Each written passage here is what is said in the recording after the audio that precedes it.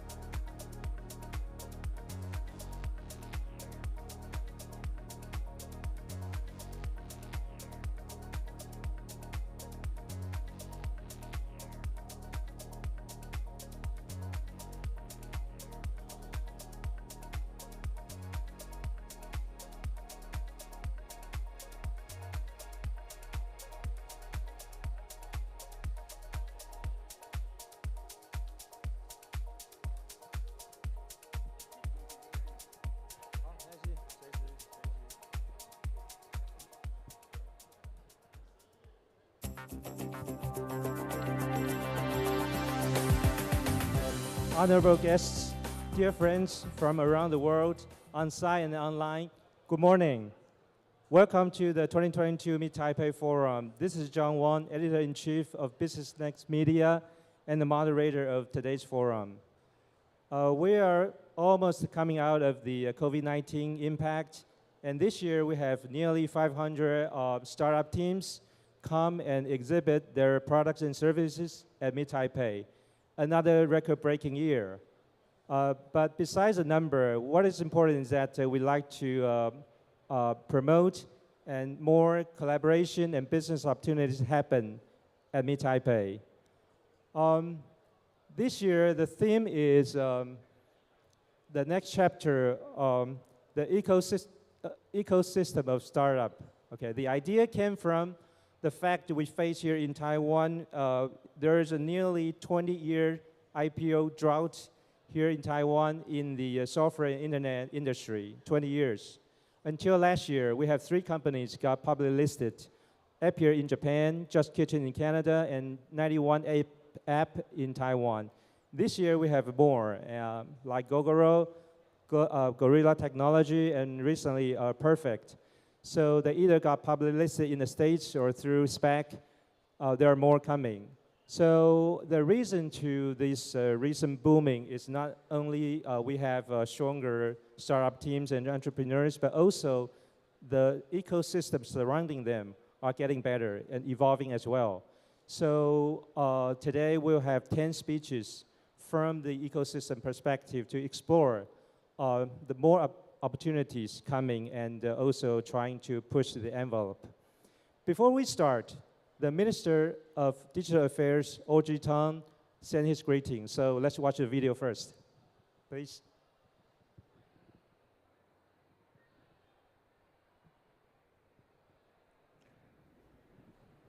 大家好，我是唐凤，很高兴收到主办单位数位时代的邀请，透过录影的方式来参与 Meet Taipei 2022创新创业嘉年华。我们都知道台湾的数位实力，我们的资通讯产业在世界上有非常重要的地位，而我们的政府部门也积极运用这些数位技术来改善对于民众的服务。我们常常在国际评比里面得到肯定。近年来，我们也看到越来越多台湾的新创在数位转型的过程里面蓬勃发展。数位发展部作为台湾数位发展的马达，数位新创产业也是我们协助辅导的对象。我们期许自己提升政府还有包括新创在内的各行各业，来沟通，帮助全民跟产业更顺利的数位转型。特别是我们的产业署，就是以教练的角色，从方方面面陪伴支持产业发展。新创的本质是在检视现有的制度，提出崭新的解决方案。因此，数位部希望为新创伙伴们打造良好的环境，让大家没有后顾之忧，能够继续在数位世界里面开创。例如，我们的产业署正在推动台湾云市集 T-Cloud， 整合了财政部、内政部、经济部等等的跨机关流程，就像线上的购物平台，让微型还有中小企业都可以直接在线上完成申办采购数位转型方案。我们也提供3万元数位点数的补贴，来降低投入数位转型的门槛。云市集平台严选各行各业合适的云端方案供应商，其中将近40%就是各位新创伙伴，希望大家能够踊跃加入，把这个趴数继续冲高。数位部在今年8月27号成立，其实也很像一个新创单位啊。我们可以体会许多投入新创事业朋友们的经历，因为我们没有包袱，我们可以快速的滚动调整，所以数位部会持续尝试新的做法，示范应用在我们日常工作里，再向其他的政府部门推广。同样的，在协助产业发展的部分，我们会综合各界的需求，尽可能来开展我们整个部级1部2署的沙盒，还有辅导机制。不怕犯错，勇于实验，这个不只是新创的精神，更是我们数位部发展全民数位韧性的核心概念。数位时代连续9年举办 Meet Taipei， 这非常不容易。今年除了接近有500组团队参展之外，更是我们疫情解封之后，有将近50组海外的新创伙伴飞来台湾参与。在此，希望所有与会的朋友都可以收获满满，创造更多正向的影响力跟正面的连结。再次感谢主办单位，祝福活动圆满顺利，大家生生不息，繁荣昌盛 ，Live long and prosper. Okay, let's thank the Minister Audrey Tang for his greeting. He used to be a hacker, and now he's a minister. So in Taiwan, there's a lot of things used to be impossible, but now possible. Just like the place we're here now at Meet Taipei, this venue used to be a football stadium, but now it's one of the most important places for startup events. It's hard to imagine that the Staples Center in Los Angeles or the Candlestick Park in San Francisco one day will turn into a startup place, but here in Taiwan, we're good at turning the impossible possible. So that's the spirit for startups. Let's continue. Before we officially introduce the keynote speaker, we have a little game to play with all the audience here on site, not including online. So if you click this QR code, so you can check in to get a free drink. Okay, so please try. And it's more interactive event, so we don't want to be just one dimension. We'd like to be more vibrant and interactive. So please scan the QR code and check in. Okay. All right. Okay, so let's move on to the speech part. Our keynote speaker today is a very renowned investor, the third generation of a venture capital family from Silicon Valley. He so far has invested more, I think 96 companies. Maybe a few more yesterday, not on the record yet, I don't know, but there's a lot of companies picked by him now became very big, like Tesla, SpaceX, and also like Skype. So I think it's important for us to pay attention to what he has to say later about the next big thing in the startup arena, so what to watch. But I think besides that, one thing attracts me is that he expressed surprisingly strong optimism for Taiwan regarding the startup climate. So despite the ongoing military threat from our not so friendly neighbor across the Taiwan Strait, he himself see the opportunity and make some bets in favor of the local startups already. Okay, we would like there to be more. So if you are curious like me, okay, and eager to be inspired, please join me, ladies and gentlemen, our keynote speaker this morning, Mr. Tim Draper, founder of Draper Associates.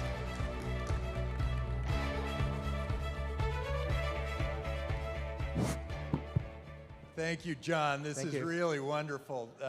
What an amazing event that you've put on here. It's really extraordinary, and it shows that Taiwan is open for business. Looks really, really good. We visited many of the entrepreneurs yesterday, and the quality of entrepreneurs here in Taiwan is right up there with some of the best in the Silicon Valley. So I'm very excited about what I'm seeing. I'm going to take you back a little bit. About 25 or 30 years ago, I don't know exactly when, I visited Taiwan. I came with David Lee of DTC, and David and I and a few of the other board members went and we visited one assembly line where they made calculators, and there were 600 women lined up, and the goal was no mistakes, and they had to create 1 million calculators a day. And so these women would just put the same, they were all dressed exactly the same. It was a line, and I think it was like a football field like this. And that was the first thing I did while I was in Taiwan, but the next one turned out to be really critical for me. I visited Snake Alley.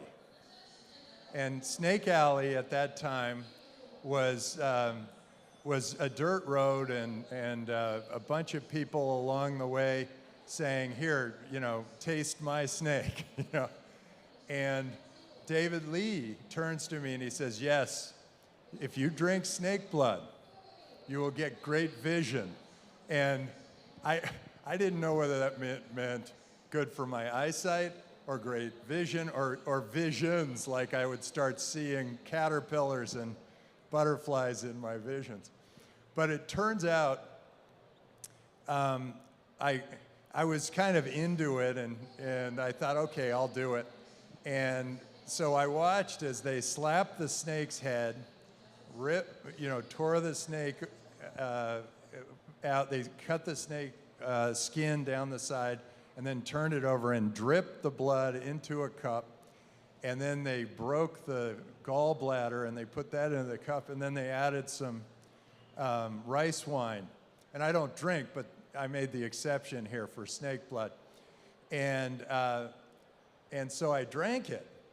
And I had a big smile on my face when I drank it. And then after I drank it, I went, oh, that was blood. I just drank blood. But it gave me this vision of some sort. I don't know what the vision was, but after that, I decided that I had a mission in life, and that mission in life was to spread entrepreneurship and venture capital around the world. So that was my vision and my mission.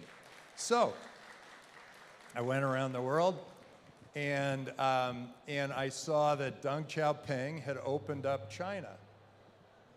Deng Xiaoping had opened up. Are you not allowed to say China into this microphone? Yeah, yeah, it's free speech here. It's just not there. So Deng Xiaoping had opened up China, and I went and visited with some ministers from China, and I said, so tell me about China. And he said, you must invest in China. And I said, but I just heard from a friend, and he invested and he built a big chocolate company here, and you guys, the government, nationalized it, so he got nothing out of it. He worked super hard and he got nothing out of it. And so this minister said to me, well, what would you suggest?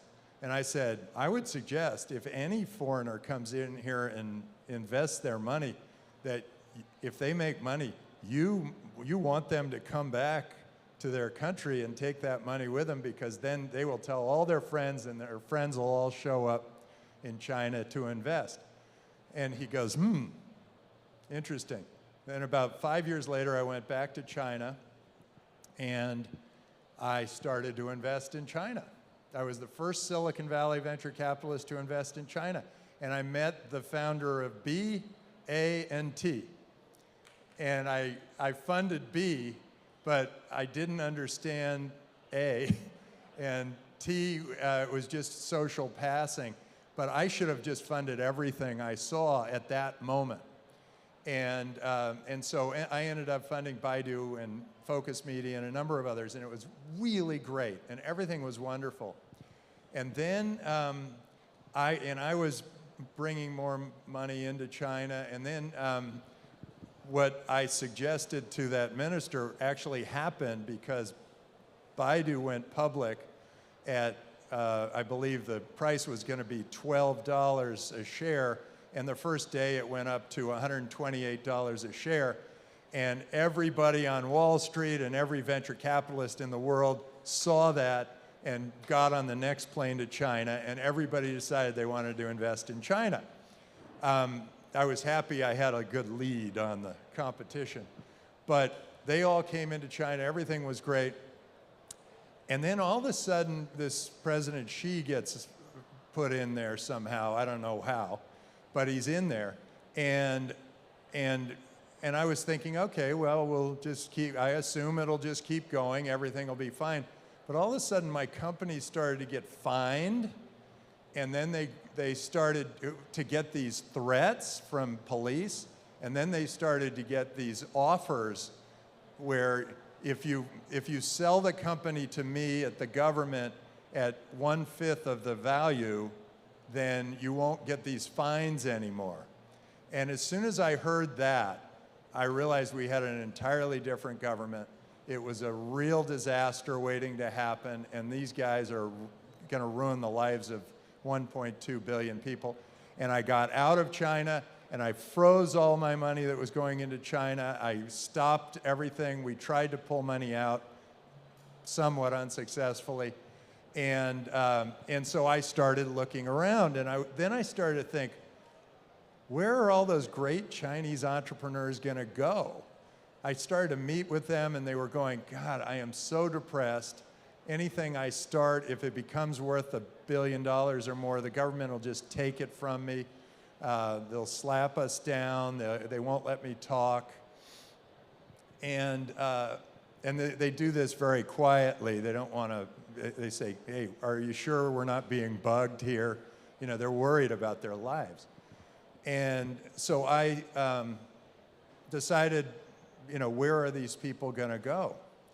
And a lot of them have decided to go to Singapore. And why is that? Well, I think they should probably be going to Taiwan, because all you need to do is open your arms just a little here, and you are going to see some of the great entrepreneurs in the world coming from China, and they'll be able to operate freely here. And I also think that Taiwan is sort of uniquely positioned in a really interesting way for entrepreneurship. I mean, I know there are a lot of great entrepreneurs right out there. There are a lot of very well-educated people in Taiwan. This population, and Taiwan has the highest net worth per person in all of Asia, I believe. And this is a really great place to get started and get a new business started. And so we started to look at Taiwan as kind of an interesting place. There's that ongoing threat of war, but I thought, you know, Israel's had an ongoing threat of war for centuries. And Israel has more unicorns per capita than almost any country in the world. So there's no reason that that threat of war should slow down investment or slow down entrepreneurial activity. Here's the other thing we think about. Most of these little businesses are virtual. You know, I know TSMC and Foxconn, they're big, huge facilities, and they've got to stay where they are.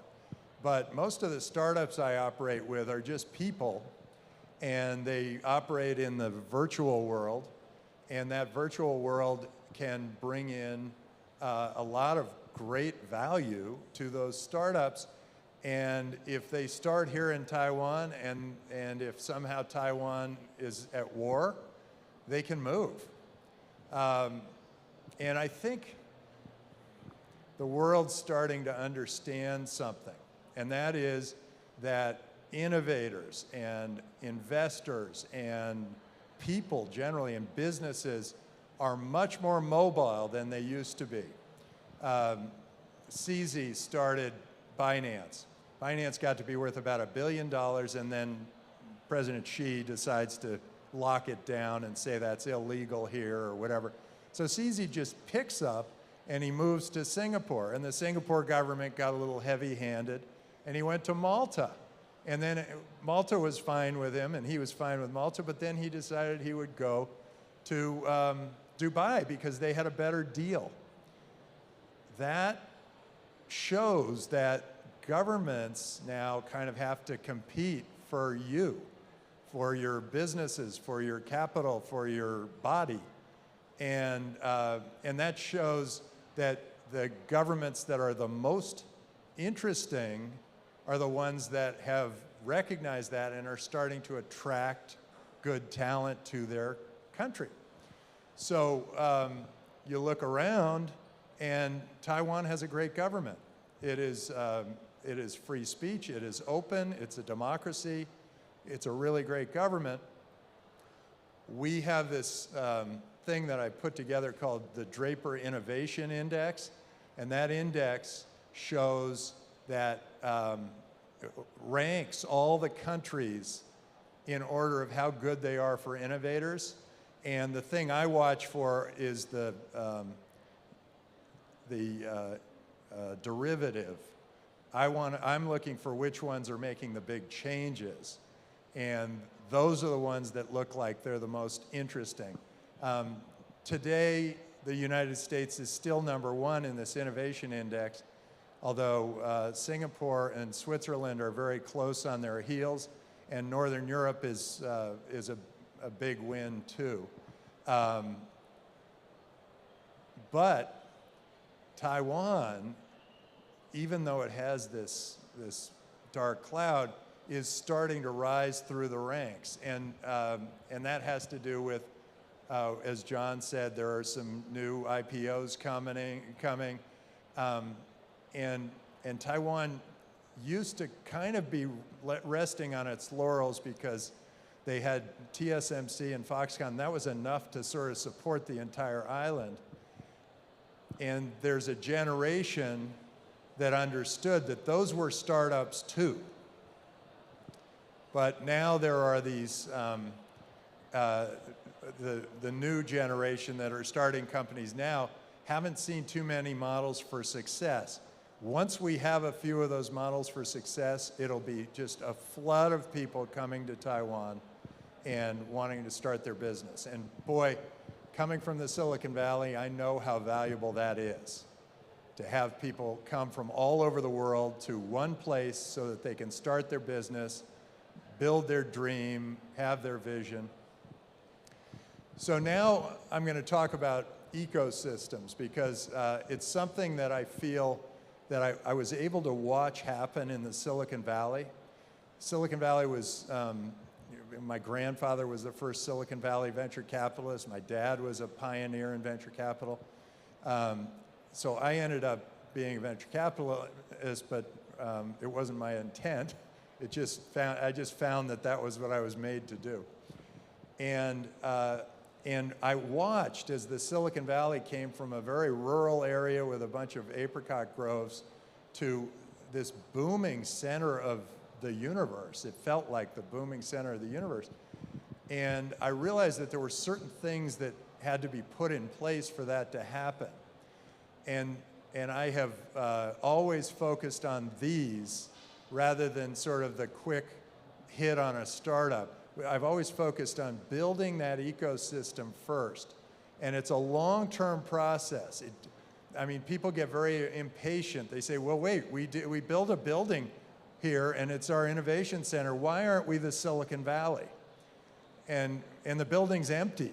And they feel like they did their thing. Now, why isn't it done? Well, it has to start with a couple of other things. You need to build an education system that is not just really good for technology, but also good for taking chances. We created something called Draper University of Heroes, turns out it's a great deal flow machine for us. But we're telling people to go fail and fail again until you succeed. That isn't anywhere in any education system anywhere. So having that freedom to fail gives you a chance to try new things. And so it doesn't keep, you're not just straight down the line. You can veer off and try different things. And that's what a great entrepreneur does. It's a series of innovations. It's something to keep trying. So education is one of those things, not just a strong technical education, not just a strong business education, but an entrepreneurial mindset that has to penetrate. You have to have this mindset that you say, hey, you know, you look at a fork and you say, I can make a better fork, or you can say, is there a better way to get food into a body? And so great entrepreneurs just keep thinking about how to innovate that way. After you've built that education system, then you start thinking you need a place or an attractor, a magnet for entrepreneurs. You need a place for them to go where they can try things, they can find investors, they can help to build their business, try it out on customers. So for that, we created the Draper Startup Houses, and we're hoping to have one in Taiwan soon. We have about 24 around the world, and and each of them regularly puts together business plan competitions, and that brings our startups to the attention of investors, and that's another sort of great thing. So you need that part of the innovation.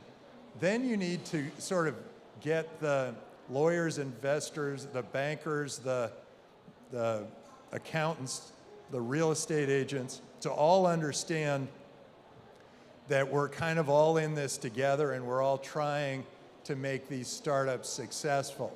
And so giving real estate, giving rent for stock, having lawyers make it a simple term sheet, having all those things kind of line up. So and the headhunters, have them do it for stock.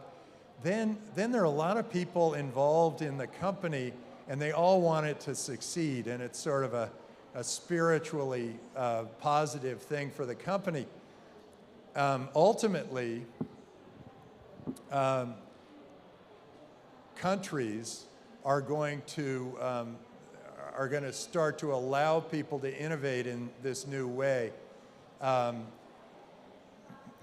me kind of go back. Bitcoin came out, and with Bitcoin came these amazing technologies, the blockchain and smart contracts and DAOs. And I'm going to first hit on DAOs because that's sort of an interesting argument for all of us who are in this together. A corporation is for the benefit of the founders, the employees, the investors, and not too many others until it gets to be public. And that's why there's this sort of anger or angst about how Amazon got so rich, and it was only the employees and the investors and the founders that got rich. Well, we all got rich from Amazon, so let's face it, we all benefit from having, you know, a toothbrush show up in 4 hours or whatever it is. But if you had a DAO, you could go past this corporate structure, and you could provide tokens for your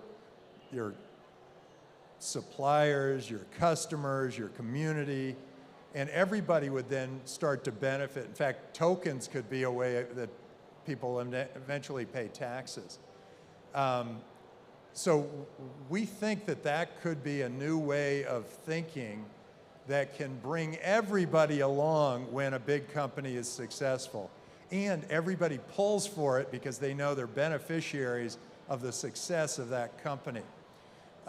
So that's kind of an all in it together thing. But I touched on Bitcoin, and I wear a Bitcoin tie, and to me it means trust and freedom. And why does that matter? Well, I brought this up to Sri Sri Ravi Shankar. He's a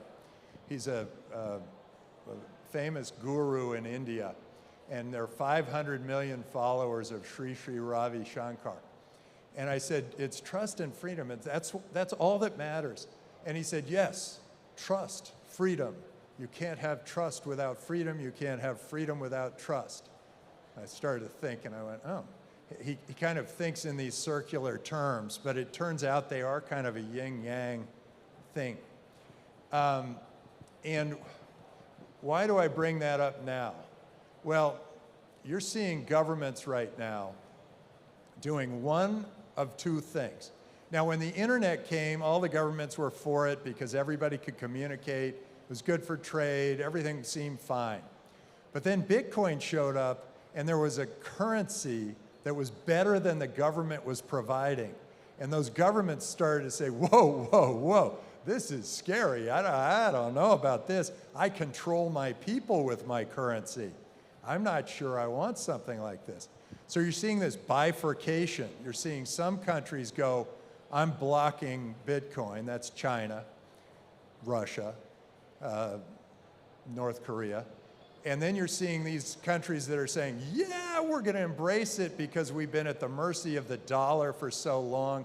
And you're seeing that in El Salvador, you're seeing it in Panama, you're seeing it in Central African Republic, now in Ukraine. Japan actually made Bitcoin a national currency.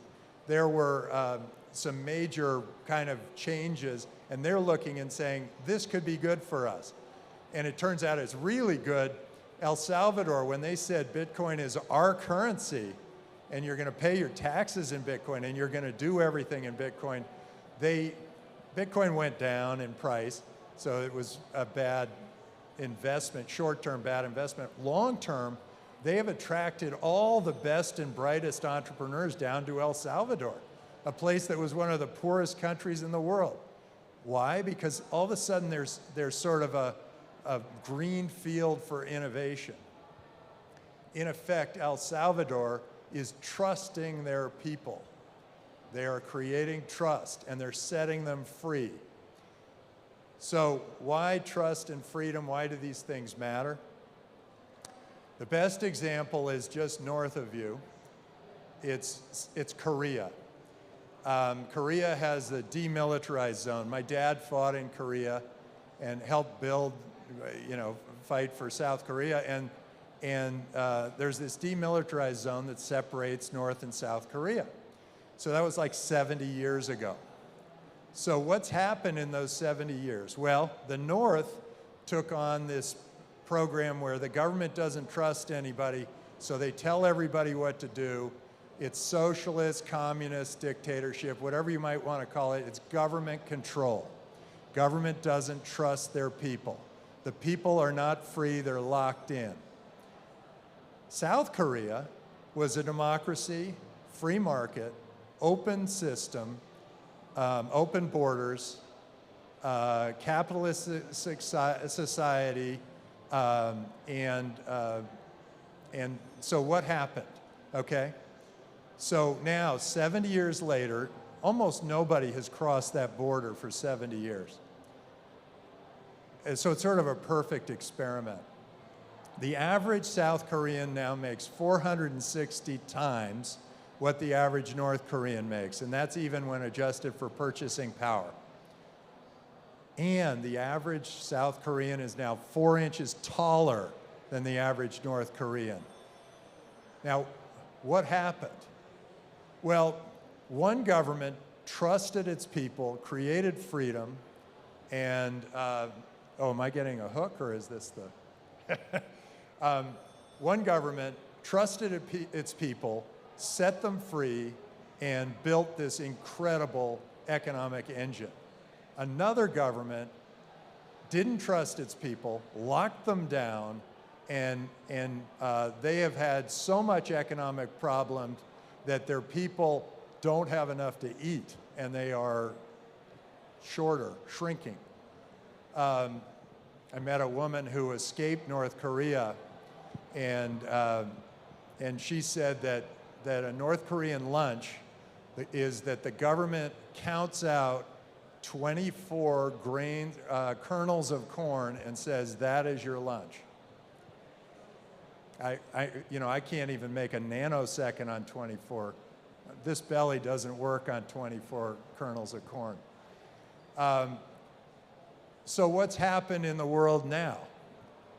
China, under Deng Xiaoping, zoomed. It was setting people free. It was trusting people. It was encouraging them to innovate and try new things. And it was booming. It was growing at 7 to 10% a year. Things were rocking and rolling. And then what happens? This guy, President Xi, comes in, and he locks everybody down, and he kind of creates, in effect, a corrupt society, and he did it almost overnight. That ruined the lives of 1.2 billion people in almost no time at all. First of all, I don't know how they've let that happen. There are 1.2 billion of them, and there's one of him. But somehow they've let that happen, and it's ruined their lives. Now, it's really ruined the lives of the entrepreneurs. Entrepreneurs need freedom. They need that dynamic exposure. They got to get out there.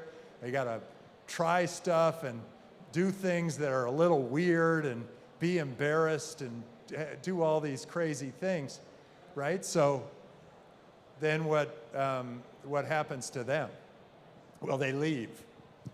Now, they can't always take their factories with them, but they can certainly take their people. And so suddenly you've got this dynamic system going on where people are moving to the places that are best for them and their families and their businesses. And so they are moving out, the best people are moving out of China.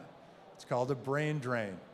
And they're moving out of China, and they're going to go somewhere. Now, maybe they're going to Singapore, but they could come here, and that would be fabulous for Taiwan. So I'm really excited about what that is going to do for Taiwan. I think this is really first of all, it's an incredibly beautiful place. You have the nicest people in the world here. You also have some of with the exception of some of the Latin American countries. The Chileans are really nice too. Go down to Chile, you'll meet some people you really love. And the population is well educated. They are ready for great things. You guys could be the beginnings of something really extraordinary. And all you need to do is make sure that you trust each other, trust the people around you, and set them free. Thank you very much. It was great talking with you. I don't know if I didn't see a clock, so I don't know whether my time's up or not. If it's not, I'm happy to answer questions. It's not. Okay. So well, we have some time to take questions from the audience if there are. Terrific. Are there any questions? Don't be shy. Remember, fail and fail again until you succeed. That's what I tell my students. Yes. Can we get her a microphone? Oh, by the way, one thing I did tell, I was up here with the vice president, and we only had a little time. I gave him a bottle of wine and a Bitcoin tie. And then I turned to him and I said, you're going to be the president. And he goes, had a big smile on his face, so maybe he will. And then I said, so see the people out there? Trust those people. And then I said, and then set them free. And he gave me sort of a blank expression. I thought, oh God, he doesn't understand English that well. So I said it 2 more times. See all the people out there? Trust those people. Set them free. Did it 3 times. And then I said, and by the way, get rid of the masks. So get rid of your masks. Anyway, he said 2 weeks they're going to be coming off. But anyway, you have a question. Take your mask off so I can see your mouth. Yeah, very happy to do that. Thanks, Tim. Thanks for the speech. I think it's really interesting. And I'd love to hear your feedback. I know there's a lot of conversation around FTX at the moment, and you're talking about trust. So how do you increase trust in this environment when bad players like FTX is really stuffing everybody up and creating more trustlessness? Yes. So with trust, there will always be bad actors, right? But look at the value that's been created, even in a down market. Even we've all been crushed in the crypto world. Think of the value that's been created in crypto already. It's trillions. So yeah, there was a bad actor and billions are going to be lost there, but trillions have been created. So here's the other thing with FTX. I mean, and this is a little bit technical. FTX is a centralized currency. The whole point of Bitcoin originally was to be decentralized. So no one person could affect it in any way. And the whole point was, hey, fiat currency, government currency is centralized. And that's why we get whipsawed by inflation and then high interest rates and then inflation and then high interest rates. Because governments just can go ahead and spend money, and they just create money and then we spend it. So that that is centralized. Bitcoin is decentralized. No one has control over it. It is money that is accepted everywhere around the world. And at the point that and the other thing with FTX was somehow the investors let him just keep levering up. He was borrowing and he just borrowed and bought and borrowed and bought and created more currencies and more. I mean, I don't know. The investors should have been on top of that. And when you place your cryptocurrency, hey, it's a new thing, it's novel. Make sure you're putting it in a place that's secure. I mean, Coinbase never levers up my money. Ledger, I can just hold my money on a ledger. So there are plenty of places to put your crypto where it's very safe. I'm going to get into I'm glad you asked this because I'm going to get into two things. One is women, and the second is decentralization. Women, it turns out, control 80% of retail spending, and they have far fewer Bitcoin wallets. In general, they're like 1 in 6 Bitcoin wallets is owned by a woman. Well, the moment the retailer starts accepting Bitcoin, as soon as you can buy your food, your clothing, and your shelter all in Bitcoin, you will not want to work with a fiat currency that is government controlled. There are only 21 million of them. You know they will increase in value over time, and government currencies are going to be very volatile as they finally disappear from our use. But I want to get into centralization versus decentralization. People ask me, well, what's decentralization? What does that mean? And the best way for me to describe it is Russia is centralized. They have Putin, okay? They have 200 million people, and he makes a decision. None of those people wanted to go to war, but he made the decision to go to war. That was a centralized decision, and it was a bad decision. And that was a centralized government, bad decision. President Xi, centralized government, he's made a lot of bad decisions, but one, locking down Shanghai, the port for the world, what the heck is he thinking? Making Bitcoin mining illegal when you have 40% of the market in your country? What is he thinking? Anyway, 1.2 billion people their lives are suddenly affected by this one guy with bad decisions. That's centralized thinking.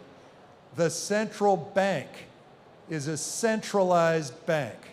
It controls the currency for a country. They make a decision, you're stuck with it. They make a decision to double the number of Taiwan bucks here, Taiwan dollars. Suddenly your Taiwan dollars that you've been saving are worth half what they're worth now.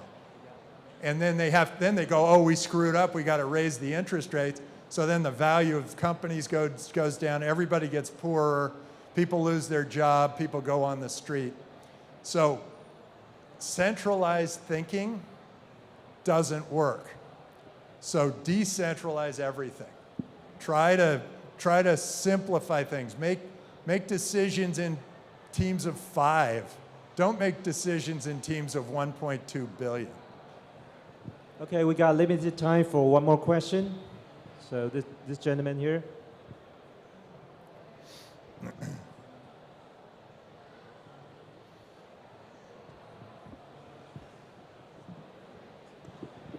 Hello.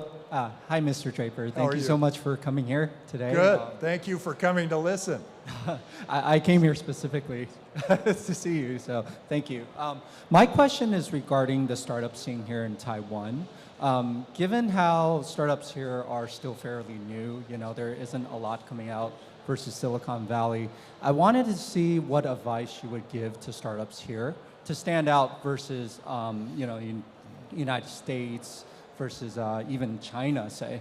Could you give us some advice there? Yeah, that's great. I'm glad you asked that too.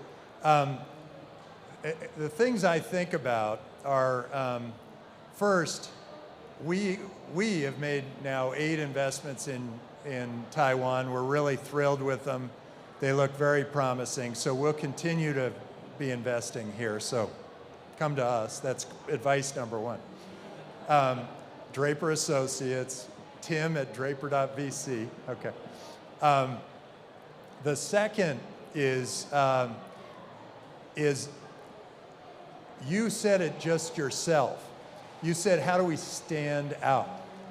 A lot of the companies here that I saw were kind of Me Too, Silicon Valley for Taiwan. That's not something that gets my engine started. I want to see something that maybe it starts in Taiwan, but then it goes global, and you can use the provincial group in Taiwan to be your first customers, so then they're the most forgiving, and you can build those relationships, but make sure your company can compete globally. The second thing I want you to think about is, when you're starting a company, I'll do 2 things. One is think 15 years ahead, but the second thing I'm going to do is say, because it won't happen for 15 years, and technology accelerates, so 15 years may feel like 100 years to you, like flying around in jetpacks and beam me up, Scotty, and whatever else. But if you've done that, already thought 15 years out, here's what I do with my students.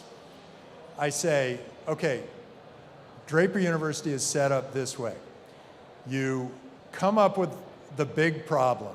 What's the big problem you're going to solve? Okay? It's not like, hey, let's incrementally improve on some product that's been out there before. We're going to solve a big problem. And then you say, what are you going to do to solve that problem? What's the solution? What's the solution to the problem? And then you say, what's the product or service I need to provide to customers that will solve that problem? And then you've got to say, how am I going to make money doing that? How are my customers going to pay me? And because if you don't make money, you become part of the problem. And if you do make money, you can spread the good word around the world. And then the last thing is spread it around the world. How do you distribute? How do you get your customer to become your sales force? How do you get that customer to go out there and really proselytize for you? And then it's really up to you. And then keep your North Star. I've seen a lot of entrepreneurs who kind of listen to their board, and their board just steers them off the track. If you've got a North Star, just stay with that North Star. Just keep sailing in that direction. But if somebody on your board comes up with a good idea, then go ahead and implement it. But make sure that your vision always kind of stays there. It'll be a circuitous route to get there, And then I want you to think one more thing. If you're an entrepreneur, it can go one of two ways. It can go up, and it'll be better than you ever imagined, bigger and better than you ever imagined, and that comes with its own challenges. Or it can go down, and it can go out of business. In both cases, you push the ball forward. You moved technology, you moved society, you helped move an anthropological leap forward just by being there and trying. So always feel good about yourself, because people's egos get caught up in how successful their business is. You got to feel good about like being an entrepreneur, win or lose. So I hope you win. Thank you. Okay. Thank you, guys. You listened for a long time. Thank you, Mr. Draper, for your provocative speech. I think the snake blood that Mr. Draper tasted years back did help with his courage and vision to make the good bets on the investing in entrepreneurs and startups. Okay. So as I remember that Mr. Draper has invested 40 plus startups in China, and the number he disclosed that about 8 in Taiwan. So we hope the number will, grow fast and exceed that 40 plus soon. Okay. Go back to the ecosystem of startups. Of course, startups are the core, surrounding by different parties. One is venture investors, which Mr. Draper represented. And there are other parties, including the big companies, the university and the research institutes, also the supporting organizations like the law firm, accounting firm, media, social platform, and all these together comprise the ecosystem. Our next speaker is from the big company background. So for big companies, what's the role they play in the ecosystem? I think we need to go to the root to find out, because for a company, when they reach certain scale, it's hard to maintain the growth rate internally, which we call the organic growth. So you need to leverage the outside resources, usually from the startups, who dare to try and fail fast and try and adjust soon. So to bridge the gap, also to set up the connection between the big companies and the startups, is a way to help both startups and big companies to grow. So our next speaker, Mr. Eric Zhu, Senior Vice President from Far Eastern Telecom, will come and share us their views and experience on corporate startup engagement. Let's welcome.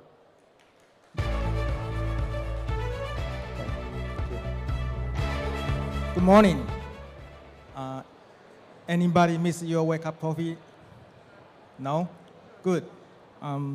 Look at the crowd. I think we will get a lot from here. Today, I will speak representing big corporate. And the main point I want to say is we as a big corporate, we are very interested to find partners with you as a startup. And we are very serious about that. Actually, the CEO of the company, Dr. Chi, she wants to give the talk on her own. But unfortunately, she has an international trip to make. So she summoned me to give the talk for her, and that's why I'm here. And it's my great honor.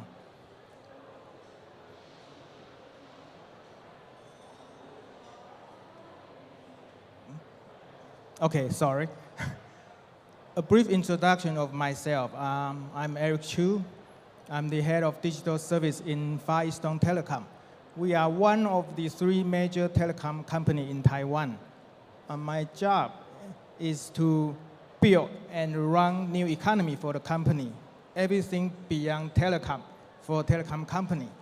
And give you some example of what we are working on. For mobile finance, we have insurance business. We also have direct carrier billing, which means you can pay through your telephone bills. And we have some fintech projects going on as well. And we also do business in entertainment side. We have Friday Video, which is an OTT service. We have Friday Music, and we also have some gaming-related business as well. And currently, we are working on the telemedicine and telehealth areas, which is a hot topic for the future. And we definitely not want to miss the bus. On the other hand, Tim and I are also in charge of building the digital platform for the companies. The most representative one is the Mobile Circle app, which we use to interact with companies every day. So I have been working with partners outside the company and startup for sure for many years. And that's why I'm here. And maybe after the talk, you think we are good partners, and feel free to come to us. And I think we can partner together to grow new business together.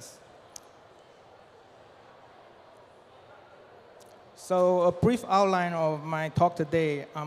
First, I will talk about why we should team up together, and from corporate view and from startup views.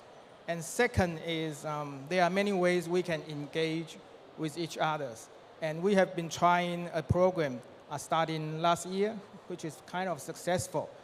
So then we will go to the next section is given that we got very positive feedbacks from startups, we want to continue that program and invite more people to come and to team up with us for the future.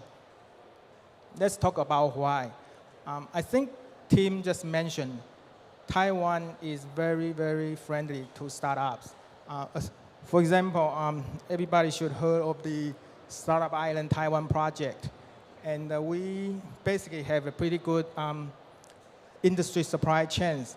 And the most important element is we have a big, skilled talent pool. Look at the people here and outside this room. Human resources is always the most important part for startup and for new business. And aside from that, Taiwan also has one of the highest penetration of smart device. For example, the smartphone penetration in Taiwan now is way above 90%.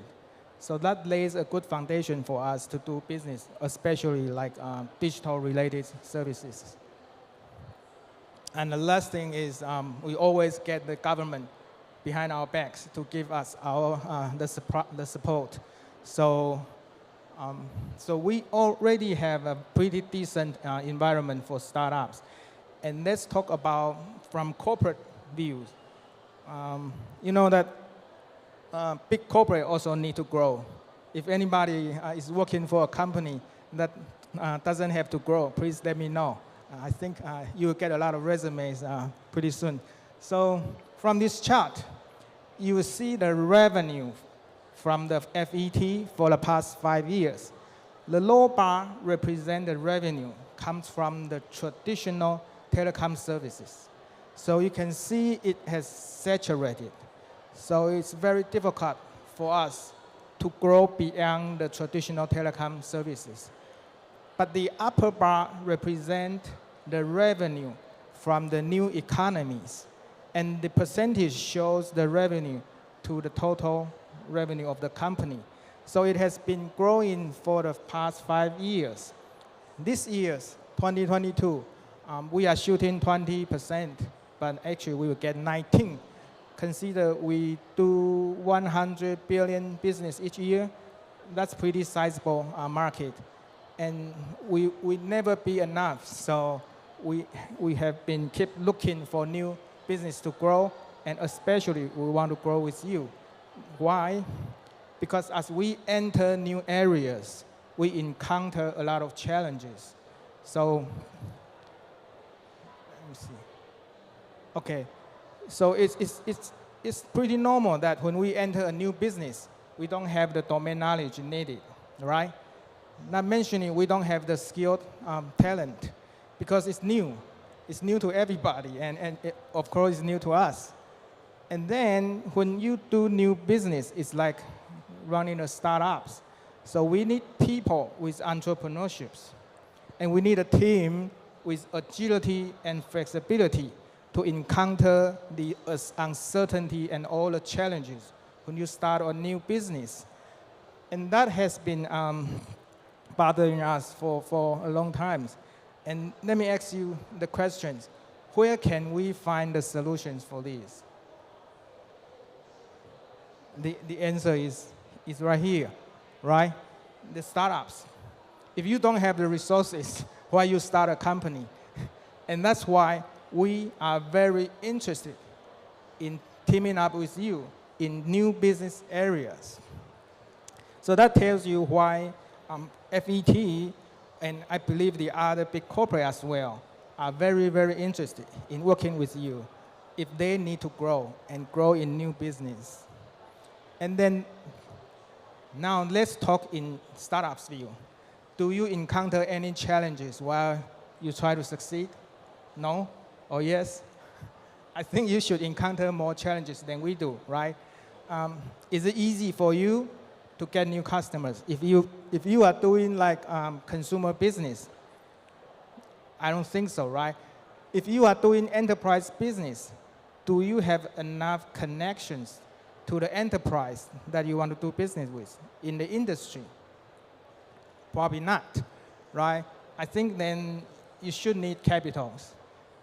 And the last thing is, given the infrastructure for technologies keeps innovating, it's very difficult for you to get all the support you need, especially in the infrastructure areas. So here comes the question again. Where can you find the solutions for these challenges? And this time, it's our turn, right? Big corporate like Far Eastern, we have the resources for you if you do encounter the challenges. And let me give you an example. Currently, we have 7 million customers. And it should be much easier for us to cross-sell to our customers your services instead of you go out and find brand new customers, right? Because we know our customers, we know their behavior, we know who they are. So we can do precise targeting and marketing. And we have all the channels to reach out to our customers. We have physical channels, like more than 700 branches. And we have the app I just mentioned. We have more than 4 million customers already download the app. And each day, more than 250,000 customers log in and use the app. So we have a pretty good traffic, so we can reach out to our customers. For enterprise side, I think we have a very big enterprise business unit. Each year they do tens of billions of business. And the team has more than 600 people. Yes, you hear it right, more than 600 people. That's probably triple or quadruple the size of the crowd here. So we pretty much have connections in all the industry verticals. So if you want to do business with enterprise, probably we should have a lot more connections for you. And then speaking about money, we have a team led by the CEO and CFO, and we have been continuing investing in startups. Sometimes the government will also chip in when we invest. So we invest, they double down. So that's how it works. And speaking of the information technologies, each year we spend probably billions of dollars in infrastructures. And we have done many projects related to 5G, big data, IoT, AI, cloud, data security. You name it, we have it, right? Because like banking and telecom are highly regulated. So the data security and the infrastructure is very, very in high standard. So we have the infrastructure for you. In case you need support, we can connect your business to the infrastructure you need. And that's why I said a big corporate like Far Eastern Telecoms, we need you as a partner to grow new business. And on the other hand, startups like you should benefit from the resources we have to grow your business. Okay, so now I think we are clear about why we should team up. And then let's talk about how. There are many ways we can team up. And Firestone has been working on a program for a couple years. And we found it pretty successful. So we would like to continue. And way back in 2015, we started to invest in the innovation fund. And after 6 years, we finally started our own accelerator programs last year, December. So even though it's the first time we do the accelerator programs, we try to leverage as many resources as possible. So on the upper left corner, you have Firestone Telecom's resources. We also leverage our mother group's resources. Firestone Group is probably one of the biggest conglomerate in Taiwan. We are very big in retail, department store, Sogo and Yuanbai, etc. We are big in manufacturing, and we have green energy, we have cloud security, and many, more than 200 companies for the conglomerate. And again, for venture capitals, always we have good partners in venture capitals and always looking for good target to invest. Other accelerator for sure, we team up to facilitate and to referral. And the government, as always, is always behind the back and show us the support. Let me tell you how serious the government is. While we start the programs, the big figures from the government, they personally attend. So that tells you not only we are serious, but the government is very serious. We have the Guo Zhengwei, NCC Cheng Zuwei, and the elegant lady in the middle is the CEO of the company, Firestone, Dr. Chi. So we end up shake hands with 20 startups and ran a 6-month program. In real case, I'll give you some case in the following slides. And this number just want to show you how serious we are for the program. It's not just for news release program. For example, Dr. Chi, the CEO herself, personally directed 43 professional clinics. I don't think you see the CEO of a company dedicate so much of her time. So that tells you how serious she is and how serious the company is. And for venture capital matchmaking, we did 73 to help you find the capital you need. So far, we have enabled more than 70 million business for the startups. And pretty soon, the number will go about 100 million. So because we do real case, so I will give you some examples in the following slides.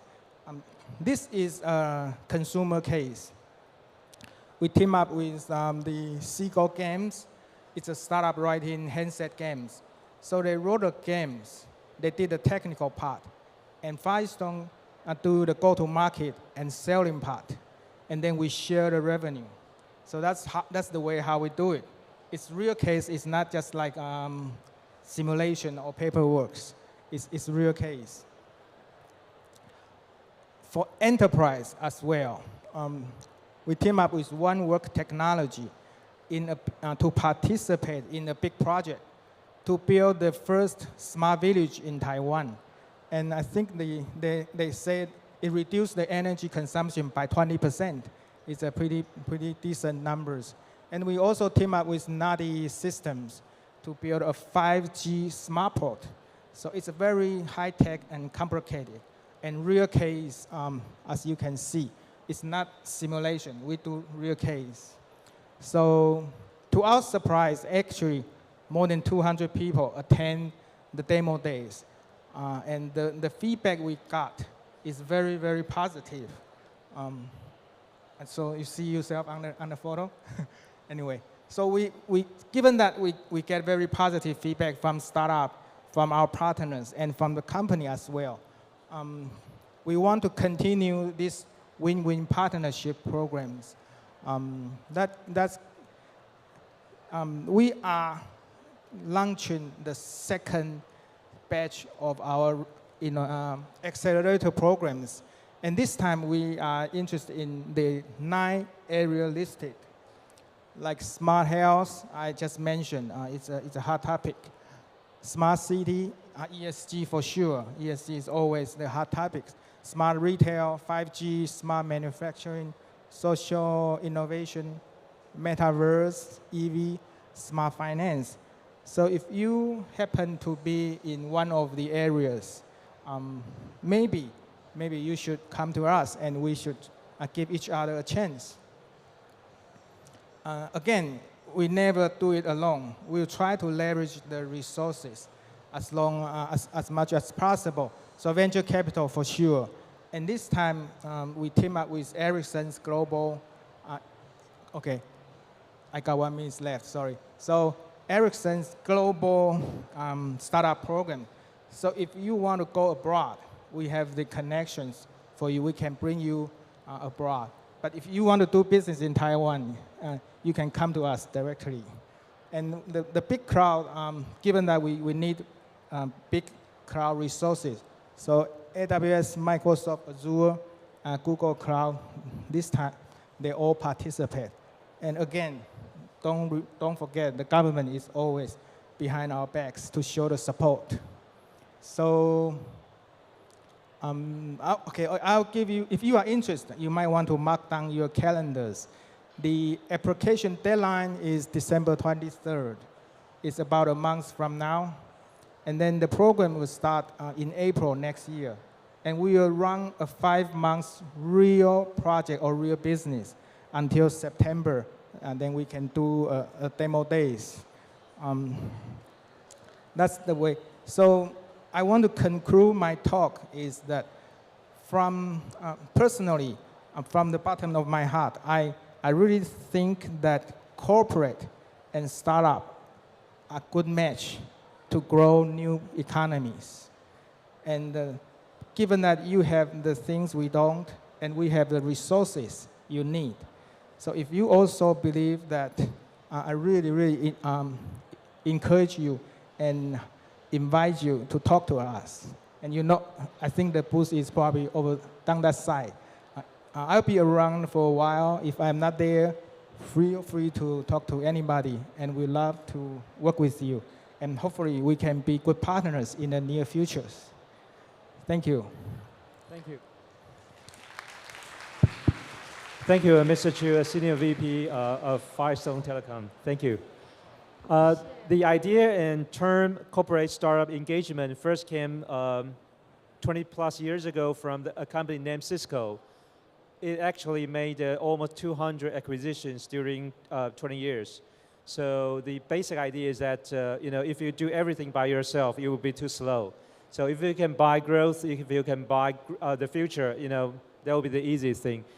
And that concept evolved, and up to today, when it comes to investing in startups, Google could be the #1 venture capital firm in Silicon Valley because it invested in Android, DeepMind, which is an AI company, also Waymo, autonomous driving software company. So Google made a lot of investment in the startups. Okay, aside from those Sand Hill Road venture capital firms. So it's a quick way for a company to grow, leveraging outside resources. So if we take this concept and expand further, how do we leverage outside resources to help our company or a new business to grow faster? So electric vehicles demonstrated the newest, territory for this idea. And if you do everything inside the company, it's a vertical integration. It will be, time-consuming. So is it possible that we can leverage, especially here in Taiwan, our experiences accumulated over the past 30 years in PC, in mobile phone, in semiconductor, try to dismantle the originally vertically integrated industry to the horizontal, by different players, we call the open innovation.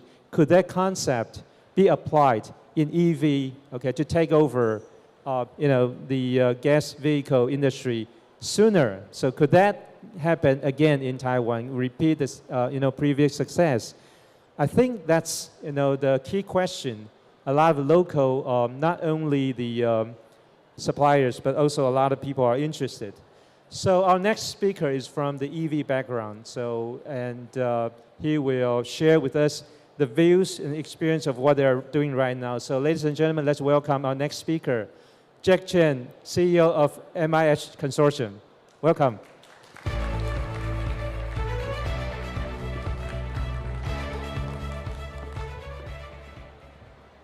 Good morning, everybody. Good morning. 我希望我是这里面最老的人，但是我应该是有一个年轻的心啊。谢谢大家来到现场。So I hope I'm the oldest. I think I'm the oldest guy in this room, but I have a young heart. So wearing a T-shirt make me easier to communicate with all the new generation. But this is a great forum. With my experience for the last 40 years, I see this kind of forum several times, particularly in the Bay Area. But having this event in Taiwan, particularly in the Huabo, it's a very exciting experience for me. Anyway, to introduce myself, I'm 40 years of a veteran in automotive industry. As the host say, the traditional, the mainstream, but then I had a chance to form NIO as a new startup for EV in China. Now NIO is going to Europe and very soon it's going to USA. So this is a very exciting moment, and you can see there's a lot of momentum for EV. So with this, I may be able to elaborate on what I have experienced in the traditional and also in the new startup. Last week, we just have our demo day, so I'm gonna introduce you what mobility in harmony is, particularly in Taiwan. We call it MIH. Some people say it's made in Honghai. So I said, yeah, you can tell whatever you want, but I would say is money is here, or make it happen, or whatever you want to explain that. But this is for Taiwan, and this is also go global.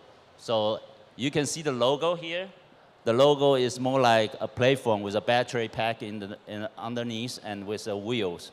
But this platform is open for everybody, for all the startups to put a solution on EV into our next generation platform. So with this startup, I started with a rock and roll band. Okay, so people say, why you put together a rock and roll band in this? I always do a band because when I was young in college, I already have a band. So I've been playing guitar for more than 45 years. And that day, when we started our concert in the demo day, so our concert's a little bit different.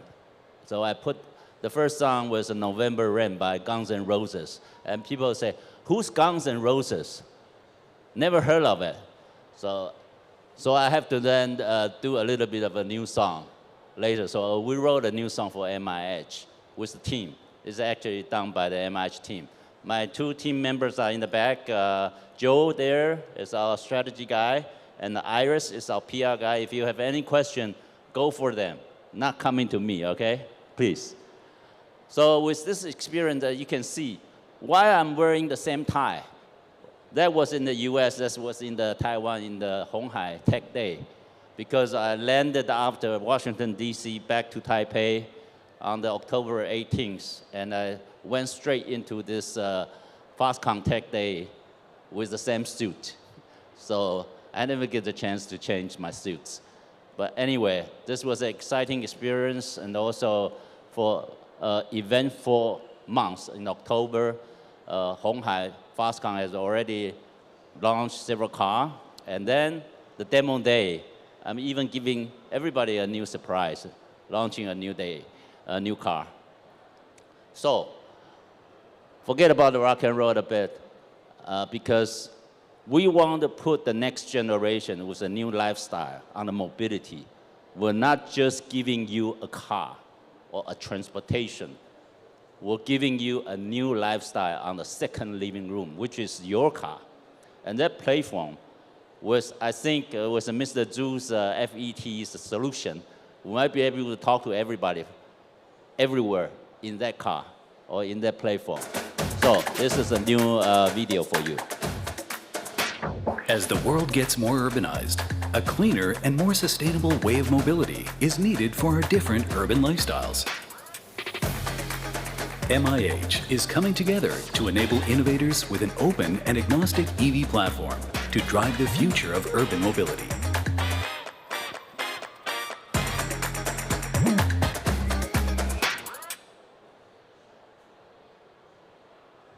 So this startup is really sponsored by Foxconn.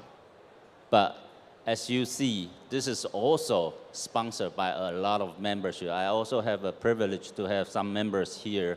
They're sponsoring this consortium to make sure on this platform, we have a chance to do the EV alliance, and then we do standardization and modularization on the car. It's more like a Lego. You put everything together on a new EV skateboard. And then you can put also the startup solution in software and hardware into this platform. And then we find a go-to-market opportunity for you. Because this is just not a consortium or committee only. We'll find the solution, and Foxconn is fully backing this to make sure when we go to North America or Southeast Asia, India, and furthermore to Europe, we will find the market for the consortium members. So with 14 working groups, what they are doing right now is, if you look at the center circle with the EEA architecture, security and OTA, the powertrain, the energy management, the thermal system, the body structure, all these working groups from the member are working together and put a standardized and modular solution. So in the future car industry, we don't get into the traditional way of doing business simply by this, or classifying the system that really put a barrier to the time and also the cost. So with that, the strategy originally was that at this 3 to 5 years we'll do the EV, but later on, what's EV is gonna evolve into? A robot, right? And what's the most important for your life? Digital health, but one at a time. If we put together an EV platform, which is very smart, very flexible, very software-driven, and that would define the hardware to move to the next generation robots. And then we will resolve a lot of issues also in the second living room with the digital health. But do it one at a time. If you do this open and agnostic system, you'll be able to bring a lot of partners, particularly the new generation startup, to put together a solution. So we don't get into the trap of the traditional supply chain. The big guy, the tier one, they are really slowing down the process. We don't dismiss them, but we want the newcomer to be able to disrupt the whole system. So eventually, this second living room, on the move, on demand, shared mobility like Uber or like Didi, or like in the future, the Uber Eats, the Food Panda, and all this solution, we will be able to provide for those guys. Not just doing a bike or e-bike, doing shipping the food. There will be a lot of solutions we can provide for these future lifestyle. That's why rock and roll is so important, because that's also part of the lifestyle, right? So with that, the relaxing, luxury, fun, and productive is the future living room style. And you don't want your car just becoming a transportation tool. You want to simulate whatever you do at home in your living room into this platform. So I think that's the whole idea. And then you can also put a solution for ride hailing and also carpooling, together with also the car sharing. All these things is really happening in the new generation. And the prime purchasing factor now for transportation is really not just a car, specification, a price, or styling. It's really coming whether this platform is smart enough to provide solution, whether this is so cool and it's very collaborated. It's not just a single out solution, it's a total solution for everything. As well as I mentioned, the food and also the good delivery, we will provide, for instance, Federal Express, UPS, or even Shunfeng, and all these guys with a solution platform that can help them deliver the lifestyle to you. So with that said, I think agnostic and open becomes so important, because if you want to enable the brand to be able to do this, you need to be very, very flexible. You can swap your chips, your CPU, you can swap your apps, your API solution, and you put a platform together to be able to accommodate that. That's why I'm telling you about the Lego platform. This Lego platform is really exciting. So I would see, everybody probably have already a chance to see it in the newspaper or media, but I would like to also show you more.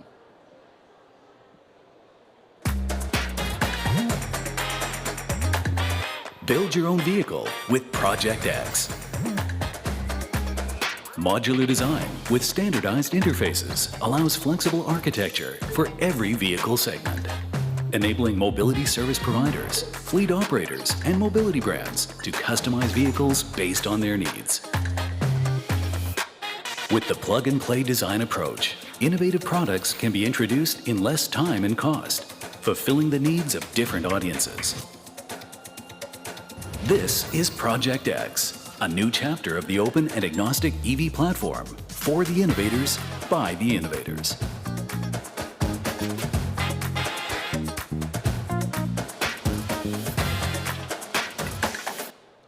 Okay, it starts with a small car. Why? Because the small make it easier to be a Lego. But when you go further, you will have then expanded the platform. You have also the longer wheelbase, also the accommodation of the cargo. So that's what we do. If you see this modular design, you will see there's a lot of cost and timing solution that you share a lot of panels, you share a lot of Lego type of the product and the components into this, including lighting, including display, including the bumper, the fender, they are all changeable. So it will be very easy when you build your own vehicle, easy to swap, easy to services, or the lowest cost and efficiency. So this is the concept. I won't go into detail, but that's give you a concept of how this car will become more like a Lego.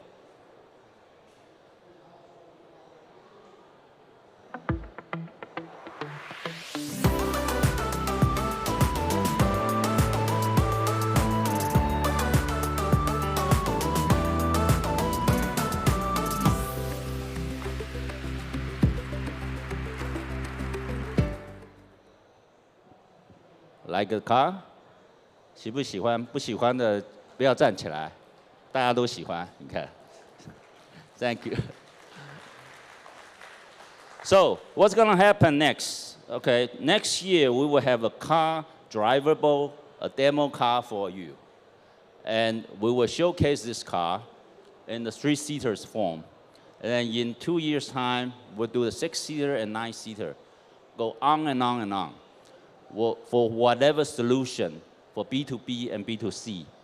And we will see this market, when we get into this market at this point of time, is the best time ever, because the geopolitical issue that Tim Draper has just mentioned, maybe the other side is a little bit slow to go outside, but we are faster to go outside with everybody. So we really do a good time, and then we will see also the B2B customer are really needing something. For instance, Hertz or Avis or the dollars, for those leasing car companies, when they buy all different brands for their fleet, they're bumping into all the complexity issue. Service cost is high, the complexity of managing different garage and so on. If you are buying this platform, and we can put your logo on the car, anybody, even FET can do the car. If FET, Mr. Zhu say, hey, I want to do 1,000 FET car, I give you a platform. I just put Yuan Chuan's logo on it. It's your car. And you can service it whatever you want. And I think that's the idea. And it's easy to maintain, service it. It's also very fast for efficiency purposes. So MIH process startup and the enterprise. The last week we have a chance to do a startup program with Techstar. And we did list out funnels through hundreds of startups. And we got the last 10 startup. And then we have 3 out of the 10 as an ambassador for our MIH platform. And really exciting to see all these guys with cybersecurity, e-powertrain, energy and EV charging, AI, fleet management, EV brand, laser lighting, energy and EV battery swap, autonomous drive, and also AI. So these guys are all over from the world. Many are from Israel, from Canada, from also US, and we have, of course, we have some Taiwan participation as well. We are really bringing this ecosystem.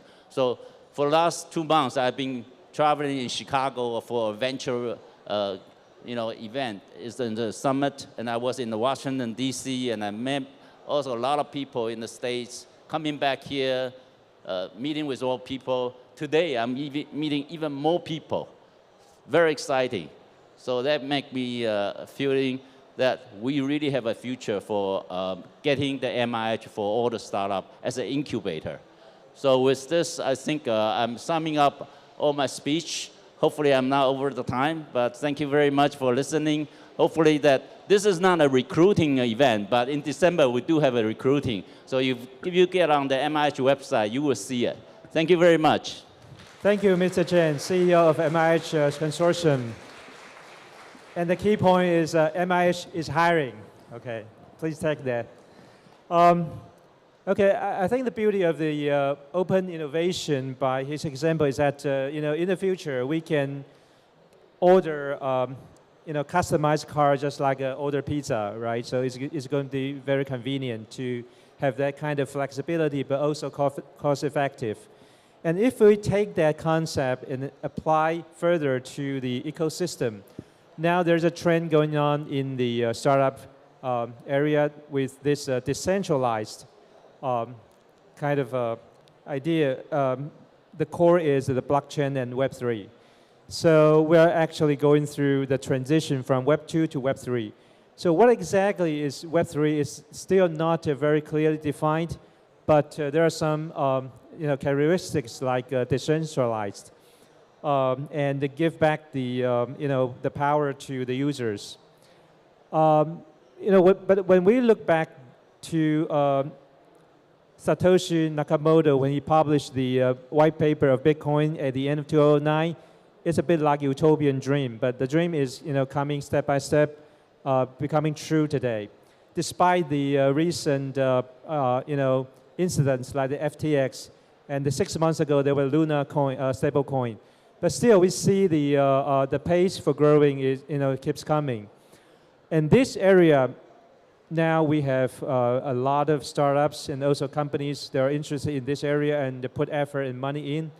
So this is the ongoing trend. But as opposed to the traditionally we know as Web 2. So what is Web 2 is basically a more centralized service. For example, like Amazon for e-commerce and cloud service, also Google for search and Facebook for social media. It's a centralized service, and they also because it's easy to manage and easy for security control. But I think users today they will require more power back and also more of their own flexibility, and that's Web 3. So for companies in the Web 2 area, how do they respond and become the service provider for Web 3 players? I think that's an interesting question, and also that's a topic for our next speaker, Mr. Mark Birch from Amazon Web Service. So he's going to share his view on Web3 and blockchain. Let's welcome. Hey, hey, hey. Just, excuse me, I have to do the selfie thing. Wave in the back. There we go. Get this side as well. Wave, awesome. And if you see the back of my t-shirt, it's about a unicorn. And the unicorn is actually fairly meaningful because I want Taiwan to have the next unicorns, the big unicorns in the Web3 space. And I'm going to talk about how you can make that journey happen here on AWS.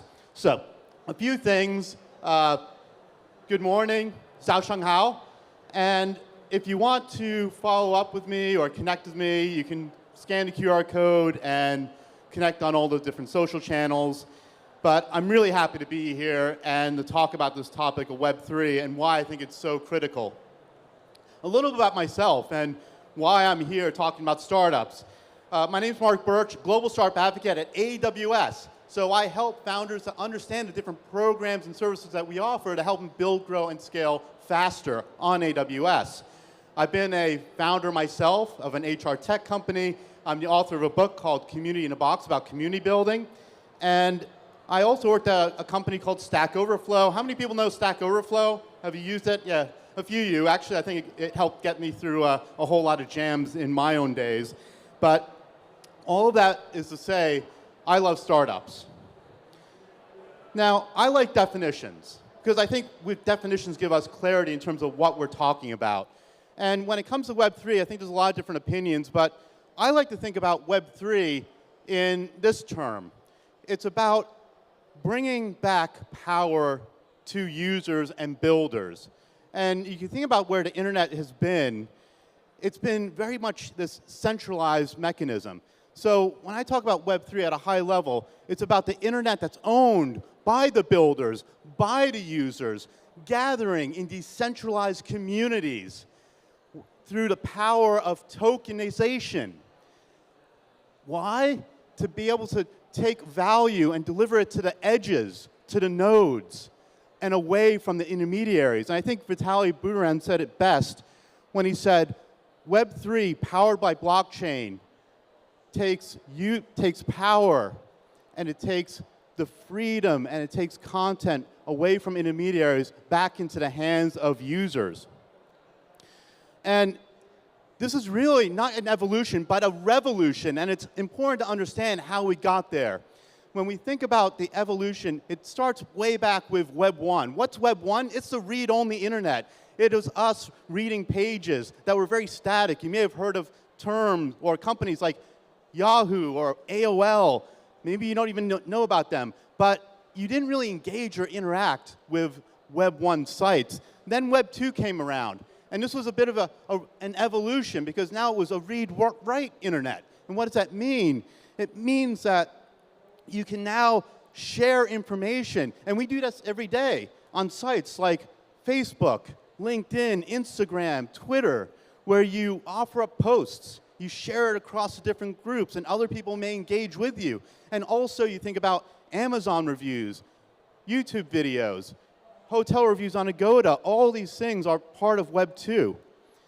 Where things change is Web 3, and what Web 3 is delivering for us is ownership. And what that means is that now all of that data, all of that content that we're putting out there, instead of being centralized in servers and apps by entities and intermediaries, now we are the owners of that data and that content, wherever it's hosted. And that's an incredible amount of shift in power. And so when you think about Web 3, it's really about decentralization of property and rights. And this is a huge idea that gives us a way different experience on the internet. Now, what does this infrastructure look like? Now, some people have different ideas and opinions in terms of what this looks like, but I think of it as 4 core layers that builds this stack called Web 3. One, it's the first layer, we're here, interoperability. This is the connectivity layer. And this allows data to flow back and forth across different networks. And then we start to get to layer 1. These are the blockchains, so transacting and processing of information. And this is where you see things like Bitcoin, Ethereum, Solana, allowing to create these transactions. Then you move up the chain into layer 2. Why does layer 2 exist? Because layer 1 builders realized something, that there's a scalability issue. So building in layer 2 allowed folks to go ahead and have a lot of these transactions and processes happen off-chain, and then send that back to the layer 1 without having to depend on the layer 1s. And then going above there, you have layer 3. Now this is the application layer. This is the user experience layer. So you think about NFTs, you think about metaverses, you think about crypto gaming. That all exists at the layer 3. And why this is important is that this is still evolving. And that's just one framework, but there's new technologies and innovations that are happening. In AWS, we are a company of builders for builders. And so when we think about empowering Web3, we want to empower the builders out there in the world to go ahead and build these incredible new technologies around Web3, and to do so in a way that is built on better tooling, better scalability, and using world-class security. When I talk to Web3 builders, when I talk to startups, they say a lot of the same 4 things, the big questions that they have. 1, how can I build quickly and cost effectively? 2, how can I get more customers? 3, how can I have global visibility and access to markets? And 4, how do I build and ensure that I'm doing so in a secure way? So let's unpack some of this. 1, when we talk about building on infrastructure, a lot of questions I get from builders have to do with, what services do I use to build my MVP? What containerization services should I utilize? What AI services should I implement? And whether we're talking about storage, compute, data transfer, security, analytics, there's services that AWS can provide that can allow Web3 builders to build according to the use cases that they want. Now, when we think about go-to-market strategy, I'll talk about this in a little bit, but the one thing I wanted to emphasize here is that there's a partnership ecosystem that AWS has built over quite a few years that's very rich and deep that you can plug into.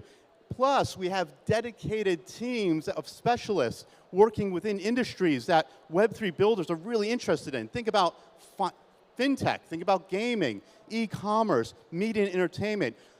Ripe opportunities for Web3 builders to go and disrupt industry and to build an entirely new industry of Web3 applications in these industries.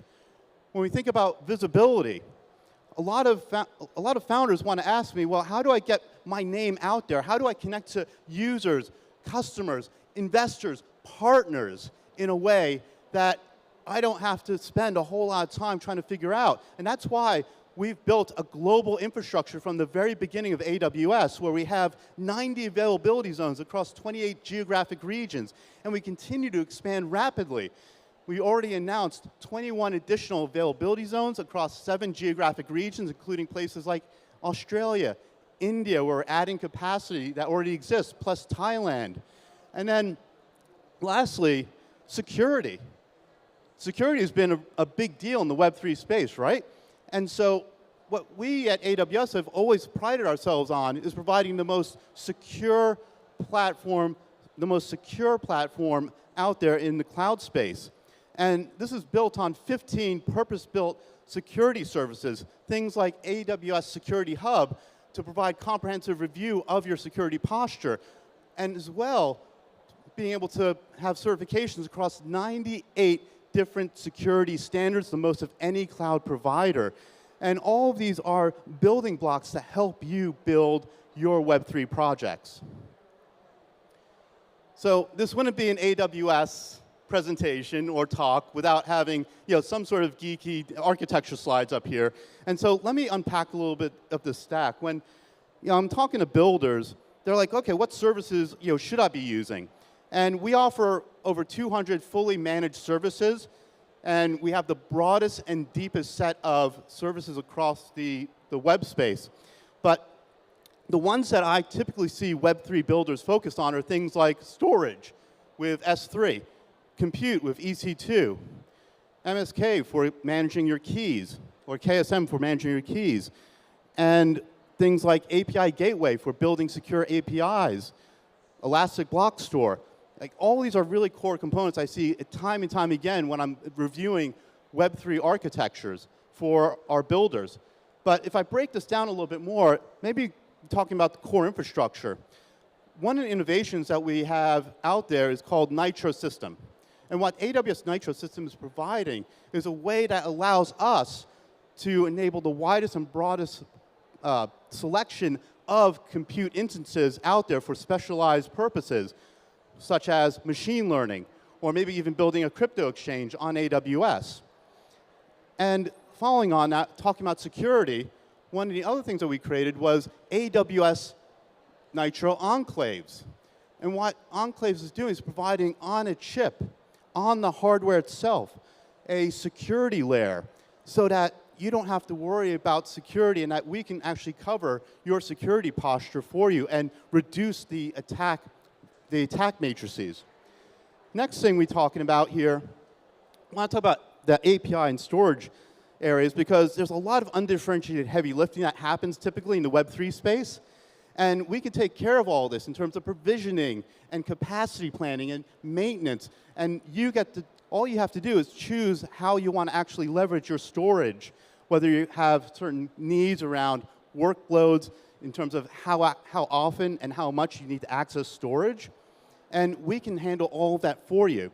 And then lastly, thinking about machine learning analytics, this has been a huge area of usage for our builders. And when we think about this, it's services like Amazon Kinesis for helping bar builders process streaming data, things like Amazon MKS for fully managed Kafka services, as well as Amazon SageMaker, where Web3 builders are building machine learning models and scaling them out. And then lastly, I do want to mention that we have a managed blockchain service, so allowing connectivity to things like Hyperledger and Ethereum, and building that in a very open way. Now that we talked about some of the services, I think it's important to understand, well, how are companies building today? What are builders doing in the Web3 space? So let me just quickly introduce a few names that you may be familiar with, like Coinbase, based in the US, one of the largest consumer Bitcoin wallets out there on the planet.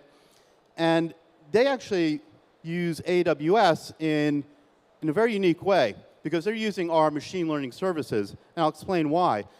Obviously in the crypto world, security is job number one.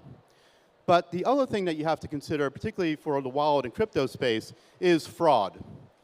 And one of the things that they recognize that when you're trying to manage fraud at scale, you need machine learning capabilities. So they leverage Amazon SageMaker to go ahead and automate that process using image analyses to look at user identification. And in their case, for Coinbase, they would have a lot of these scammers that were creating multitudes of accounts using the same photos. So leveraging algorithms that can call that out and alert the systems to this type of usage was incredibly important for them to be able to scale their systems and provide a high-quality customer experience while maintaining security and safety of their users. Another example here, it's homegrown. Cronus, you may have heard of them. They're here in Taiwan. And they're a proprietary trading company. And what was interesting about them is that they're using their best-in-class quantitative research and machine learning capabilities to deliver a unique service. And part of that is using a lot of compute because they have some really complicated models. In order to help them scale this out, they're using AWS Parallel Cluster as well as Amazon FSx to be able to manage these really complex compute loads. And once deployed, what was really fascinating is that they found an 8x improvement in their performance and also driving down their data ingest from 3 hours to 15 minutes. That's some amazing improvements. The last example I want to highlight is also fairly local to the region, CoinHacko. I actually know Jerry Ng. He was part of one of my CTO forums. But what's fascinating here is that they actually leverage AWS because they saw what we were able to provide from a security posture perspective.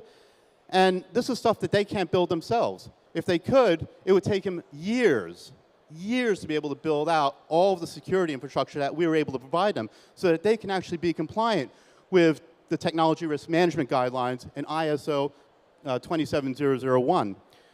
Another thing I'd like to highlight here is the use of Amazon EKS, or our containerized services, for some of their workloads, which enable them to better manage their capacity so that the engineers are focused on business critical needs and high usage loads, and not worry about building out or doing a lot of manual efforts. So with all of that, how is AWS helping to accelerate the journey for Web3 builders today? So one of the things I've noticed time and time again is that the journey is often the same for a lot of startups, a lot of Web3 builders, going from the different stages, starting with an idea and getting started, all the way to scaling your go-to-market. So I just want to highlight a few programs, because there's a lot of programs that we offer at AWS. And this is about as less of a slide as I could put together to try and fit all of these different programs in. But the journey generally starts when you have the idea at AWS Activate. And hopefully some of you that are building today, you're on Activate or you're planning on using Activate.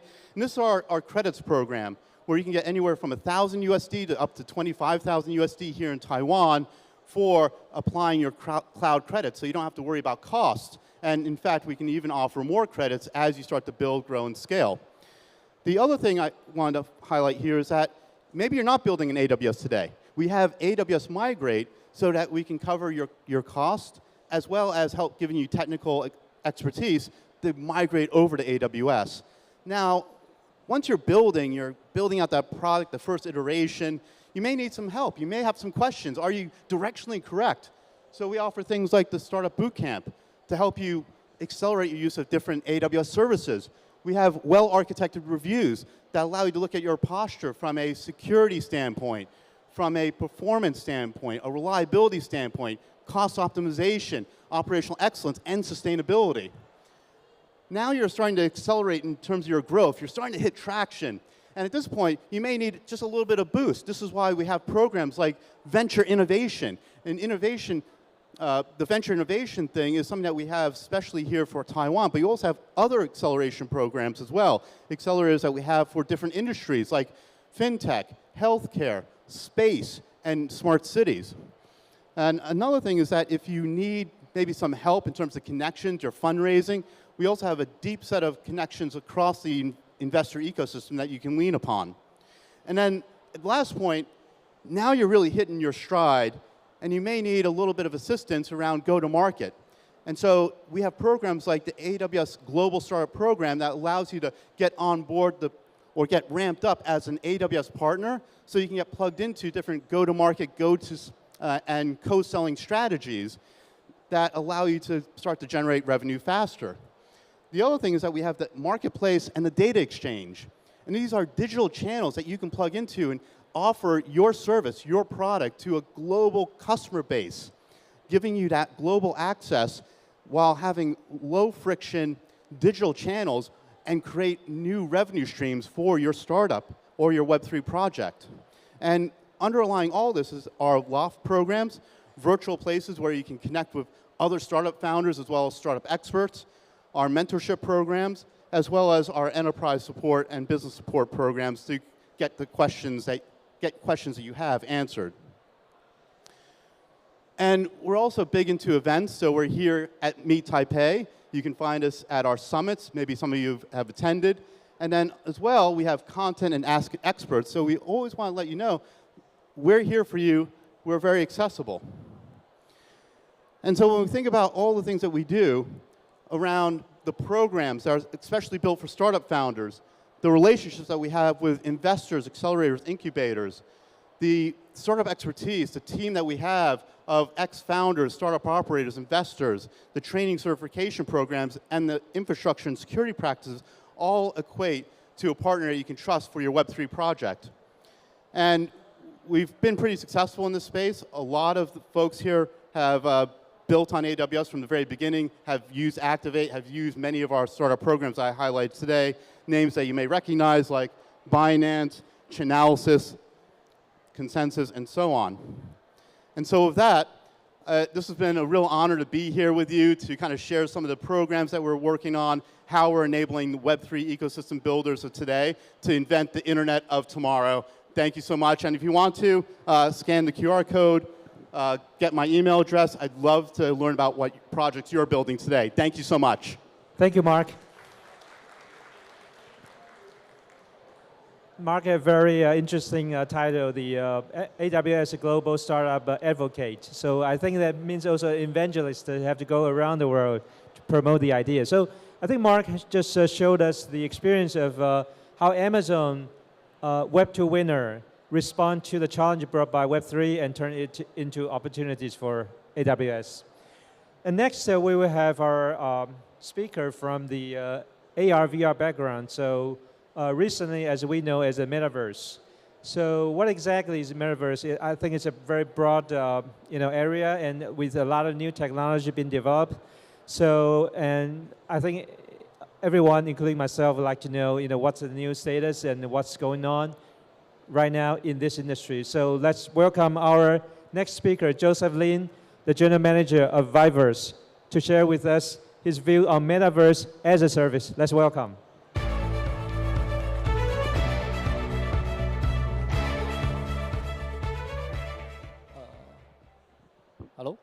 Hello, Wang Zhongbian, and ladies and gentlemen, and this is Joseph Lin, and really I welcome you to join this program, and really honored to have a chance to present you our idea and our showcases, the Metaverse service. And this is Joseph. I'm the general manager in VIVERSE, and VIVERSE actually is the HTC subsidiary, and I'm also the board member in VR Cheng and EventX.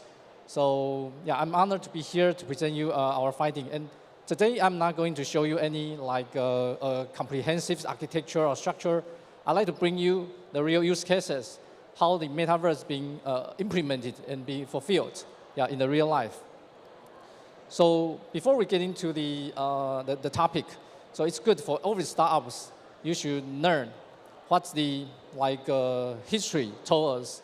There's the business, the trend and values, and because all the startups you're all looking forward the new, the future opportunities, the business models, which is good. Like we can go back to look at the Time magazine, the cover photo. It shows the industry trend pretty well, from the internet booming to the massive smartphone adoption, and the next is the metaverse. So I would highly recommend you maybe just spend $20 buy a magazine and look at the details. And here's I'm going to tell you why the metaverse is important and why the metaverse is being fulfilled and being implemented in the real life. Okay, and as you all know, the Web3 is have many core technologies to support the Web3 backend. I'm not going to talk about the detail because much of you are the experts in the Web3 already. And I'm not going to tell you what's the use cases and the synergies to combine the Web3 and the metaverse together. So some people might have the misunderstanding to think the Web3 and metaverse is the same, but actually not. There are two different technologies. Web3 can do their own business. Metaverse can support the Web2 models, as also the well-known like Roblox, they are doing as well. So, but combine the Web2 and Web3 is quite popular, in the business as well. So we see this have a good synergy each other to leverage the Web3 technology and the business models in the metaverse. And so as the metaverse is good empowerment for the Web3, the companies. And talking about the technology and the business opportunities, you definitely will be curious. What's the market addressable size? This is the most important. You spend the time and effort on this business, you definitely expect what's the return. So we don't focus on this a small market. You're always looking for a big wheel, in the market. So in the industry, the research talking about the market size could be from 3 trillion to 13 trillions. There are many different the aspects and the angles to talk about the size, but at least it will be 3 trillion scale, yeah, in the worldwide. And it's multiple times more bigger than the smartphone, the business, yeah. But the time is that by 2030. So from now on to the 2030, there's still a long way to go. And there are many different solutions, obstacles will need to be resolved by everybody, especially by the startups. You got the chance and opportunities to do it. And here's just the table showing up the maturity. They call it versatility to measure how mature the metaverse it is. And we just in the level 1. Yeah, so it's just beginning. It's still a long way to go. And many things we have to be identified, be resolved. So just like recently, there's one largest the committee being formed called the Metaverse Standard Forum. And then we be honored to be in the principal member to join the forum to work with the global leading 2,000 companies to define the standard, yeah, in the metaverse. Because it's just the beginning and so many uncertainties, yeah, in the domain. Okay, but when we talk about it's just in the level 1 stages, it doesn't mean it's just beginning. It's actually been committed by all these big players for many years already. But people, you're working on the AI, you're working on the blockchain, you're working on the virtual realities. You probably don't know you're already in the metaverse because that's all relevant. And crypto as well. This is the one of the key foundation to support this new economic model. And in the HTC Vive, we actually, our vision is to combine humanity technology to unleash imagination. Then by leveraging the VR, AR, 5G, AI, blockchain, then we reintroduce and our next chapter is the VIVERSE. Yeah, so here's we would like to highlight the similarities from Metaverse doing and the Web3. The first one is the open standard. The standard is always the foundation to boost the growth. If you don't have a standard, you would walking around. You don't need to have the same directions to get things done. So the open standard will be critical. So that's why we are keen to participate in the open standard, the groups often. And the same as the smart contract. That's why the blockchain is so popular and it's so well known, and everybody can fork your contracts to build their own. And it's transparency as well. And the most important things to meet the scale and hit the number in 2030 is the interoperability, which means why internet going so popular and going such big scale, because it's the interoperability and it's the accessibility as well. So we do believe right now this century is lots of the walled gardens. So the big players, they don't share the data, they monetize people's privacies. And that's actually stopped the growth of the ecosystem. And we believe the interoperability and cross the devices, just like people talking about the metaverse could be the next 3D internet. So the cross devices will be important to lower the barrier for everybody to be able to access the internet as the 3D internet as the metaverse. For sure, all the contents will be the key components in any platforms. So the contents in the Web3 worlds, the NFT will be the most popular one.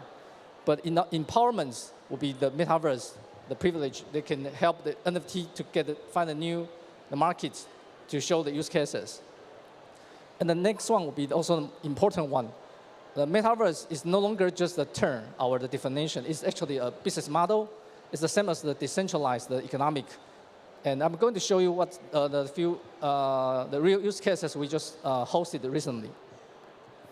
And in VIVERSE, we have the total solution, and we are keen to be a metaverse as a service provider to combine with all these the partners together. So it's a huge market. It cannot be done by ourselves. It's definitely a teamwork. And as you know, the HTC is well known in the hardware for many years, and we are the global hardware leading branding in the virtual reality headsets. And also we have the App Store. Yeah, this is the worldwide first App Stores to support the subscription models. And we just recently announced these partnerships with the startup in Germany. It's called the HoloRide, to enable the metaverse experiences in your backseat entertainment. So you no longer wear the headsets at home. You can do it in your back seats. So the entertainment will be upgraded. And the HoloRide, they have the partnerships with Audi and the Volkswagen groups. They are going to deploy these solutions to their own the car models as well. And the metaverse also, it's good for the artists to find a new way. And this is well known, the Chris Hanna. They are the famous artists to produce the Curious Art, Alice, the Prada. And recently, we just have the partnerships with these artists to launch their first generative arts. It'll be launched in the NFT market, combining the sky and the hearts. All the artwork, the NFTs will be unique. And the people are also curious, okay, what's the next? The PFP will be the hottest, the products in the NFT, and we all know.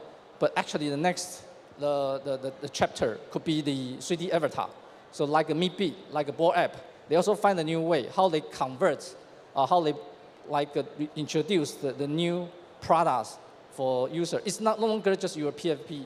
In the metaverse, you need an avatar. Your avatar will be your new PFP. And in order to make this avatar be interoperable, because we talk about it, the metaverse just like internet, so you have to define a standard, such as like a VRM, and you need to make your avatar be compatible with the others, so you become interoperable. And it's not just about the avatar, but what about your virtual spaces? So avatar, you can be the private, you can be the NFT model. Even your virtual spaces could be your own, your private spaces.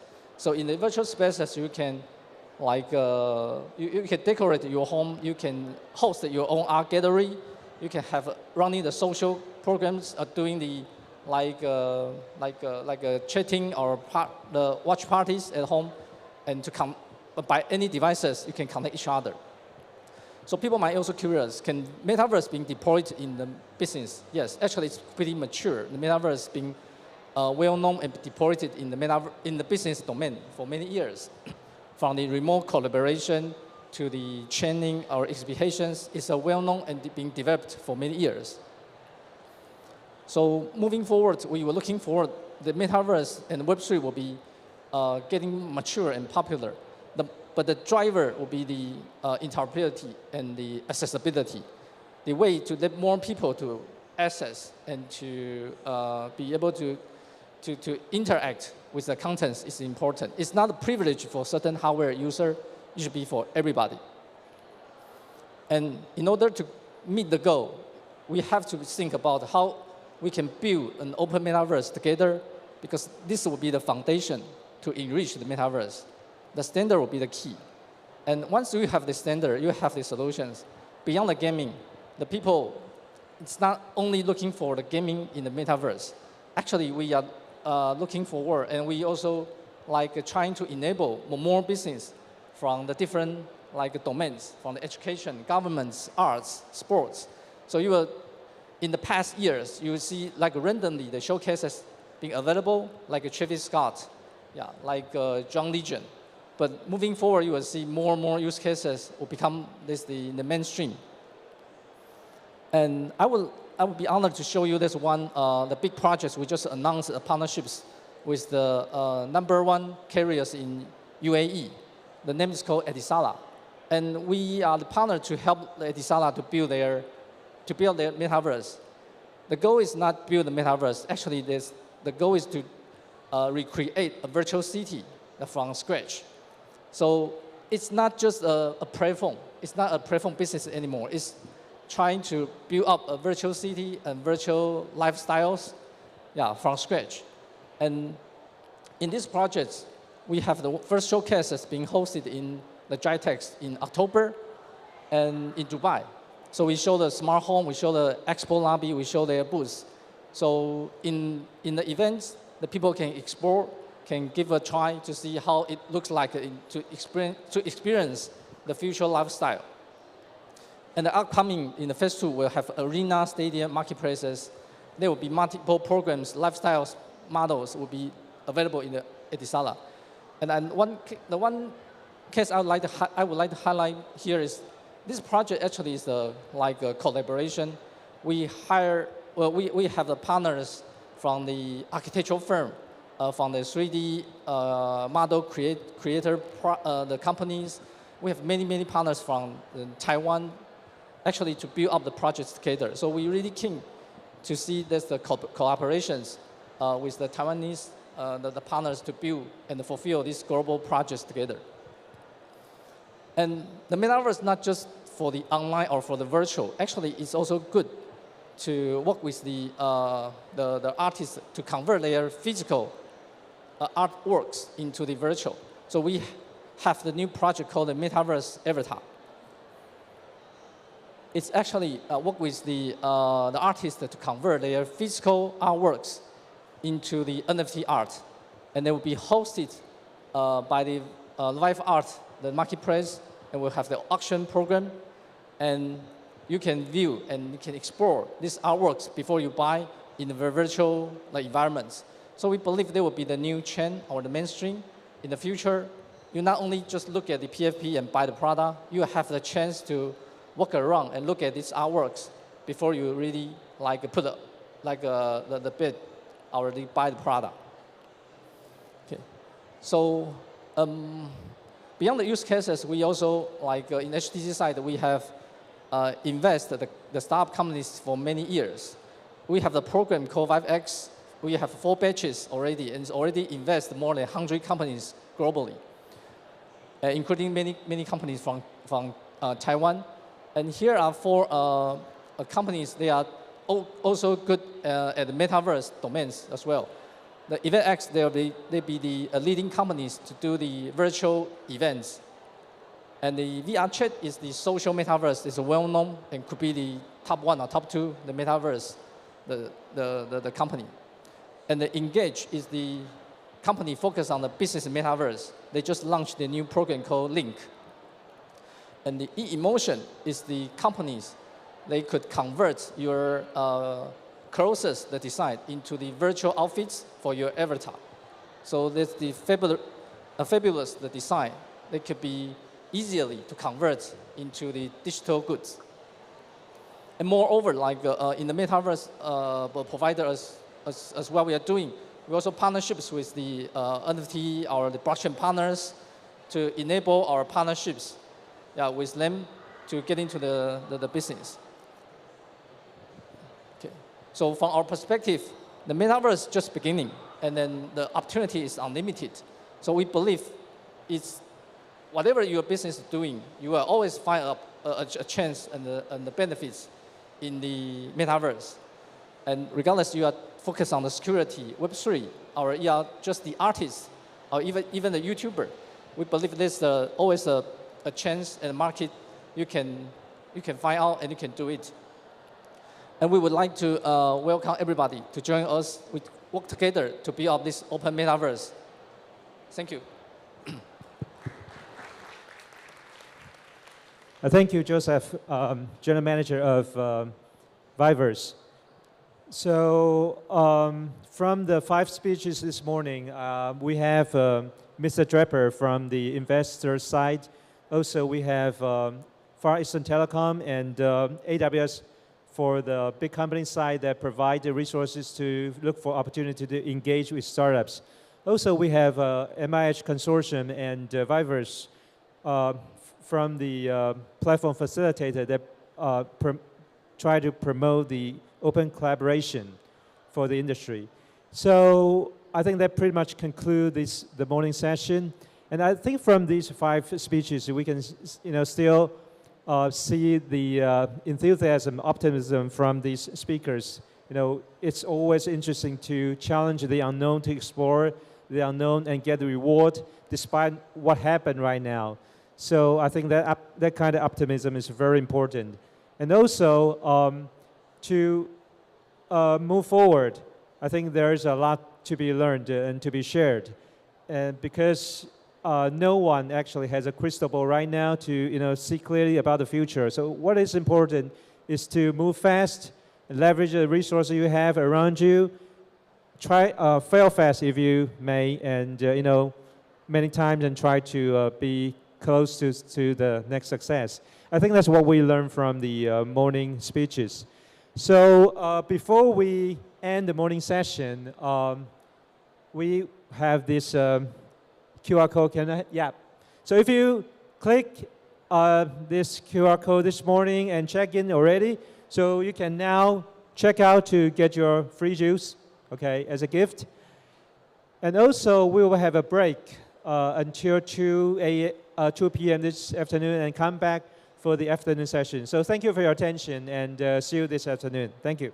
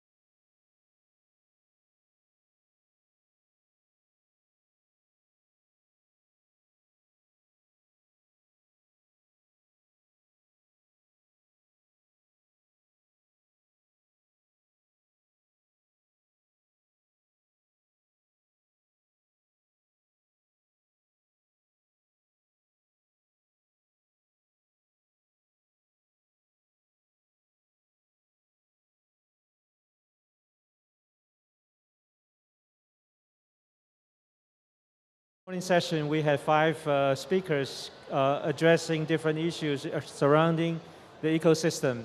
And this afternoon, we have 5 more to give us more insight about the theme this year, about the startup ecosystem.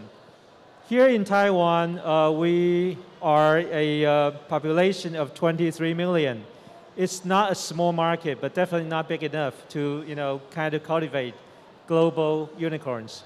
So it's very important for startups from day one to think about their global plan. So ideally, going global since day one, but it's not easy since startups usually lack resources, whether it's market resource, financial resource, technology resource.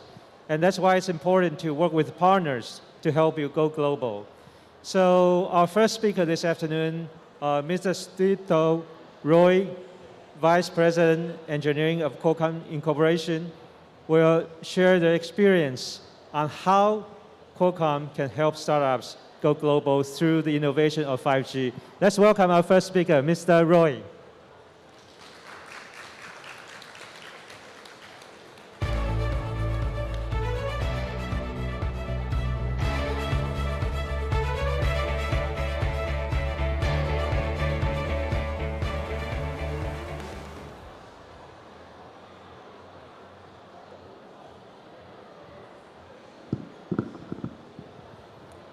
Hello everyone, how are you? Yeah? So, my topic today is to talk about how Taiwanese startups are leading with 5G, not only in Taiwan, but going global, right? So that's the topic I'm going to talk about. My name is Sudipto Roy. I probably have one of the best jobs in Qualcomm. I get to work with startups, participate in their innovation, and help them in the journey. And here in Taiwan, I have a great team of colleagues who are engineers, who are business people, who are patent experts, who help startups understand the importance of innovation, okay? This document looks rather old, right? You are correct. It's about 37 years old. This is a document from the creation of Qualcomm, one of the corporate objectives document. And you may wonder why in a forum like this I'm starting with a document like this, because there is a very important statement in there. If you understand that statement, you understand the reason for the rest of my presentation. So of course you know Qualcomm for, let's say, Snapdragon chips. Of course you know Qualcomm for its patent licensing, right? But that's not who we are. Who we are is what's encoded over here. We are systems engineers who think about problems that arise in digital wireless communications, and then we work with the ecosystem to make those services available. So systems engineering is at the DNA of the company. In fact, this came from our founders, Dr. Arvind Jacobs and Dr. Viterbi. And here's a picture. Right in the center, you see Dr. Arvind Jacobs. And this is a picture from early 1990s when we pioneered the first 2G digital technology known as CDMA back then. We have been in Taiwan for nearly 2 decades. We have been in Taiwan since 2003, but this picture is one of our most recent buildings in Hsinchu. It came up earlier this year, where we do a lot of R&D, particularly for semiconductors in Hsinchu. And the interesting thing is, when we came up with CDMA, Qualcomm was a startup. We didn't have money, we didn't have products. So the only way we earned money was by licensing our technology.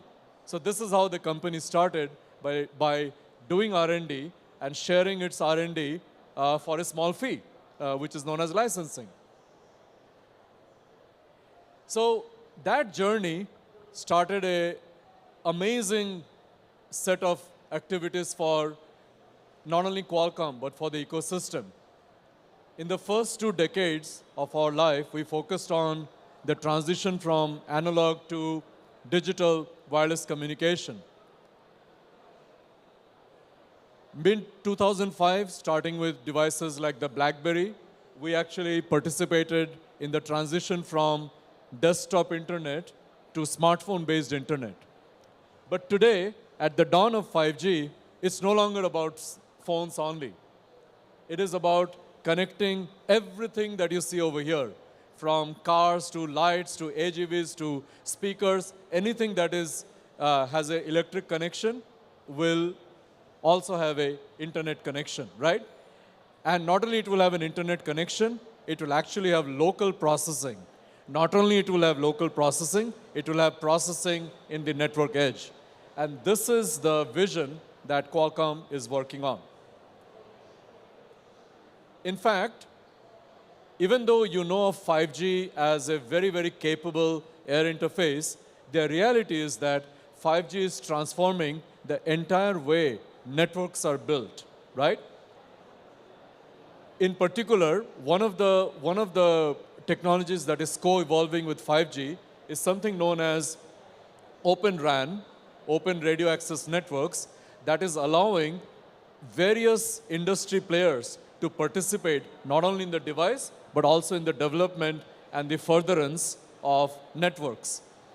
And this constellation of technologies, both on the device side, which enjoys the benefits of 5G, as well as on the network side, is now playing into multiple industries. So just to give you an idea, today you're talking about precision agriculture, which is aided by 5G. You're talking about multiple things in a vehicle, not only autonomous driving, which is an obvious use case, but you're talking about infotainment, vehicle diagnostics, software updates in a car. Healthcare is getting revolutionized with technologies like 5G and AI becoming available. And when I talk a bit later about Taiwanese startups, you will see, particularly in Taiwan, how important this field is. Retail is transforming from the way consumers transact in a retail store, payments, warehousing, logistics, prediction of inventory, all of that is transforming today. Industrial. Taiwan is the world's leader in manufacturing. This entire field is now revolutionizing in literally moving from Industry 2.0 to Industry 4.0 in one big giant leap because of the power of processing, connectivity, and AI coming together. I have more examples that I will cover through when I go through the startups that we have incubated here in Taiwan. But the main point of this slide is don't think of 5G purely as a smartphone technology, right? Don't think of 5G merely an evolution from 4G to 5G. Think of it as a catalyst that is fueling a revolution in all of these industries, right? That's the right way to kind of think about the power of 5G. So 5G has been amazing. It has achieved the same level as 4G 2 years in advance. So today you have upwards of 225 operators worldwide who have deployed 5G, many more to come. There are already a billion connections on the way, which will be achieved next year, which is 2 years faster than 4G. By the midpoint of this decade, most of the planet will have 5 billion folds. Most of the planet will have 5G. And there is a very, very robust device ecosystem that is available not only for phones, for laptops, for IoT devices, very, very robust and diverse ecosystem in 5G. So this brings to how Qualcomm participates in this ecosystem. Obviously, we are an R&D company. We focus heavily on development of the 5G technology and standardization. But then we also have a system design focus that I talked about in my very first slide. And then we take this into various stages of commercialization out in the market. And the way we do it is through a invent, share, collaborate model. And this is actually very important. You cannot buy anything Qualcomm. If you go out to the store There is no commercial brand that says Qualcomm in it. Okay, maybe you can get a cap or a t-shirt with Qualcomm, but that's about it, right? So we are a B2B company, but in a very foundational level. In fact, our customer base is upwards of 30,000 global customers, and they represent everyone in all the industries that we talked about. And the way we do that is by sharing our technologies, by sharing our technology through licensing, and then where possible, we also have chips for a variety of use cases. So we have two business models that coexist in this company, and then we collaborate with the ecosystem, which is where I'm going to spend the rest of my presentation talking about our collaboration with particularly the startup ecosystem in Taiwan. So collaboration means we have to work very early into the talent cycle. We work with governments, bringing understanding of latest technologies so that governments realize when they write policy documents, what is the power, what is the implication, what is the economic impact of the technologies that we give birth to. We work in skill development. We work early on to bring the understanding of our powerful technologies to engineers, to scientists who need to build the future products. We work with universities so that universities can participate in fundamental research and they can contribute into this R&D cycle. We work with early stage startups and we work with late stage startups. And finally, we work with licensees who can scale, right? So you can think of this phase as the ideation phase, talent development phase, and the last phase, it gets closer and closer to mass scale, mass-produced devices. So in the early stage startup case, we work with special kind of startups who think about regional Taiwanese use cases, startups who are deep tech in nature. In many times, they actually build hardware, who have novel engineering and business models, and who are also interested in protecting their hard-earned inventions through patenting. So these are the 5 criteria that we look for in startups, and our Taiwanese startups participate in all the industry areas that you see on the right side of the slide. So globally, we run incubators in other economies where the supply chain is becoming stronger. So if you look at Taiwan, India, and Vietnam, the manufacturing and the design supply chain is becoming very strong in these 3 countries. And that's part of the reason why we are very active in these 3 countries. And the startups we incubate fall in these industry categories. Healthcare is very important. All of us went through 3 years of very difficult times dealing with a pandemic. But in dealing with that, healthcare has also revolutionized in multiple ways. So no wonder roughly 1/4 of the startups focus on healthcare. Another area is actually smart cities. So the management of energy, the management of light, the management of services in city infrastructure is getting revolutionized. One other area is robotics and drones. And robots and drones are not just for transportation. Robots and drones are also revolutionizing the way computer vision is used, the way interaction with human beings, the way interaction happens from machine to machine. So robots and drones are actually very, very core foundational technology for the future of mankind, and we see that happening very actively. In fact, I'll just give you 3 examples. In Vietnam, we have a very interesting startup, just by way of example, in the multimedia mixed reality area. This company in Vietnam comes up with cardboard toys. You can see an octopus in the back, which is used in an augmented reality app to teach students how life sciences work, right? So this is an interesting company that helps students design using cardboard models and then uses AR and works with educators to train them on, basically give them lifelike training and instruction. Another company in India, it's a space company. They design nano satellites. They have worked with us to design a satellite and 5G gateway, a satellite and terrestrial gateway. Here in Taiwan, in fact, walking through Meet Taipei, I saw their booth. Go check them out. Nuva Robotics, it is one of your stars. It is one of your very innovative robotics companies. And their key aspect is they have platformized various aspects of robots, the way robot as a service can be delivered. Again, I think it's further that way. Go check them out if you're interested and see the excellent work they're doing.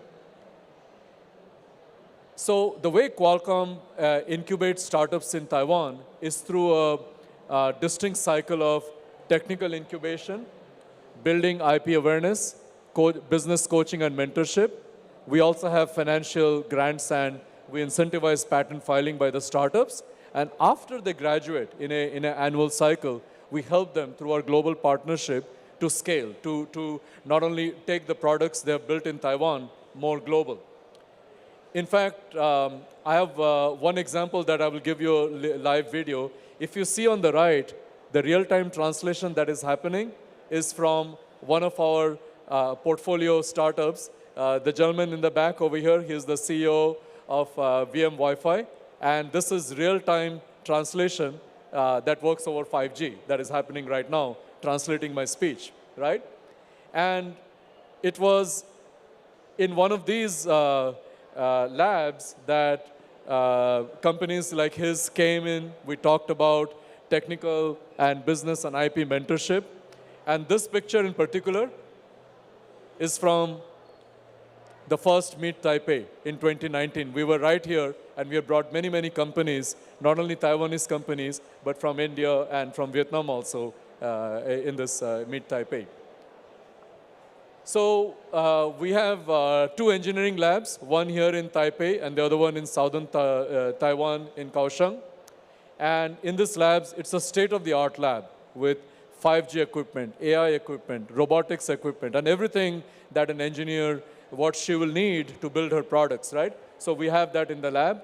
We have a great collaboration space here in the Xinyi district of Taipei. Over the past 4 years, we are in the 4th year of our startup incubation programs. We have incubated close to 40 startups who are in the areas, like I said, of healthcare, of smart cities.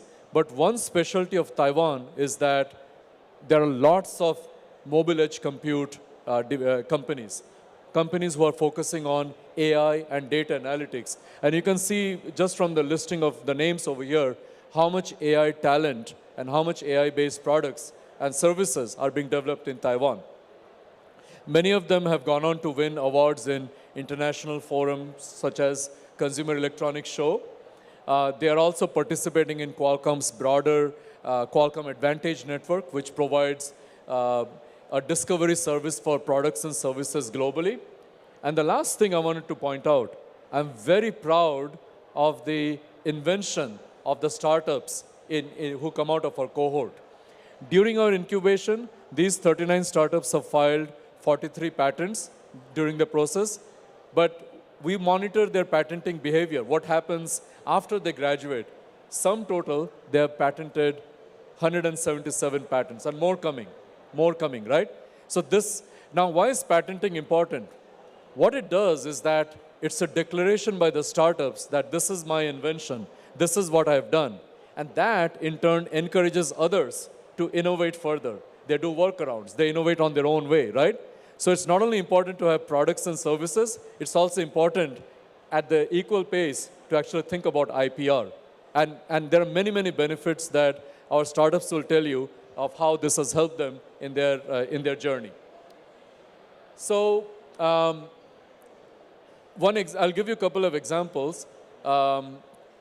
We have, a couple of years ago, we were able to work on installing one of the first 5G millimeter wave based factories at ASE Group in partnership with Chunghwa Circom from the base station side. And one of our startups, D242, was able to provide AI-enabled 360-degree cameras which can help detect things like if a worker is masked or not masked, if a worker has the right skills to be in the right zone. Another example, and we may not have time to go through the full video, here's the same translation service that I talked about in operation in a train station in Japan. I'll just play a short clip from this video. 博多駅の総合案内所に今日日本で初めて導入されたのがリアルタイムで音声を翻訳するシステムです。いらっしゃいませ。博多駅の案内所に登場した半透明のディスプレイ。Okay. So we're almost out of time. So this is my last slide. So tomorrow at Meet Taipei, we'll be announcing the finalists of this year's cohort. So please join us. It will be at 10:30. We will be announcing the winners of the fourth year of the Qualcomm Innovate in Taiwan Challenge. And again, next year and the year after, we'll continue to look for furthermore innovative startups in Taiwan. Very proud of the work that has been done in Taiwan. Go global and stay strong, Taiwan. Thank you very much. Okay. Thank you. Thank you, Mr. Roy, Vice President of Qualcomm, for your speech and also for being a long-time partner to Meet Taipei. Thank you. I think it's important for a startup to study, the big giants' roadmap, whether it's technology roadmap or business roadmap, and try to find out whether you can fit in their roadmap or how they can fit in your roadmap. They can grow together. So it's one way to leverage, and it's also a way to try to go global. So from this speech, I think we learn a lot about how you can leverage the outside resource. And our next speaker, unlike the other speakers, is from the service industry. So I'd like to take some time to introduce the GDP structure here in Taiwan. Right now, 27% of our GDP is from industrial and manufacturing sector, including the technology and electronics, so on and so forth. In the service industry, the largest part comprise about 66%, okay? But however, most of our innovation comes mainly from the technology sector. So there leaves, a huge room to improve in the service sector, okay? So especially, I think over the past 2.5 years, in order to prevent the outbreak of COVID-19, we closed our borders, okay? And we control quite well. And it's already time that we reopen our borders to let the service industry, especially tourism, to grow again. And we did. So how would technology as an enabler to help service industry take tourism industry, for example? I think that's the theme of our next speaker. So let's welcome Ryan Sen, Chief Investment Officer from Lion Travel, to give what Lion Travel thinks about the future and evolution of tourism. Let's welcome Ryan.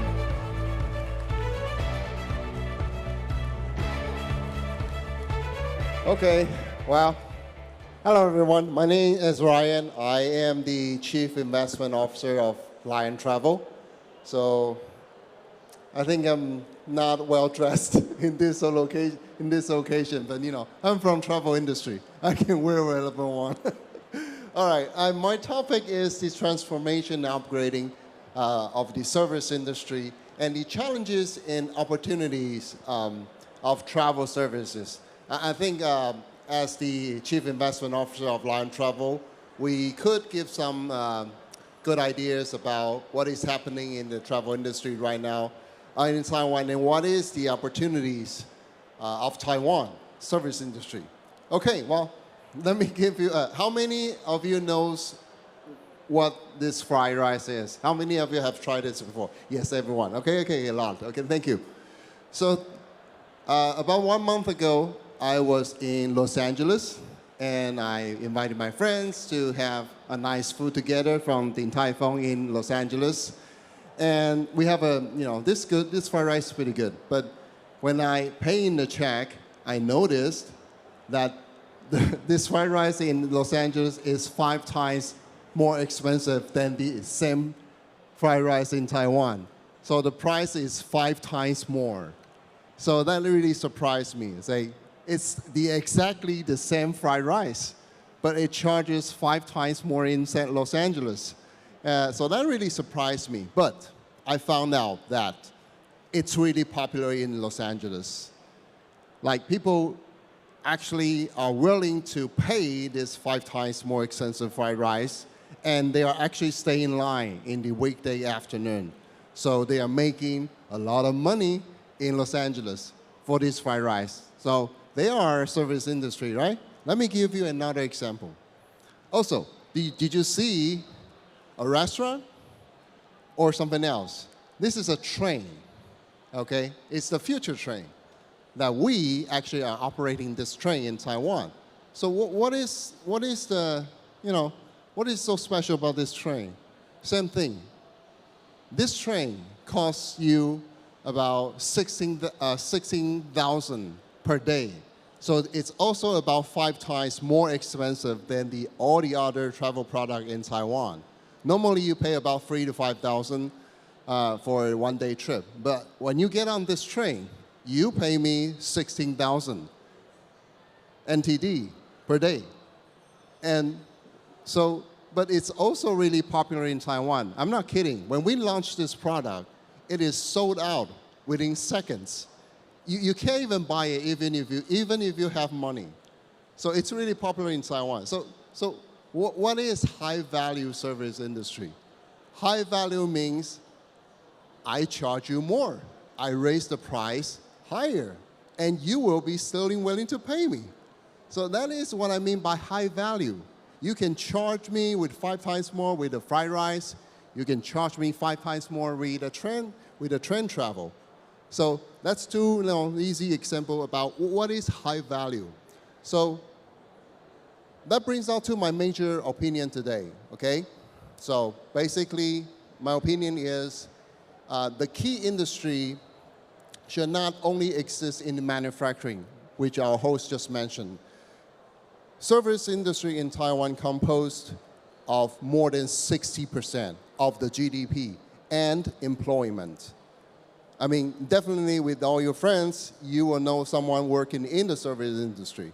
But as we can see, in Taiwan, we have a saying that if you're really important, we call you the Guardian Mountains, like TSMC. Everybody knows that TSMC is the Guardian Mountains of Taiwan because Taiwan is an island full of mountains. So when we call you the Guardian Mountain of Taiwan, that means you're really important. But they cannot only be one Guardian Mountains. They should be Guardian Mountains in all different industry.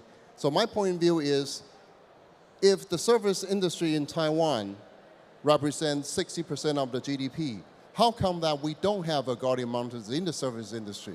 I mean, Lion itself is the biggest travel service in Taiwan, but how come that nobody calls us the Guardian Mountains? So today, my sharing is just to, I want to share with you about this story about how can we transform the service industry into high value so that everybody can earn 5 times more money in the service industry. Okay, so that's my major point of view today. I hope you remember that we could have Guardian Mountains of Taiwan in the service industry too, but how do we do that? So let me share. So this slide is pretty simple. In the left side, first you have like a strategy. So what is the strategy about high value service industry? There are 2 factors, okay? One, the pricing. You have to be able to charge a higher price, and people are still willing to accept that. So that's one. Second is global revenue. You cannot just make money from Taiwan. You have to make money from other countries, like TSMC. They're making huge money, right? Huge growth margin, and also most of their revenue comes from other countries. So global revenue. So that's the 2 key factors of upgrading the service industry. The second is the high value alliance. So we have to bring in the brands, the famous enterprises in the service industry, like, for example, Lion Travel, or, the famous hotel like Regent, or, some other famous brand in Taiwan, which will demonstrate what is high value service. And then we need to bring in schools. So to form an alliance, schools will generate a lot of new talents to join the ecosystem. So the ecosystem itself, there you go. So the ecosystem looks like a funnel. Actually, you can see the triangle here. The ecosystem looks like a funnel.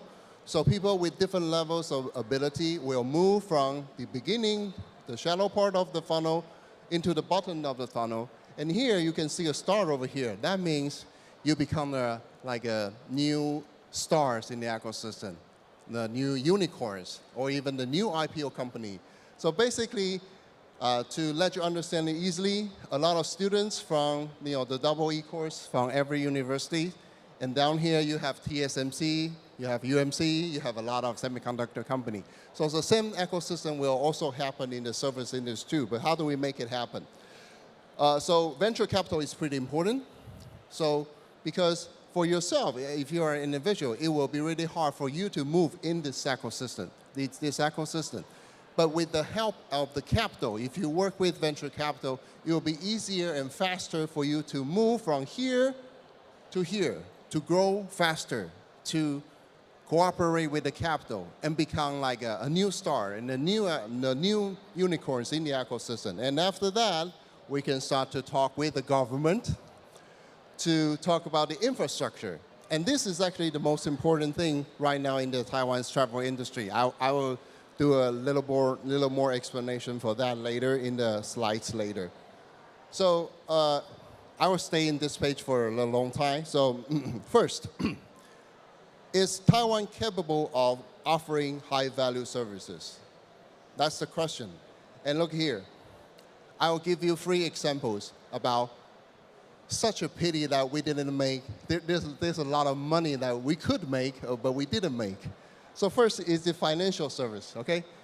So imagine for the past 30 years, there's a lot of money from China that needs to be handled to get out of China, okay? Last month when I asked my friends in China, if you want to transfer your capital from China to US, what is the fees in the black market? He told me that the fees right now in the black market is 18%.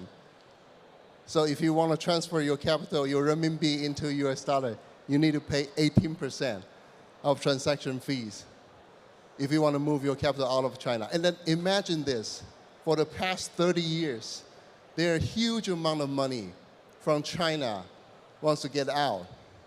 And Taiwan, imagine you're the rich people in China. Would you rather be served by an English-speaking foreigners, or would you rather be served by people in Taiwan?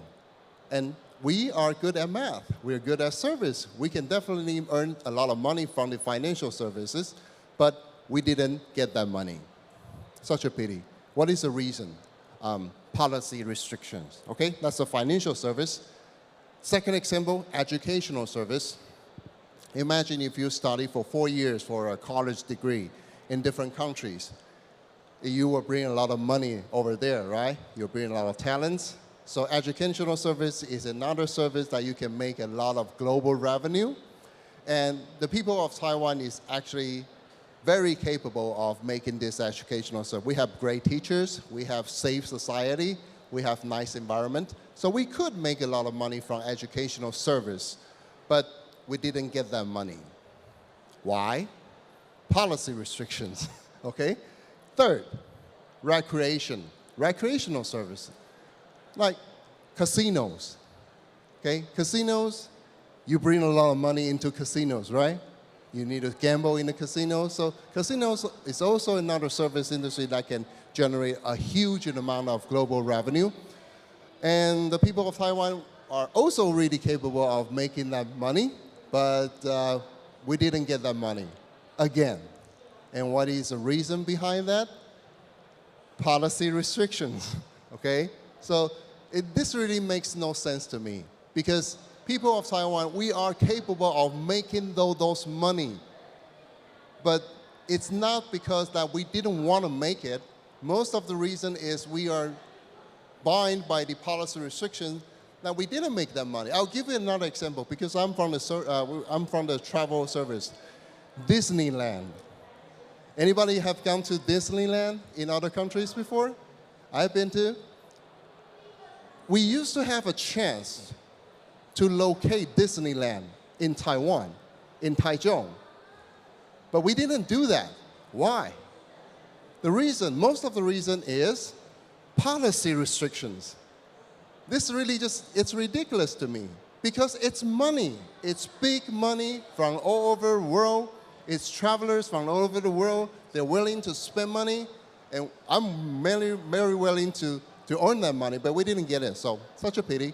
But, what is the key? I have just mentioned, in order to achieve a high-value service industry, you need to be able to raise up your price, and you gotta be able to earn that value so people are willing to pay you that high price, so you need to be really confident about your service or your product. Second is the global revenue. Taiwan is an island, right? So we need to have pirates. I'm not saying in a bad way, but being a pirate means you can make money from other countries. You can serve customers from other countries. 30 years ago, a lot of businessmen of Taiwan, they bring their suitcase and they make money from other countries. So we can do that today too, but not with a suitcase. But maybe with your laptop, with your smartphones. There's a lot of ways you can make money from other countries.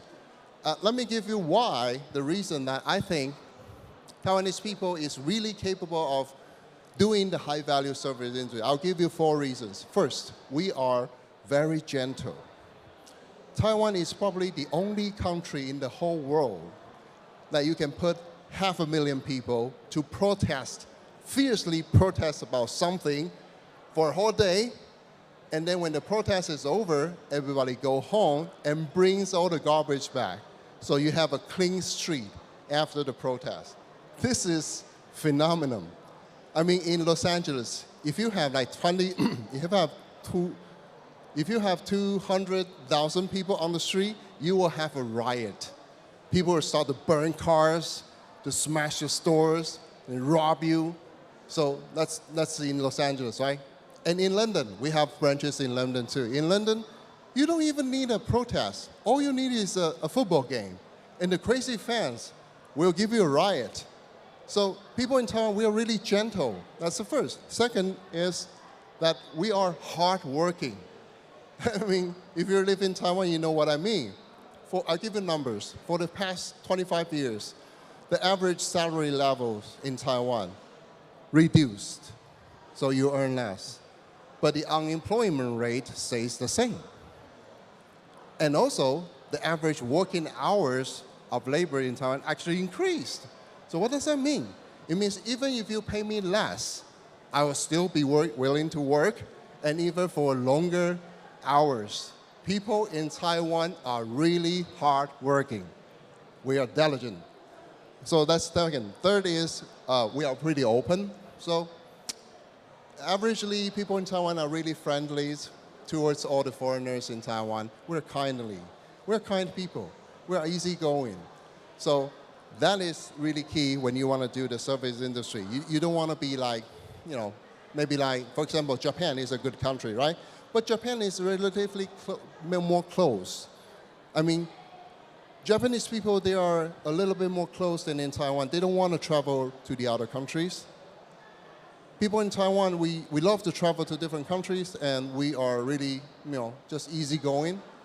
And Korea is a nice country too, but they're like, they're fierce.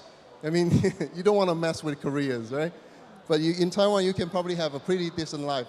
The first is creative. We are going to have an election on November 26th, right? So if you want to know about the creativity of Taiwan, just watch the social posts in Taiwan.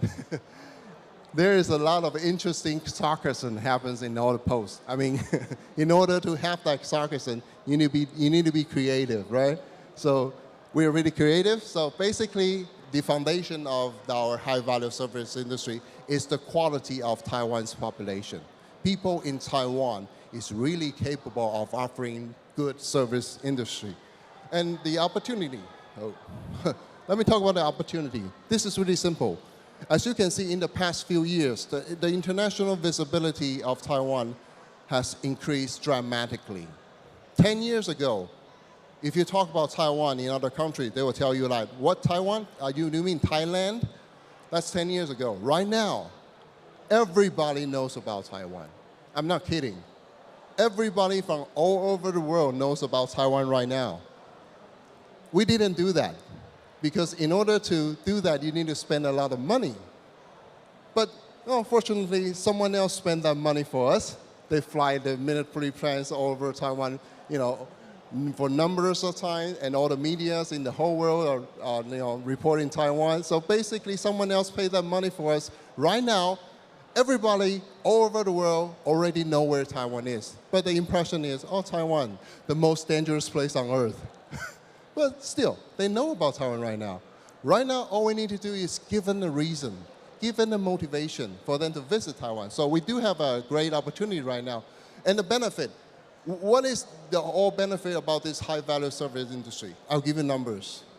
The GDP of travel industry, domestic travel in Taiwan, was 800 billion in 2019. If we can move towards a high-value service industry, I have done some initial calculation. We can increase the GDP to over 1 trillion new Taiwanese dollar within 5 years. So that's a lot of money. So my point is, I like money. I like to make more money for Taiwan. And I would like to invite everybody to make that money. Since most of you probably work in the service industry too. I'm not saying that technology is not good, but even for TSMC, they are also service industry. They're just service industry in manufacturing, in technology, right? So I would like to add a little more about this opportunity. Okay, look at this picture. Do you like the left side more, or do you like the right side more? I personally like the right side more. Because right now, people in the democracy, people fight for all kind of topic, right? But there are only one consensus that everyone in Taiwan agrees, that we are under threat, okay? So when you're under threat, of course, you need to learn how to protect yourself. So, but this imagine, look at this. Everybody practice how to shoot, do some military training. It's a little bit stressful, right? It gives me a lot of pressure. I'm from travel industry. I would like to promote this more. We can also help our countries by doing this civilian diplomacy. Everyone in Taiwan can try to make friends in different countries and invite them to visit Taiwan. In that way, we make money and also we make friends, right? So if you have visited any country, you will have feelings toward that country. So basically, I would like to help my country by inviting foreign friends to visit Taiwan, to make money, and also make international allies. So that's my point of view about this opportunity. Just keep in mind, everyone in the whole world knows about Taiwan right now. All we need to do is to give them a reason to visit Taiwan, okay? So next. So the ecosystem, let's talk about the ecosystem. So ecosystem looks like a funnel.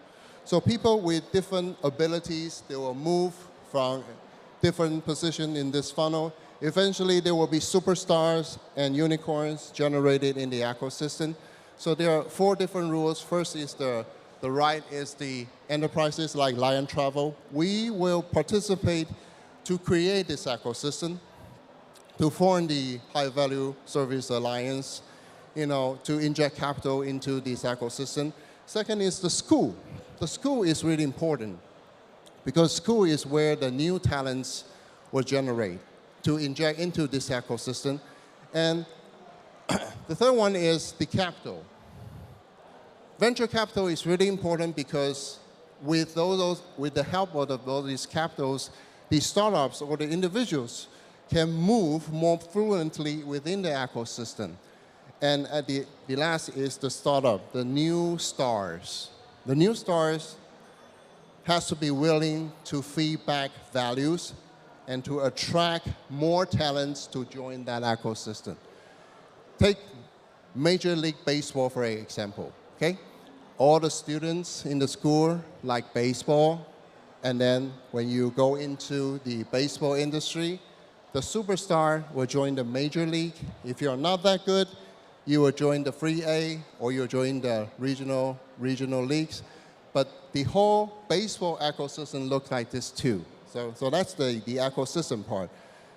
First, and then I would like to talk about this paradigm shift, because in order to form a new high-value service industry, you need to apply the new technology. So technology really matters a lot.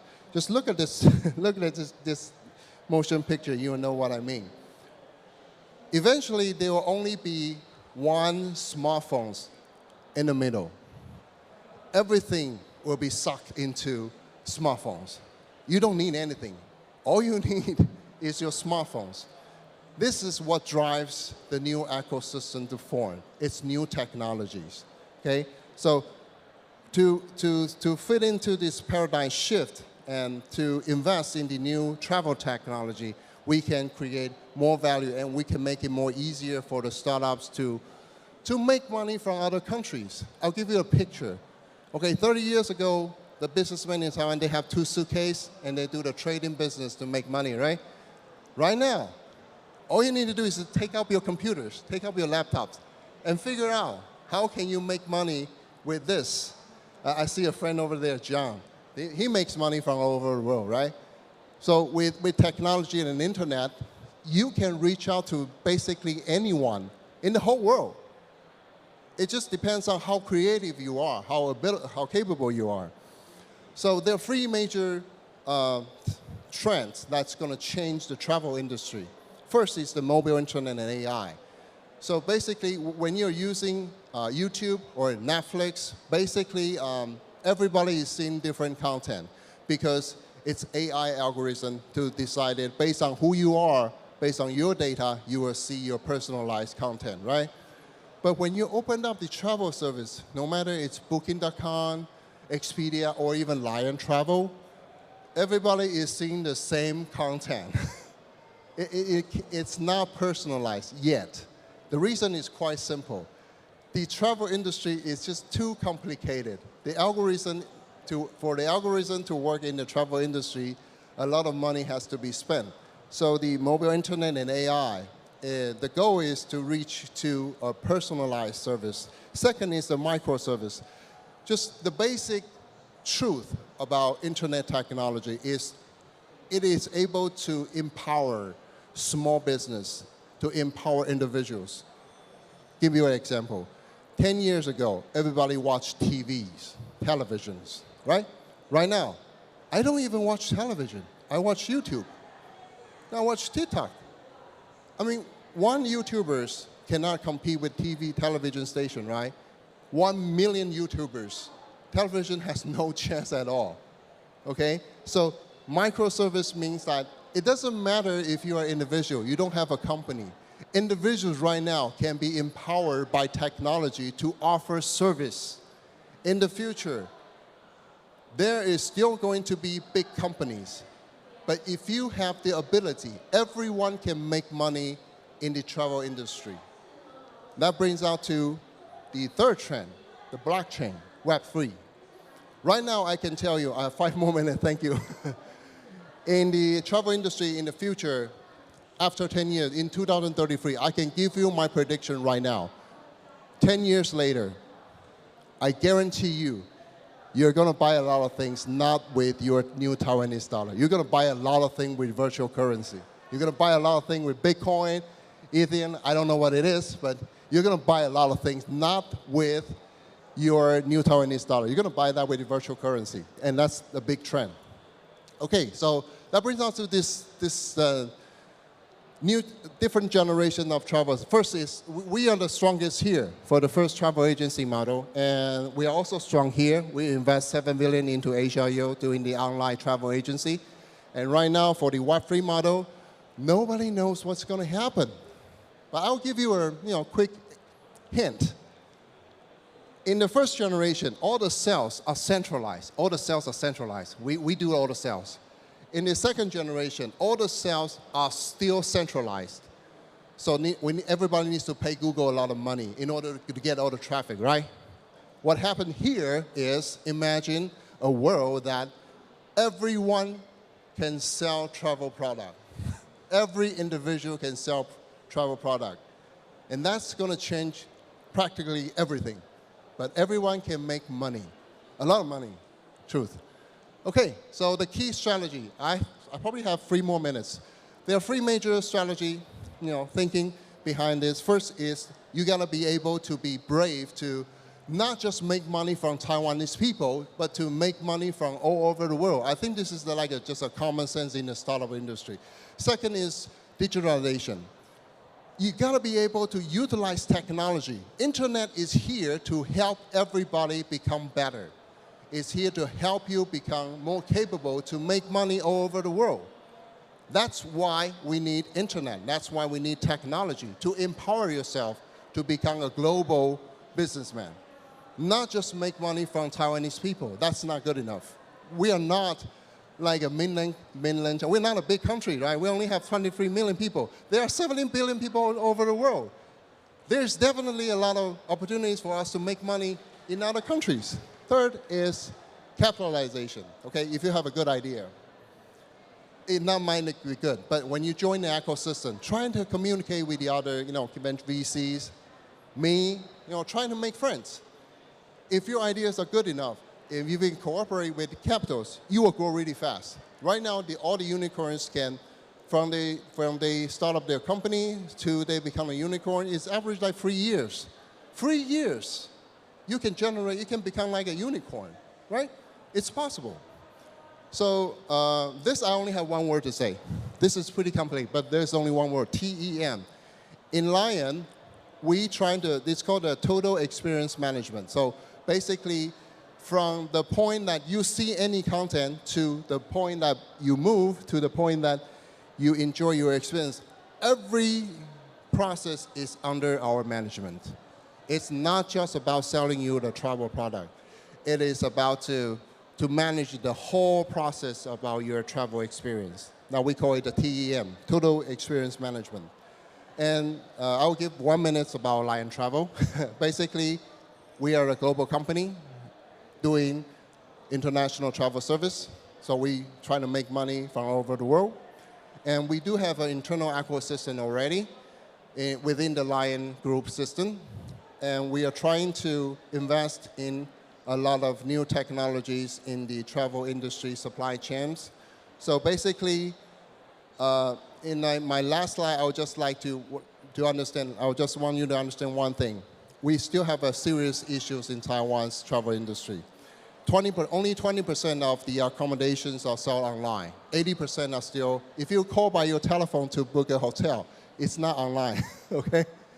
And 2% of the tickets is sold online. God damn it, 2%. That's ridiculous.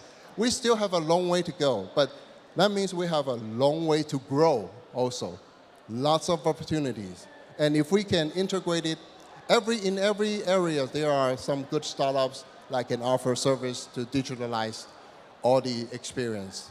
So my last slide is, in the future, we will be working hard with the new alliance to communicate with the government, because I think the government, they spend 20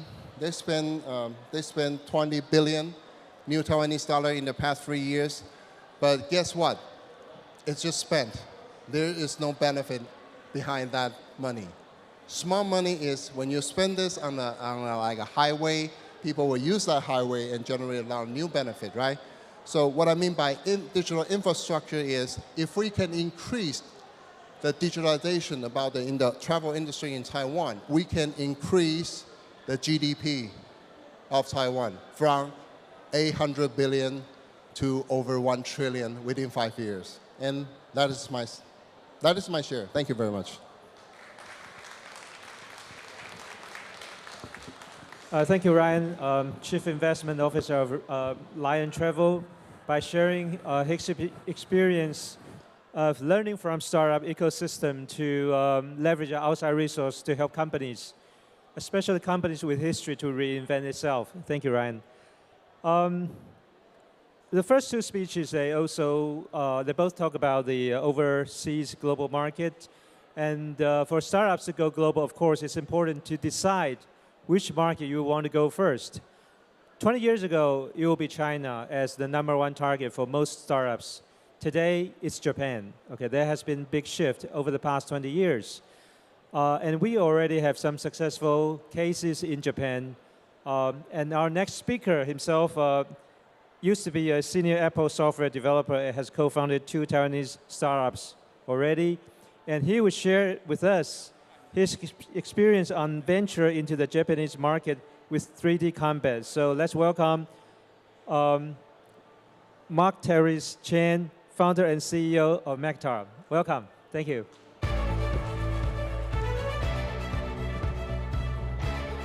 Hello, everyone. It's very nice to have a chance here to talk about our success in Japan. As our previous speakers said, not only we need to have a very good product, we also need to have a very good service. Nowadays, you are not selling only product. You are actually providing a full sense of service to the whole world. I think some of you may know our product and our company. I am Mactar from Mactar. This is our core product called Piconizer and QB. We create this to help average people to back up their digital assets like photos and videos while you are charging your phone.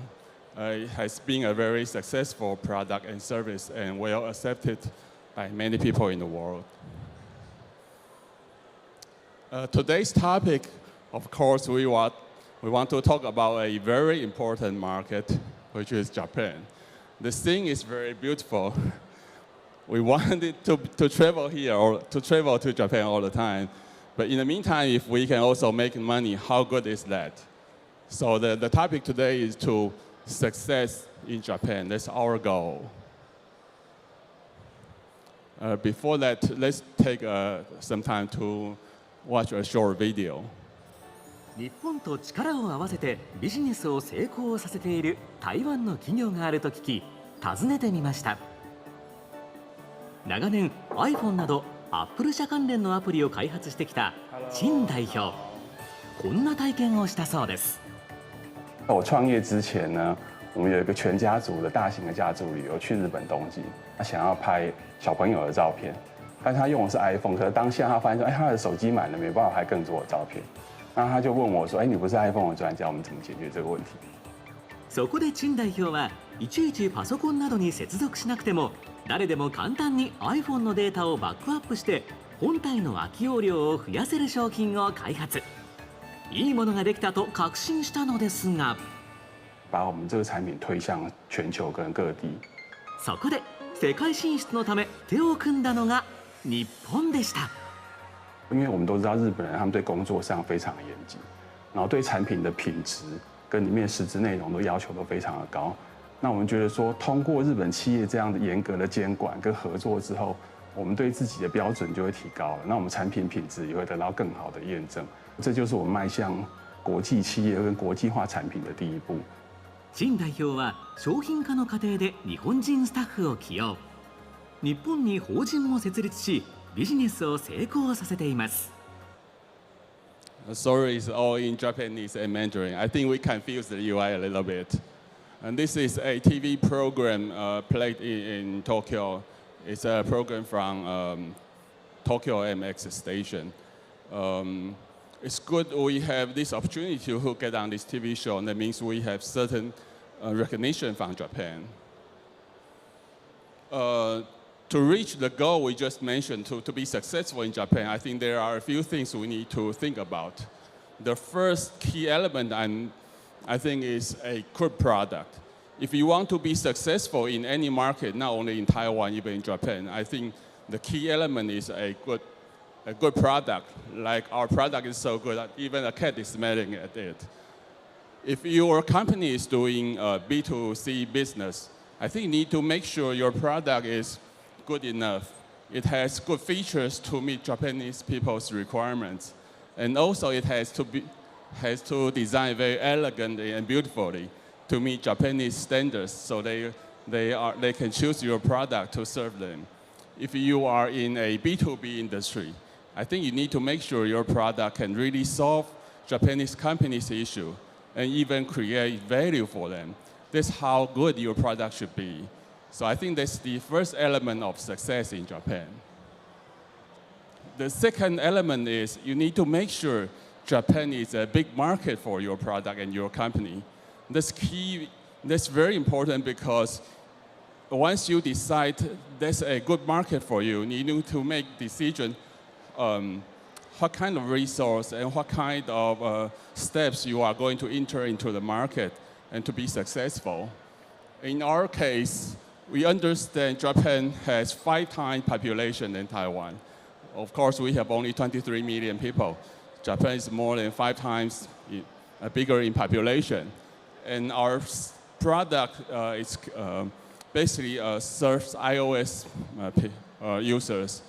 And we all know Japanese love Apple products. So the iOS market share in Japan is almost 50% or 60%. And after this kind of market survey and study, we can decide Japan is a 10 times bigger market than Taiwan. And once we have this kind of knowledge, we can make decision, okay, it's a good enough market for us to work on. The third thing is, I think you need to know yourself and your business to be able to prepare yourself to enter Japan market. If you are a B2B business, B2C business, you need to decide if you want to do a traditional B2B2C route. That means you are looking for a good agency in Japan to sell or carry your product. Or today you have a better way to sell your product in Japan. You can go the D2C route.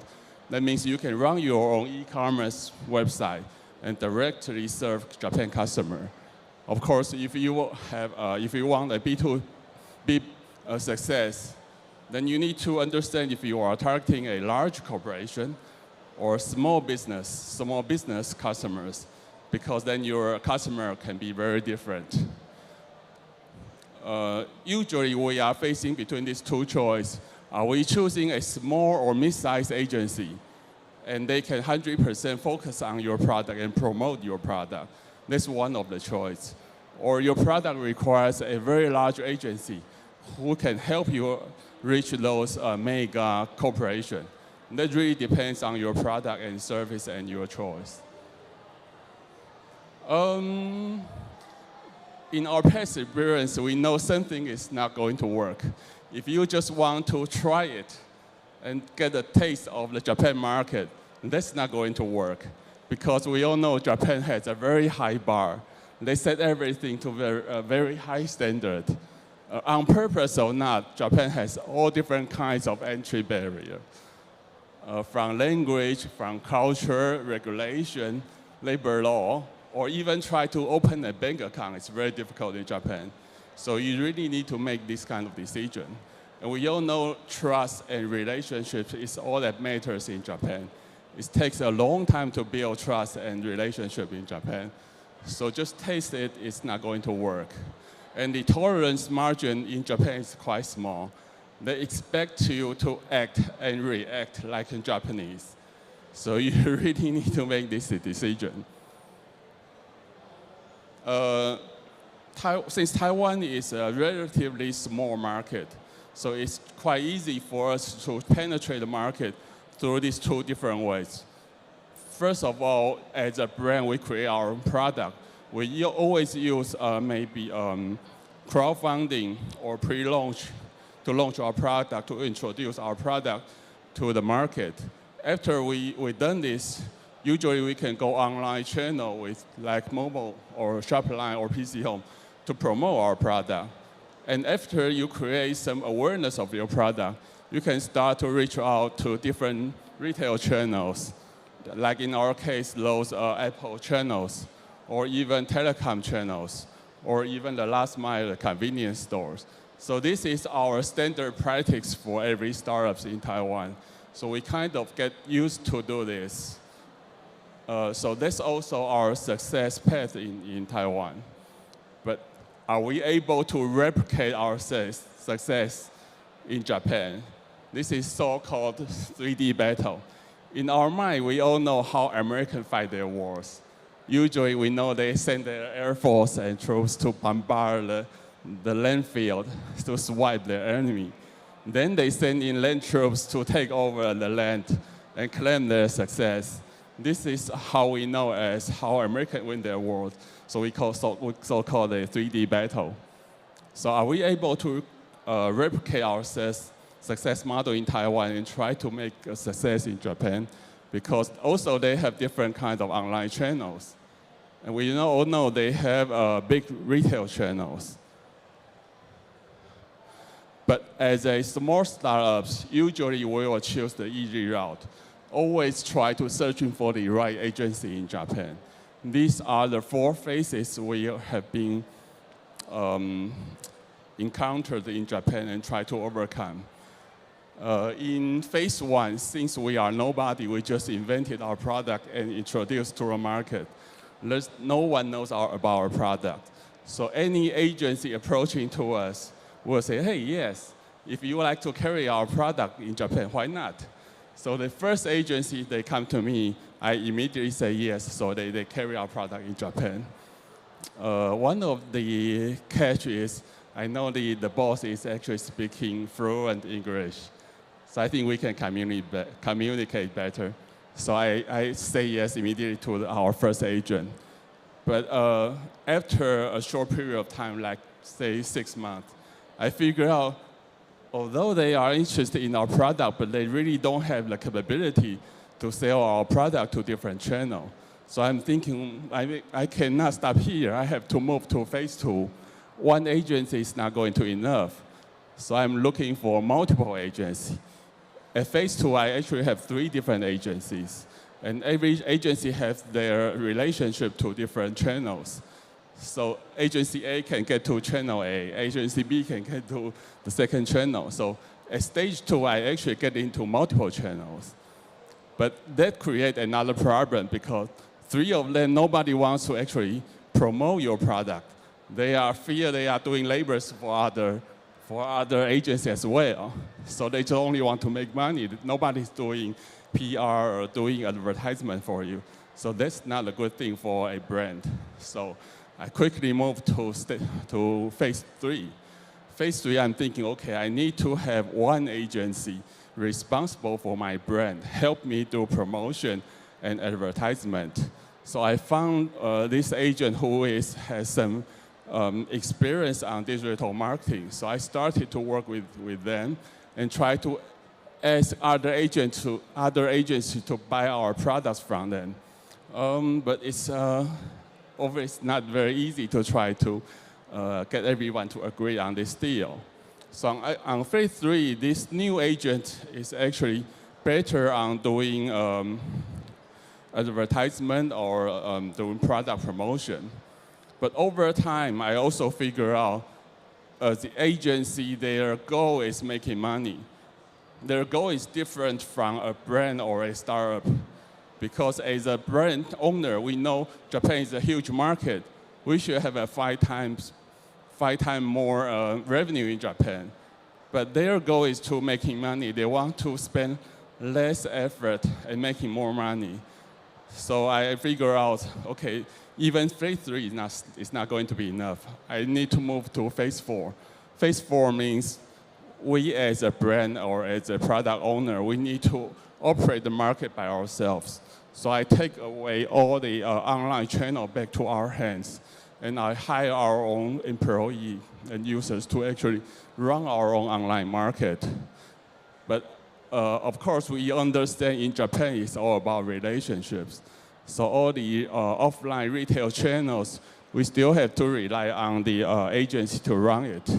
But combined with our online efforts and offline efforts, I think this forms our strategy of 3D battle in Japan.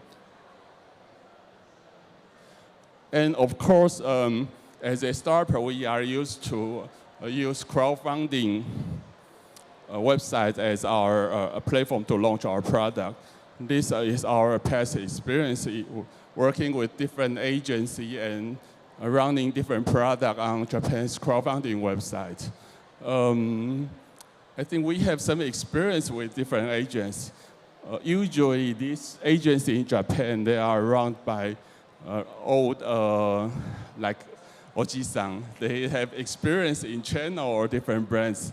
but they may have relationship with different channels, but they are very unfamiliar with our digital age. They don't know about crowdfunding. They don't know about digital marketing. They even think crowdfunding is a scam.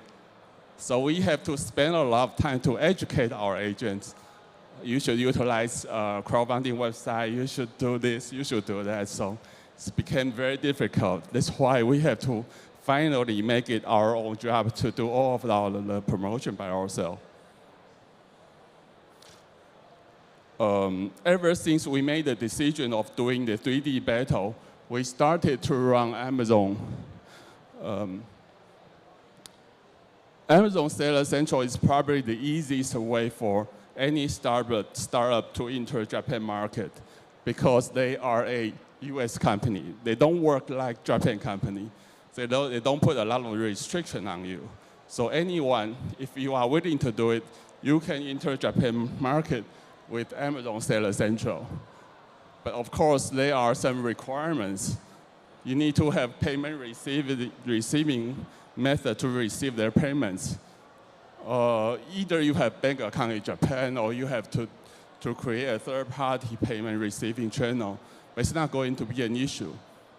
The second challenge is you need to consider about your product delivery. The best way is to choose FBA service from Amazon because they can fulfill your product and ship your product to the customer. But that creates another headaches for you because that means you have to stock your product in Japan in their warehouse.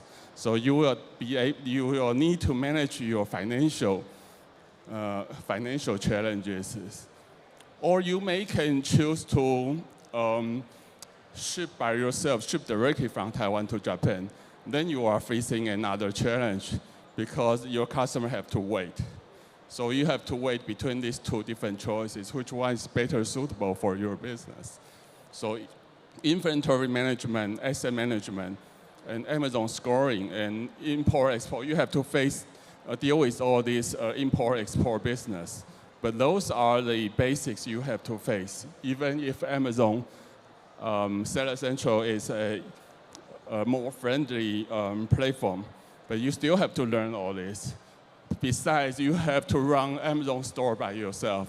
You have to be able to manage Amazon stores. You have to be able to run your own store and write your product description and even do customer service. So you still have to meet with all these language barriers and cultural differences.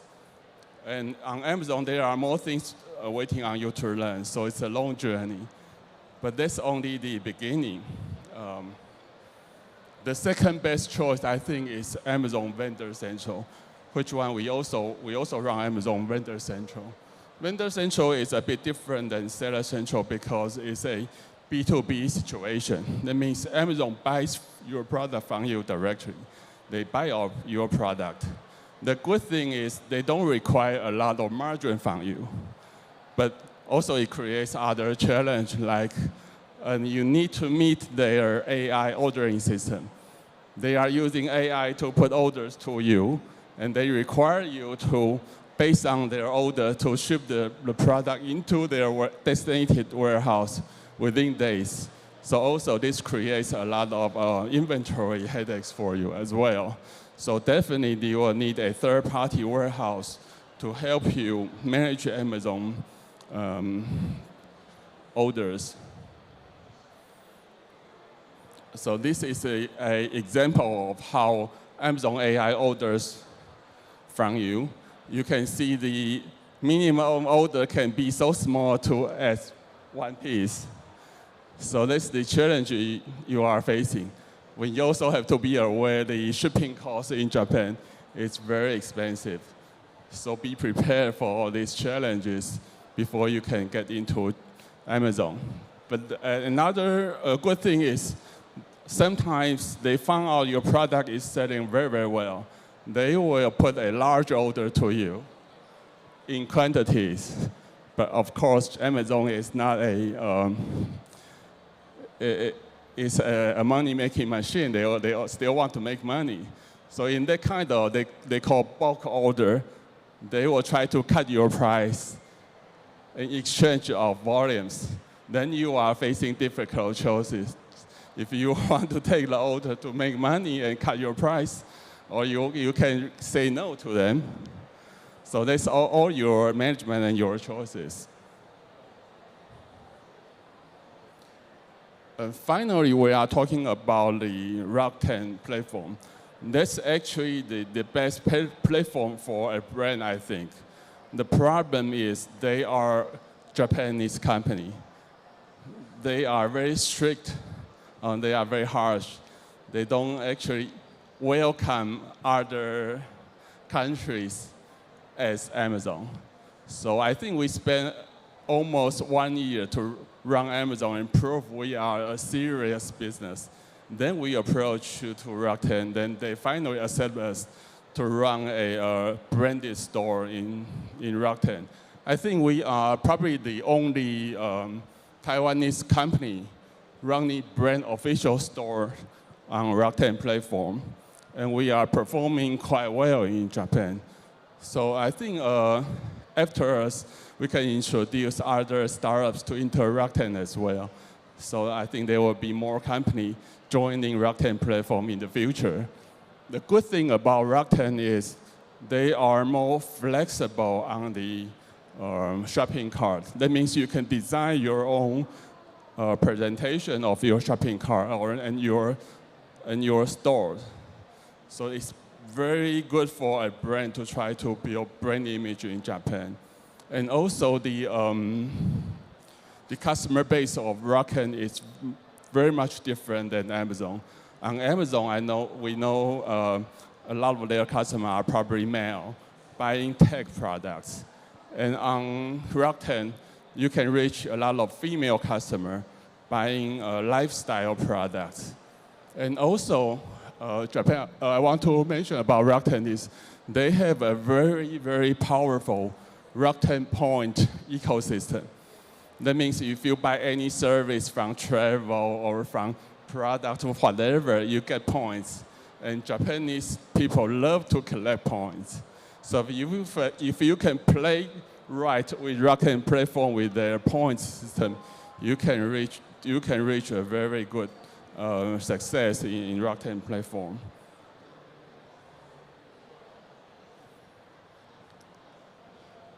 With our agency friends, obviously they know a lot about retail store. They can do physical things for you. These are the success that help us to reach. They successfully put our product into different channels, like Yamada Denki, or like Big Camera, and Yodobashi Camera. So it's not difficult to actually put product into channels. I think the main challenge is how do you get people to actually buy your product on the shelf? That's the difficult part of it. And the agency, of course, they have good relationships with local people, so they can help you do press conference or have product launch event. That's what they are good at. And also in our case, we are working with our agencies to join different trade shows and different events to try to reach more different customers. And to be able to run Japan market, the trust is very, very important. So for us, our first priority is to get award from Japan, for people to recognize and accept your products. So we work very hard to actually get Good Design Award for 2021. And this year, we also get Good Design Award 2022 for our newly unlaunched product. We are going to launch the product in the near future. Also, your agency can help you get exposure on traditional paper media. This they are good at by people or wording or relationship. So on different magazines or on different papers, you can have different exposures.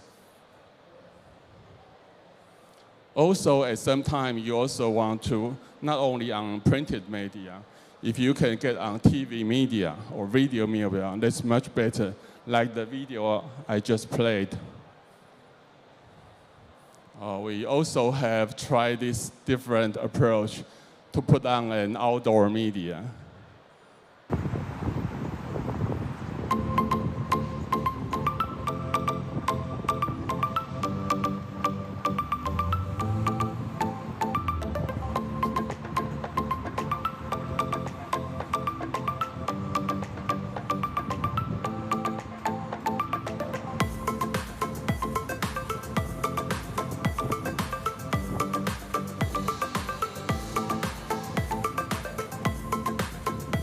This is actually in a very popular place, in the Omode Sando.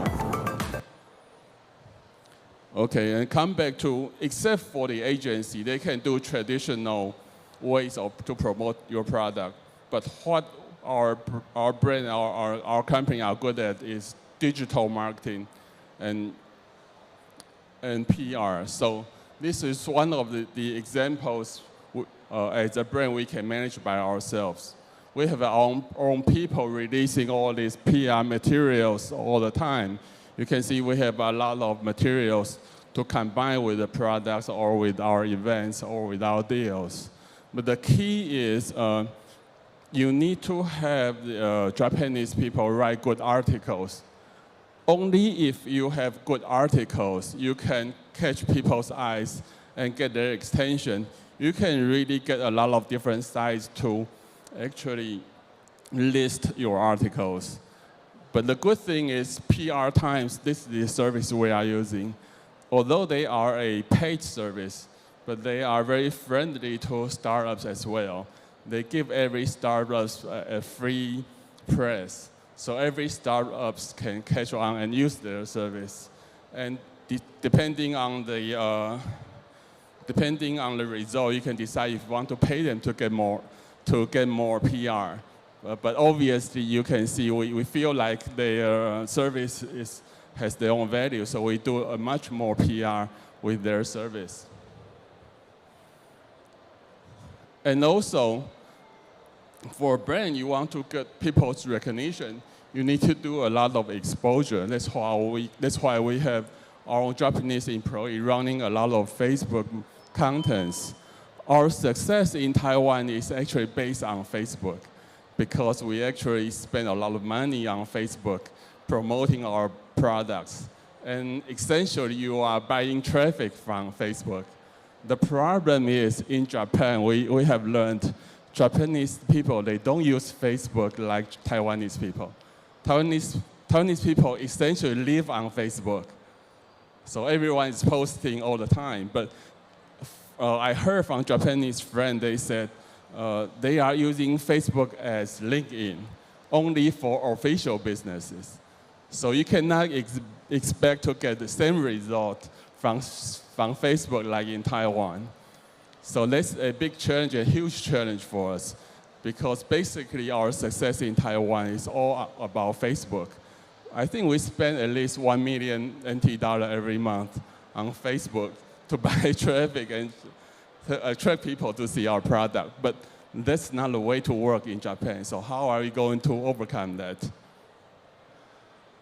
Of course, you have new media like Instagram. So that's the challenge you have to face is Japanese people use Instagram a lot more than Facebook. So you have to find your new way into the market to reach out to Japanese users. So our way of success, big part of it is we have our Japan employee searching out all these Facebook KOLs or even KOCs and try to negotiate with them on having the deal to have exposure, writing about our product. So we're constantly doing this day in and day out. Only if you have enough exposure, then you create a lot of awareness of your products in Japan. And when you do this long enough or frequent enough, build enough materials, even your agency will tell you, hey, I got some kind of response.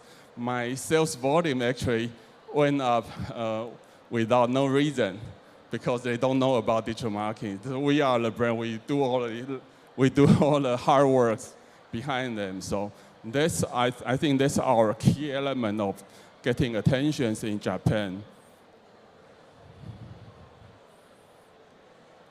So after we enter into this phase 4 online and offline strategy, we are able to change our business in a big way.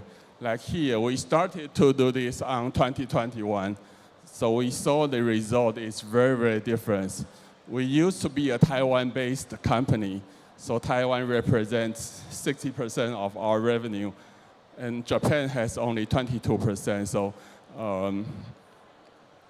domestic 60%, overseas 40%.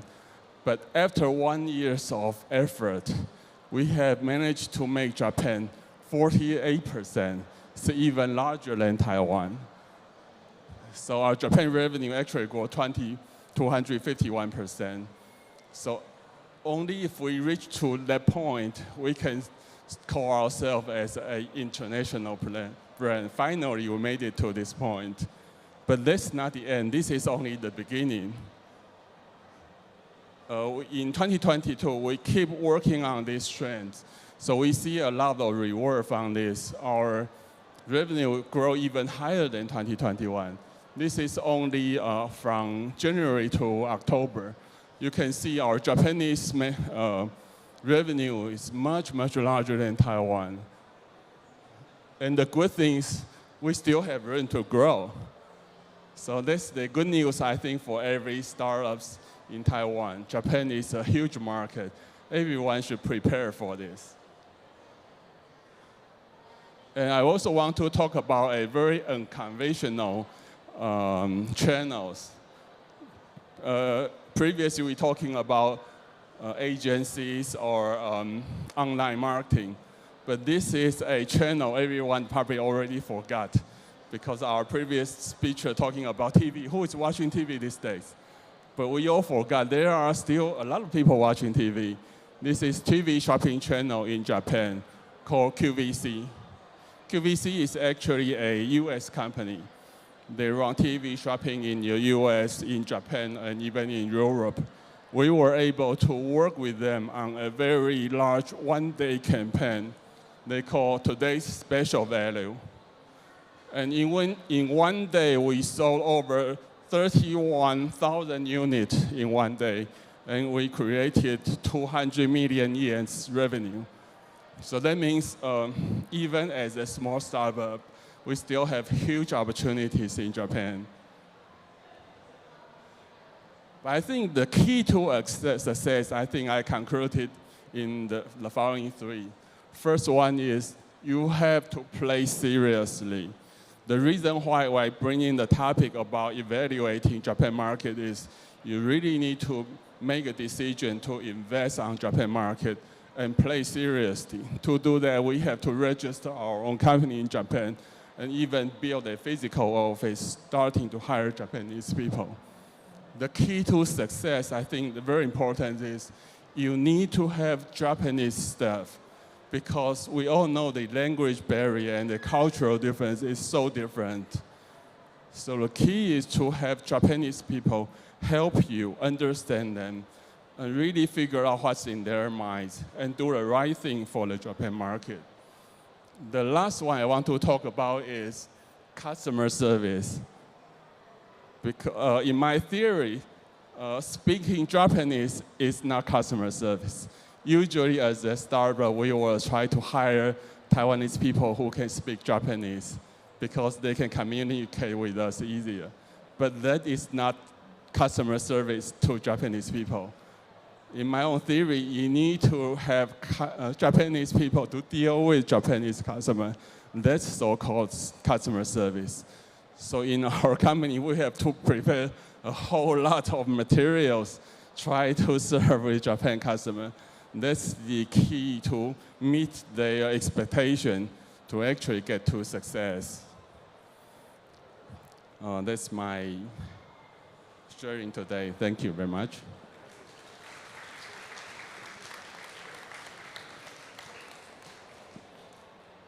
Thank you, Mr. Chen, founder and CEO of Mektar, for sharing his experience of penetrating the Japan market by first working with the different agencies, traditional ones, and also Amazon and Rakuten to penetrate different channels, and working with different media to get exposure to for marketing purpose. And also, I think it's important to maintain that kind of physical operation because it's selling physical products. More important is that you need to localize, like he mentioned, that hire Japanese to serve Japanese, not someone from Taiwan to speak Japanese. So it's quite different. So when we talk about globalize, I mean the essence actually is to first to localize. So from experience, I think that once again help us clarify the path for going global. But what if we are not selling physical products? What if we are selling service or software? Do we have to go through the same path or same experience? So that's how our next speaker comes in. Sega Cheng, co-founder and CEO of iKala, they also had a big operation in Japan, but they're doing different. It's not selling physical products, it's software and service.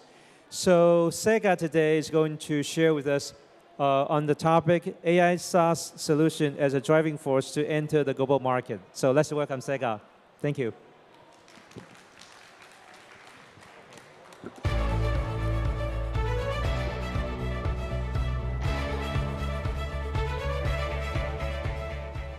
Okay, thanks for coming to this speech.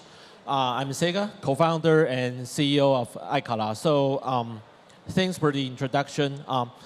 Today I'm going to share with you how we globalize and localize our products, especially software products, at the same time to overseas markets. And so first I will give you a short introduction and short history about how this company, iKala, is built up. And later I will share with you our status quo and also our strategy going overseas. Okay. So first a bit about myself. I speak 4 languages, traditional Chinese, Japanese, English, and also Taiwanese Hokkien. I'm also learning a little bit Spanish now. And so I was born and raised in Taiwan, but spent much of the time in Japan and got my higher education and degrees from Stanford. So that's pretty much a short history about myself. Later, I worked for Google as a software engineer for almost 6 years, bring artificial intelligence and machine learning to Google products across the board, including search, maps, and later Android before leaving Google. And so after Google, I started this company in 2011. So it has been 11 years since iKala is set up. Okay, so that's pretty much a background about myself. So our mission is to provide AI-driven digital transformation solution to our B2B enterprise customers. So the reason we are called iKala is, because initially for the first 3 to 4 years of iKala's early history, we tried to do a C2C platform for karaoke. Yes, exactly. So we were doing karaoke, but it turns out it's an epic failure. But in 2015, we pivoted to a B2B company, picking up my specialization from AI and machine learning, and started doing cloud business since 2015. And so our mission is to let everyone benefit from AI. And we started from ABC, AI, big data, and cloud. So in terms of AI, later I will introduce my one of the flagship platforms for influencer marketing, built up by iKala, and lots of AI behind the product. And what's worth highlighted is that we use a lot of AI technology, including vision, including natural language understanding behind the scenes. So for example, our AI now can understand more than 100 languages without any human intervention. So I will let you know how we use it later in this presentation. Okay, so this is the status quo of iColor. So since 2015, we started our cloud business and also partner with Google and later AWS last year at the same time, and providing a vertical integration of our cloud services as a software as a service. And in 2018, we started a new business unit, iColor Commerce. So this pretty much is the second growth engine for iColor, since we are quite established in the cloud area. And we found that the next growth engine would be to provide marketing technologies to our existing customers as a value-add services. So that's why we stepped into new retail, influencer marketing, and social commerce in 2018. And so until now, it has been 5 years since we started our marketing technology business on the left-hand side.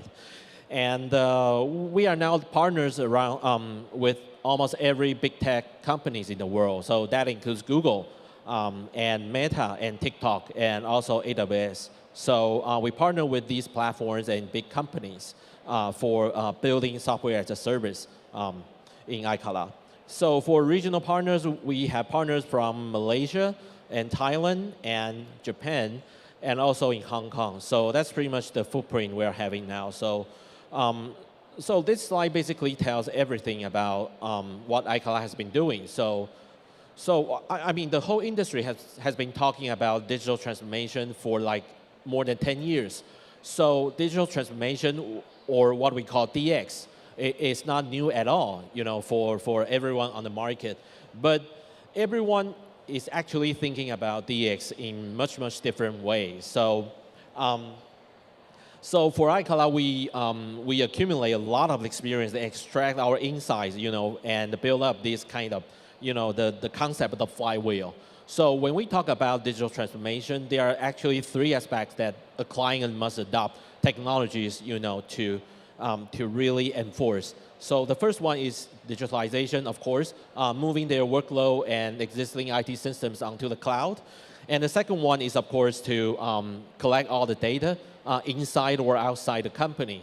And the last one is to really do the analysis and actually apply and reuse and gain insight from the data they collect from inside and outside. So these 3 aspects together form a virtuous cycle, which we call the flywheel. So this is pretty much how a AI-driven company is working nowadays, including iColor. So also in these 3 kind of aspects on the flywheel, we are providing different services to our clients. So for example, for digitalization and analytics, we are providing customer data platform for them to use. And it is also a software as a service and can be fastly adopted and introduced into the company and the workflow by the enterprise themselves. So later I will talk about how this kind of business model can really facilitate and streamline how you localize or globalize and promote your products across different overseas markets. And today I'm going to share with you more about on the application side, on the product that we provide for marketers to use. So KO Radar, this would be the showcase I will be showing you later on. Okay, so we are now operating in 6 countries, so including Japan, which has been talked about a lot in Taiwan recently, since we are seeing some geopolitics happening in Taiwan, and people are actually, especially startups, they are actually investing, moving more resources into the Japan market right now. And so our clients come from 6 countries, and we have a staff of 1 and more than 180 people. And we just completed our Series B funding 2 years ago. You guys can check that out on TechCrunch and also Google search. So lots of news on that, and check that out. Okay, so here are some of the selected logos we are serving. Some of them are actually multinational companies, like Unilever, like Foodpanda, like Uniqlo in Japan. and also L'Oreal, the third largest cosmetics makers in the world. And also we have some flagship customers from Japan, including Seishun Kanseyak on the screen, and also Trend Micro, which is also a global company using our services across the world. So now we are serving clients from 6 countries across 12 different industries. And for medium to large enterprises, over 700 of them in APAC are served by iCloud's cloud and analytics services. And for marketing technology, we are now serving close to 40,000 brands and advertisers on our influencer marketing platforms. So that's the scale of iCloud's business. So actually, with only less than 200 people, we are actually very lean and using fewer people to try to serve a lot of customers across the world. And so, well, I think that's one of the benefits, of doing software instead of hardware business, since you can scale your product in a faster way, than replicating your business model as in hardware industry. Okay, so here's some of the recognition we got. I'll be short here. We are recognized by Gartner and also by the Taiwan government, selected as one of the 9 representative startups in Taiwan. And this year, we are also selected by Singapore, KPMG, SSBC as one of the emerging giants in innovation in Taiwan. Okay. Okay, I think it has been 3 years since we had COVID around us. So things have changed really a lot since the pandemic. So this actually accelerates how iCloud is serving their customers and how we expand our business overseas. So there are actually some paradigm shift happening in the digital economy. So the first one is, of course, the rise of the new retail. Well, everyone knows that the lockdown is pretty tough, for every country during the COVID-19. And so that's when traditional retailers started to think about, digitizing their business and moving their business online, not just only focus on offline, since there might be interruption anytime. And so we have seen that online merges offline, and also digital marketing is surging during the pandemic. And the next one is the next paradigm shift we are writing is that people have become an effective media for promoting and your products. So so many companies and people and brands, advertisers, they are talking about influencers nowadays. Why? Because the influencers are effective, more effective, much more effective than traditional digital ads. As we know, the cost of traditional digital ads are going up, and people are looking for more effective performance-driven marketing tools. So that's why the field of marketing technology is emerging for the past few years. And of course, we are also riding the wave, and we started from influencer marketing, and we started from there, and now we are expanding that business in exponential step for the coming years. Well, and the third paradigm shift that we are seeing is that brands and advertisers, they have to face the customers directly. So unlike traditional, business model of, putting your products or your services on the platform, like some easy platforms around the world, it's very important that for you to face the customer directly and collect first-party customer data yourself, instead, of doing asset exchange, from Google or from Meta, because the customer relationships are in their hands, not on your platform. So everyone knows that Google is sunsetting cookies in 2 years. So that means after 2 years, people cannot exchange ads or customer data directly with the big techs. So that's the third paradigm shift that we are seeing. So brands and advertisers, they are struggling to put together a complete set of marketing technologies to really complete to really face this kind of challenges.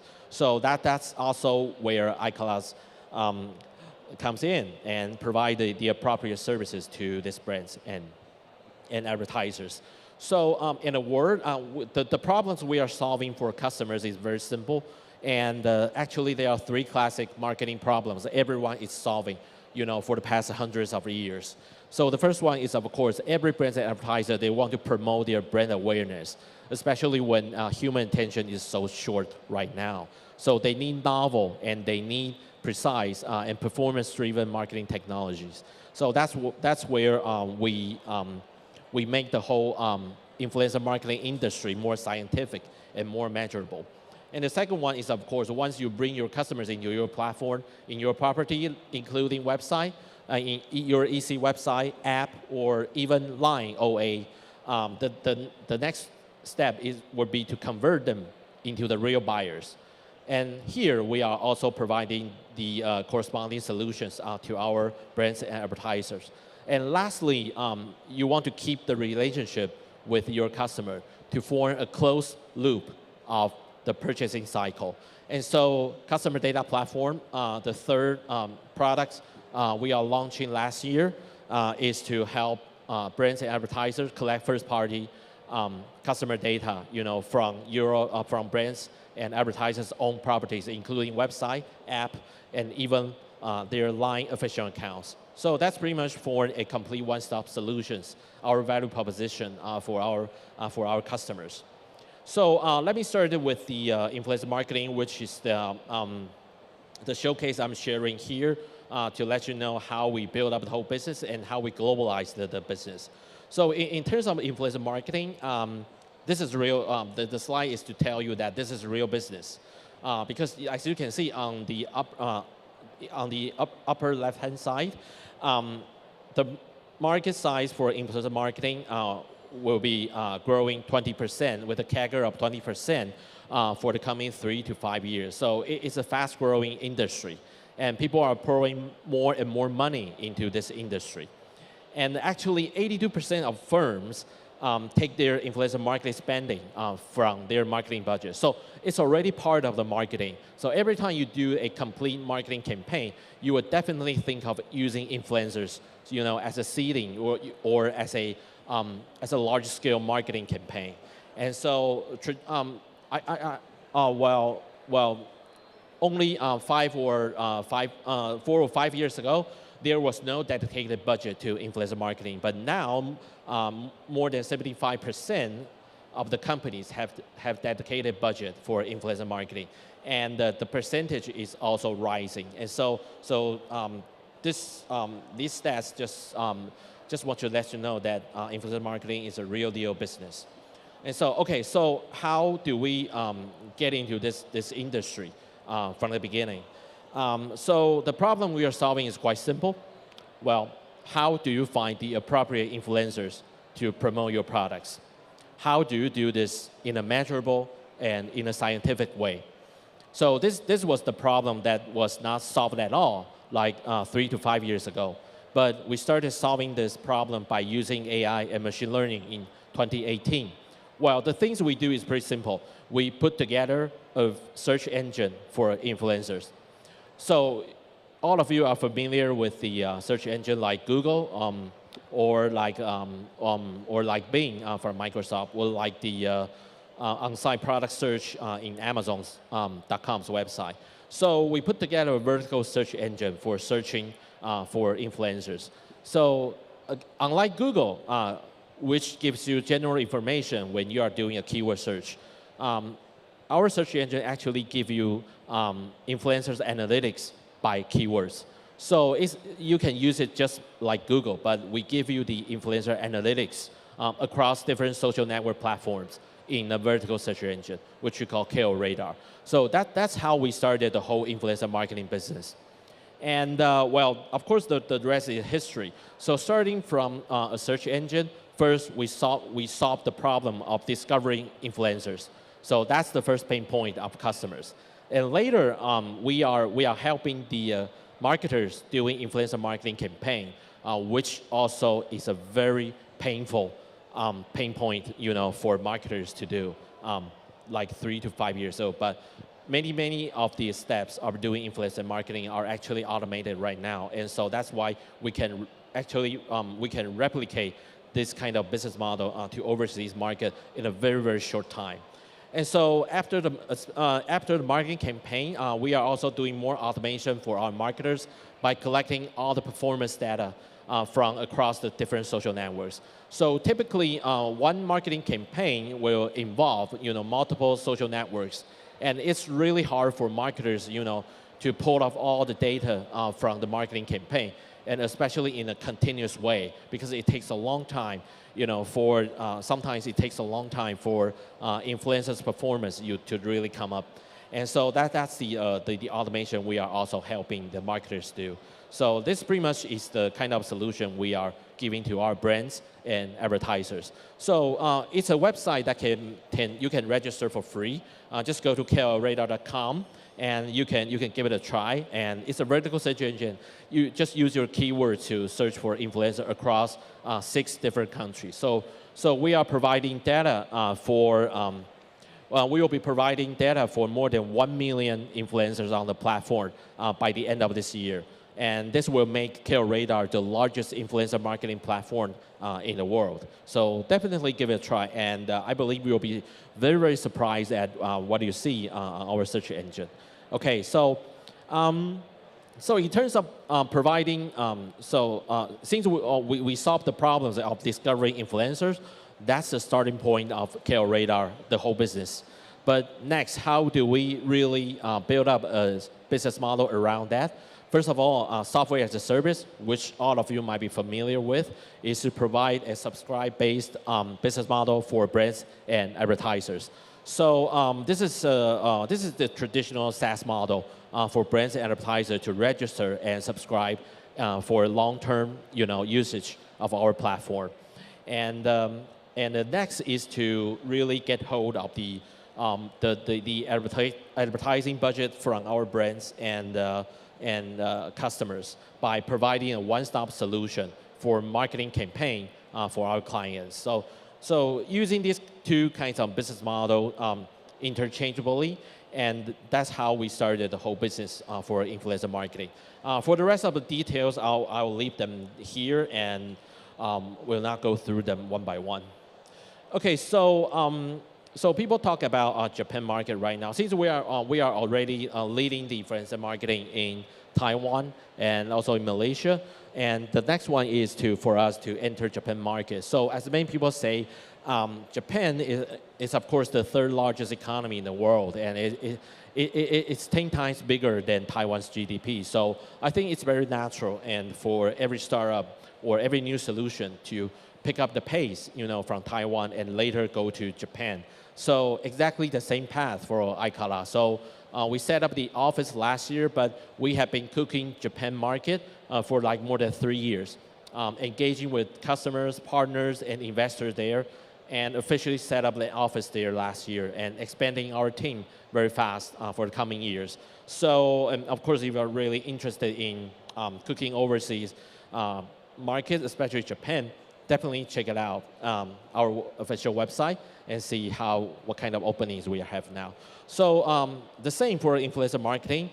It's a much bigger market than Taiwan, and it's also growing very, very fast. So Japan is picking up the pace in digital marketing and also in the digital economy, even if it's slower, than the rest of the world. But they are picking the pace really, really fast.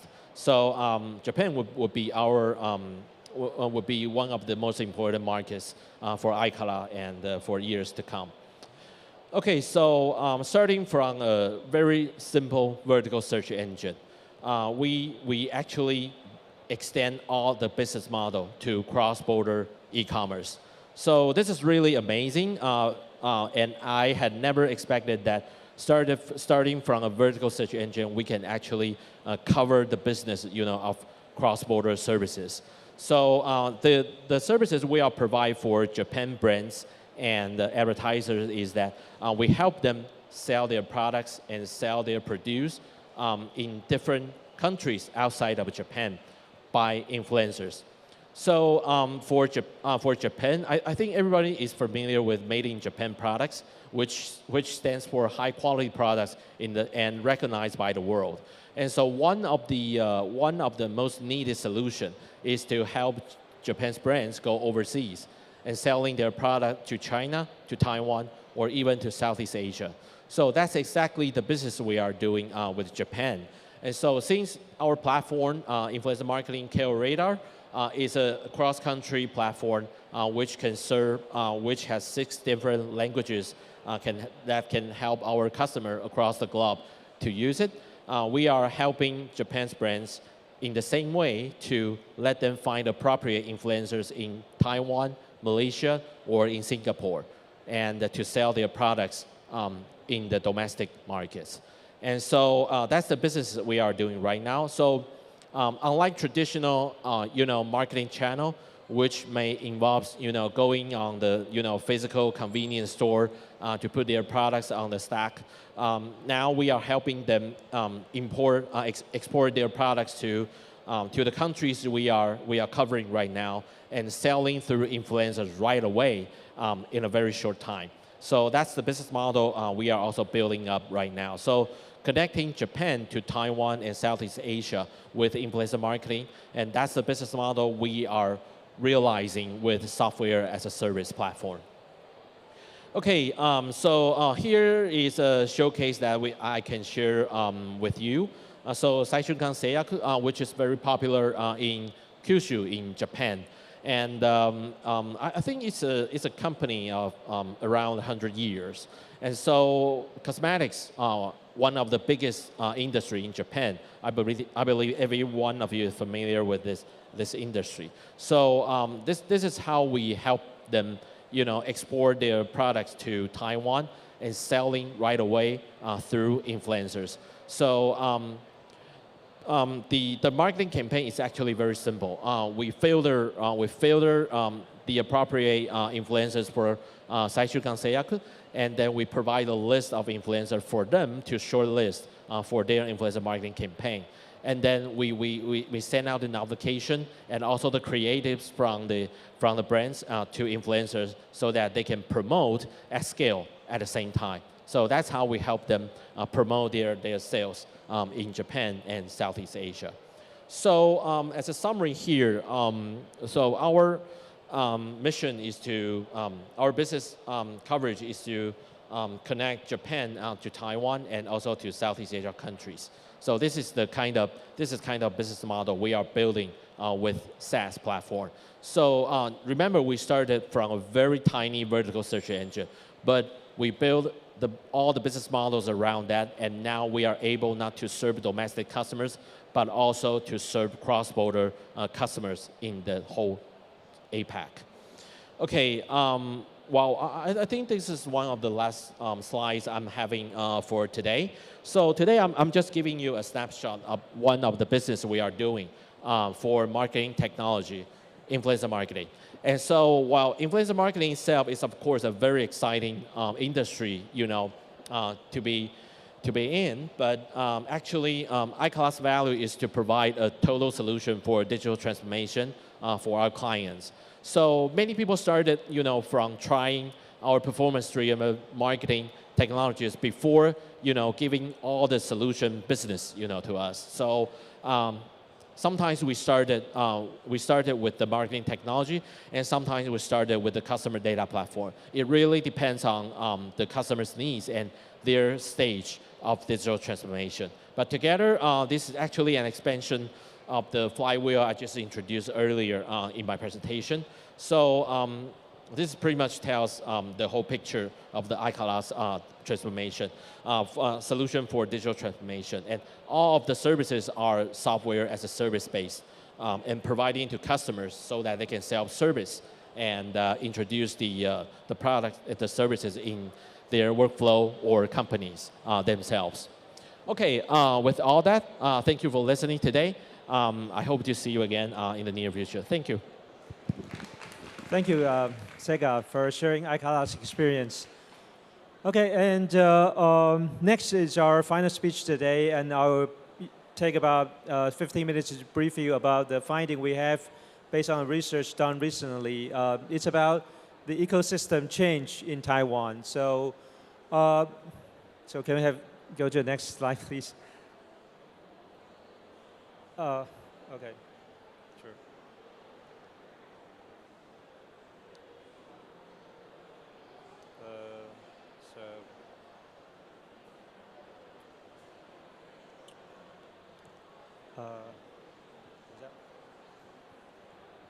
Oh, sorry, it's working. Okay. It's a book newly published, actually just 2 weeks ago. It's basically about the finding on the research we did. And the fundamental question is that we had an IPO drought for almost 20 years. It means there was no startup going IPO for the last 20 years. And here we define the IPO basically in the category of the software and internet related. So for those hardware startups, it's not included here, okay? So for almost 20 years, there was no company from Taiwan in the software internet sector to go public listed. But last year, there were 3. And this year, there are another 3. So what has changed and contributed to the recent startup booming? So that's a fundamental question. So we assume that the environment has changed, okay? So, and we need to find out, what change has taken place. So that's how led to this research.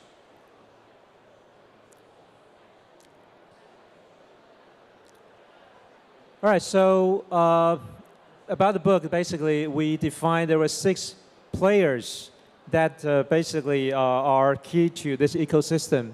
And we do one first-hand interview with 22 key players for the ecosystem. And also we have did some, we collect some data and analyze it. And also we focus on the key startup model and 7 hot industries.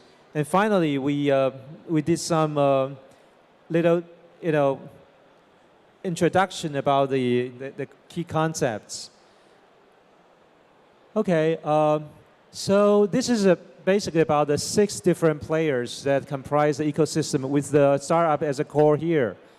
And from the upper right-hand side, it's enterprise, the big companies. So it's like the Far Eastern Telecom and the AWS today who came here and delivered a speech. They are looking for opportunities to engage with startups. And clockwise to the incubator and accelerators, okay, who provide resources to the startups. And then to the research institutes and universities.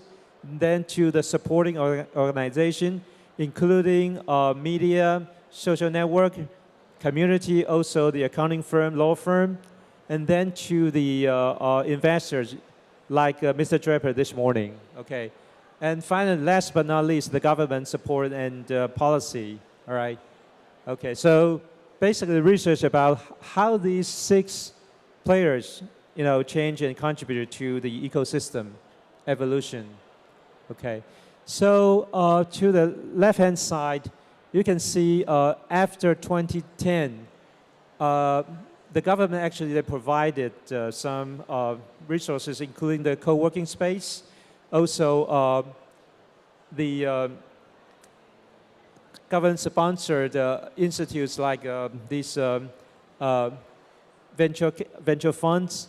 And also from here, you see the one of the government agency, National Development Council, they have injected capital to venture firms, to their funds and be the limited partner. So those funds, again, they invest in startups, okay? And the lower right-hand side, it's the bar chart shows the investment amount from 2012 to 2021, and the line chart is the number of companies that got invested by these funds, okay? And the key change here is that they start to get some capital coming back to Taiwan and invest in the startup in early stage. Basically, 2010 is the key turning point.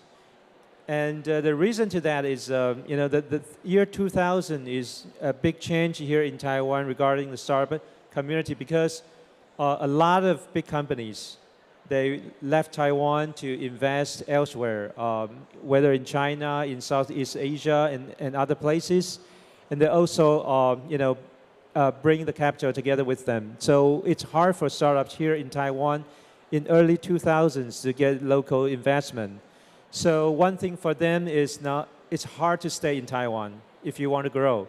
So together they, moved to mainland China to find either funding or find business growth opportunities. But after 2010, there's start to get some capital coming back, and there's some startups coming back to Taiwan to develop as well.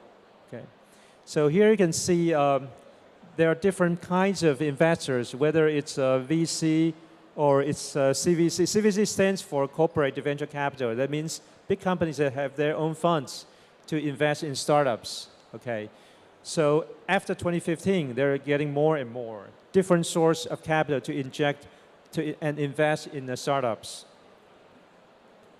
Okay, so there are some key facts about the milestone for these institutions. And here is mostly for big companies to engage with startups, okay? From 2015 to 2021, you can see more and more. So one reason for that is most big companies in Taiwan find it hard to grow internally. Like we said this morning, the organic growth becomes harder and harder, okay? So one thing to overcome that kind of difficulty is to find other source for growth. So external growth becomes a main stream for these big companies to leverage. So more and more, they either have their own CVC or put money in outside VC to be the LP for investment, or they work with the accelerators to kind of engage with startups. Okay, so you can see more and more. And also after 2014, there are more opportunity and initiatives from the government to help startups to go global. Okay, by participating in exhibition overseas, like the Meet Taipei here. We have. Basically, we have programs by the government to help the startup teams to go, whether to the United States, to Japan, to other countries, to participate in events like this, to promote them. And also, we have Startup Island Taiwan, a program like this, also Taiwan Tech Arena, and Taiwan Startup Stadium. There are several initiatives by the government, basically to help startups to go global, to promote themselves, to increase the international linkage. Okay. And here is the basically a chart to show you that different technology, the popularity of them over time from 2010 to 2021, starting from app, e-commerce, AI, IoT, and medical, fintech, so on and so forth. So you can see that more technology, are getting popular after 2015. So it's getting popular to 2021 and still growing. Okay, if there's one thing to take away today from this presentation, there will be this chart. Okay, so we summarized the startups in Taiwan in this chart. So there are 4 domains here. So we use it XY to kind of categorize. So from the upper right hand, there will be software and 2C model. So basically there will be Pinkoi and KK Day here in Taiwan. And to the upper left hand side, there will be 2C and the software and hardware integrated. Okay, so it will be Gogoro and Qubit X. And to a lower left hand side, it's a 2B and software and then hardware integration model will be Kineron, NextDrive, and Aether AI, okay? And to the lower right hand side would be 91 app, Kaden, Apier, iCala with Sega here and XRX as well, okay? So because Taiwan is strong in hardware manufacturing including ICT and semiconductor. So basically, they have no problem getting funds. But for software internet companies, especially startups here in Taiwan, they need help. So that's why here in Taiwan, it's hard to do purely software and 2C model. Okay, so most you see here still 2B, and it will be easier to combine the hardware together to do the integration. Okay.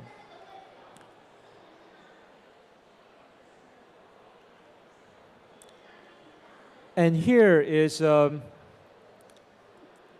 different rounds for the startups to get funding. Okay, so from the C fund to angel fund to A round, B round to the pre-IPO round. So for different startups here. So you can see there are more and more startups in Taiwan over the past few years getting the B round and C round and ready for IPO or to be acquired or merged. So that's why we see that this ecosystem is growing from desert to forest, because you have diverse species, startup species that flourish and grow here. And one indicator is that it would be easier for them to get fund. But saying easy is still not easy. Usually it's about 1 of 100 startups here in Taiwan get the fund. So there's still 99 startups. They need to go back and work on their proposal and business model again, and maybe come back 3 months or 6 months later. Okay, 1 of 100 startups here in Taiwan get funding. But in the past, the ratio is even lower. Okay. Okay, and here is the age analysis for the entrepreneurs, and you can see that for people over 36 and 40, even over 41, that population for entrepreneurs is growing. Okay, so in the past, usually we have this benchmark like Bill Gates, Michael Dell, they drop out of school to start up companies, but there are very, very few exceptions. So most still work in big companies to acquire experiences, domain knowledge, and even customer connections. So after that, they start up companies. So, and it will be easier to success for people with experience and domain knowledge here. Okay. And also there's some change going on in the ecosystem that the investor, they start to look at the local startups companies in a different view that mostly we require them to have a global plan, because the local market is not enough for a company to get a B round or C round investment. So if it's comparatively easier to get the A round, but if you want to get B round, you need to go outside of Taiwan, okay, to go global. And also the talent issue is getting more and more serious because we have very good quality engineers, whether it's in software and hardware, okay, and at a much reasonable cost. So there are a lot of companies from outside of Taiwan also come here to try to compete for these talents by offering better package. So this has become a more and more serious problem here in Taiwan. So if you want to recruit and retain the talents, the cost is getting higher and higher. Okay.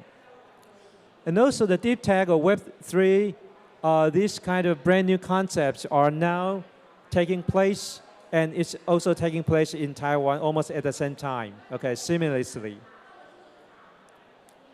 Okay, the next question is that for this evolving ecosystem in Taiwan, how to go global like the startup teams, okay? So that is a question. We do not have the answer right now. So you need to have close connection with the startup community. Okay, that's one thing. And next, you need to convert this energy to kind of a flywheel to help these 6 players, like we showed earlier in the chart, to work closely together. Okay, and also for more startups to go global, the ecosystem itself has to go global as well. Okay, so that's the expectation. It's not reality yet. Okay. Okay, so if you're interested in knowing more about this book, you can just click the QR code, okay, to find more about the book. We do not have the English version yet. Hopefully we will, okay? So it's now still in Mandarin, okay? And so this is the book. And also, if you're interested in having a special offer with the Business Next magazine for a year subscription, so we can click. It's only here at Meet Taipei, okay? Only here at Meet Taipei, so, okay. So that's basically a brief introduction about what we do with the research and the finding, okay? And finally, I need to quickly summarize and wrap up the forum today. I think despite the current uncertainty, whether it's inflation, whether it's interest rate rising, whether it's a military threat from mainland China, I think there will always be a lot of problems going on, you know, this and that. But for entrepreneurs and people who are interested and concerned about this community, usually you focus on what you do, okay, right now, and you know, you try to solve the problem today, and then set the plan for tomorrow.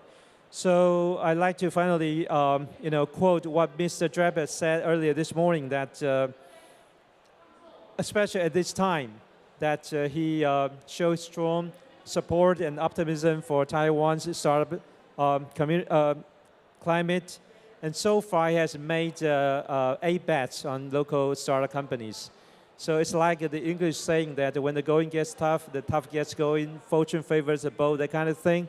So I think still, in general, we are optimistic about, you know, the overall startup environment here in Taiwan, okay? So that's why we have nearly 500 teams coming to Meet Taipei this time and have their booth exhibited outside. And I think a lot of people are still interested in finding what the next big thing is and try to spend time and effort to explore what's possible and try to overcome the, you know, the difficulties and challenges to achieve something new. So that won't change, okay? So from the 10 speeches today, including the morning session and the afternoon session, I think a very important message you deliver is that, you know, still trust and freedom, education, 3 things from Mr. Draper's speech, they are still very key when you decide whether you want to go along with a startup making your investment. Okay, those 3 keywords are still key. Other than that, you need to pay attention to, you know, whether there are good talents to recruit, whether there are new opportunities to explore, whether it's getting easier for you to get the funding, and also the outside resources, how many of them you can leverage, how the overall ecosystem, whether it's growing or evolving fast enough to help you do your job well. Okay, so I think that's overall what we need to know about our startup and ecosystem. And that concludes the session and the forum today. Thank you for coming. And please take some time, go around to visit the booths. And there are a lot of interesting applications here. And also look forward to meeting you again next year in the 2023 Meet Taipei Forum. Thank you. Thank you very much.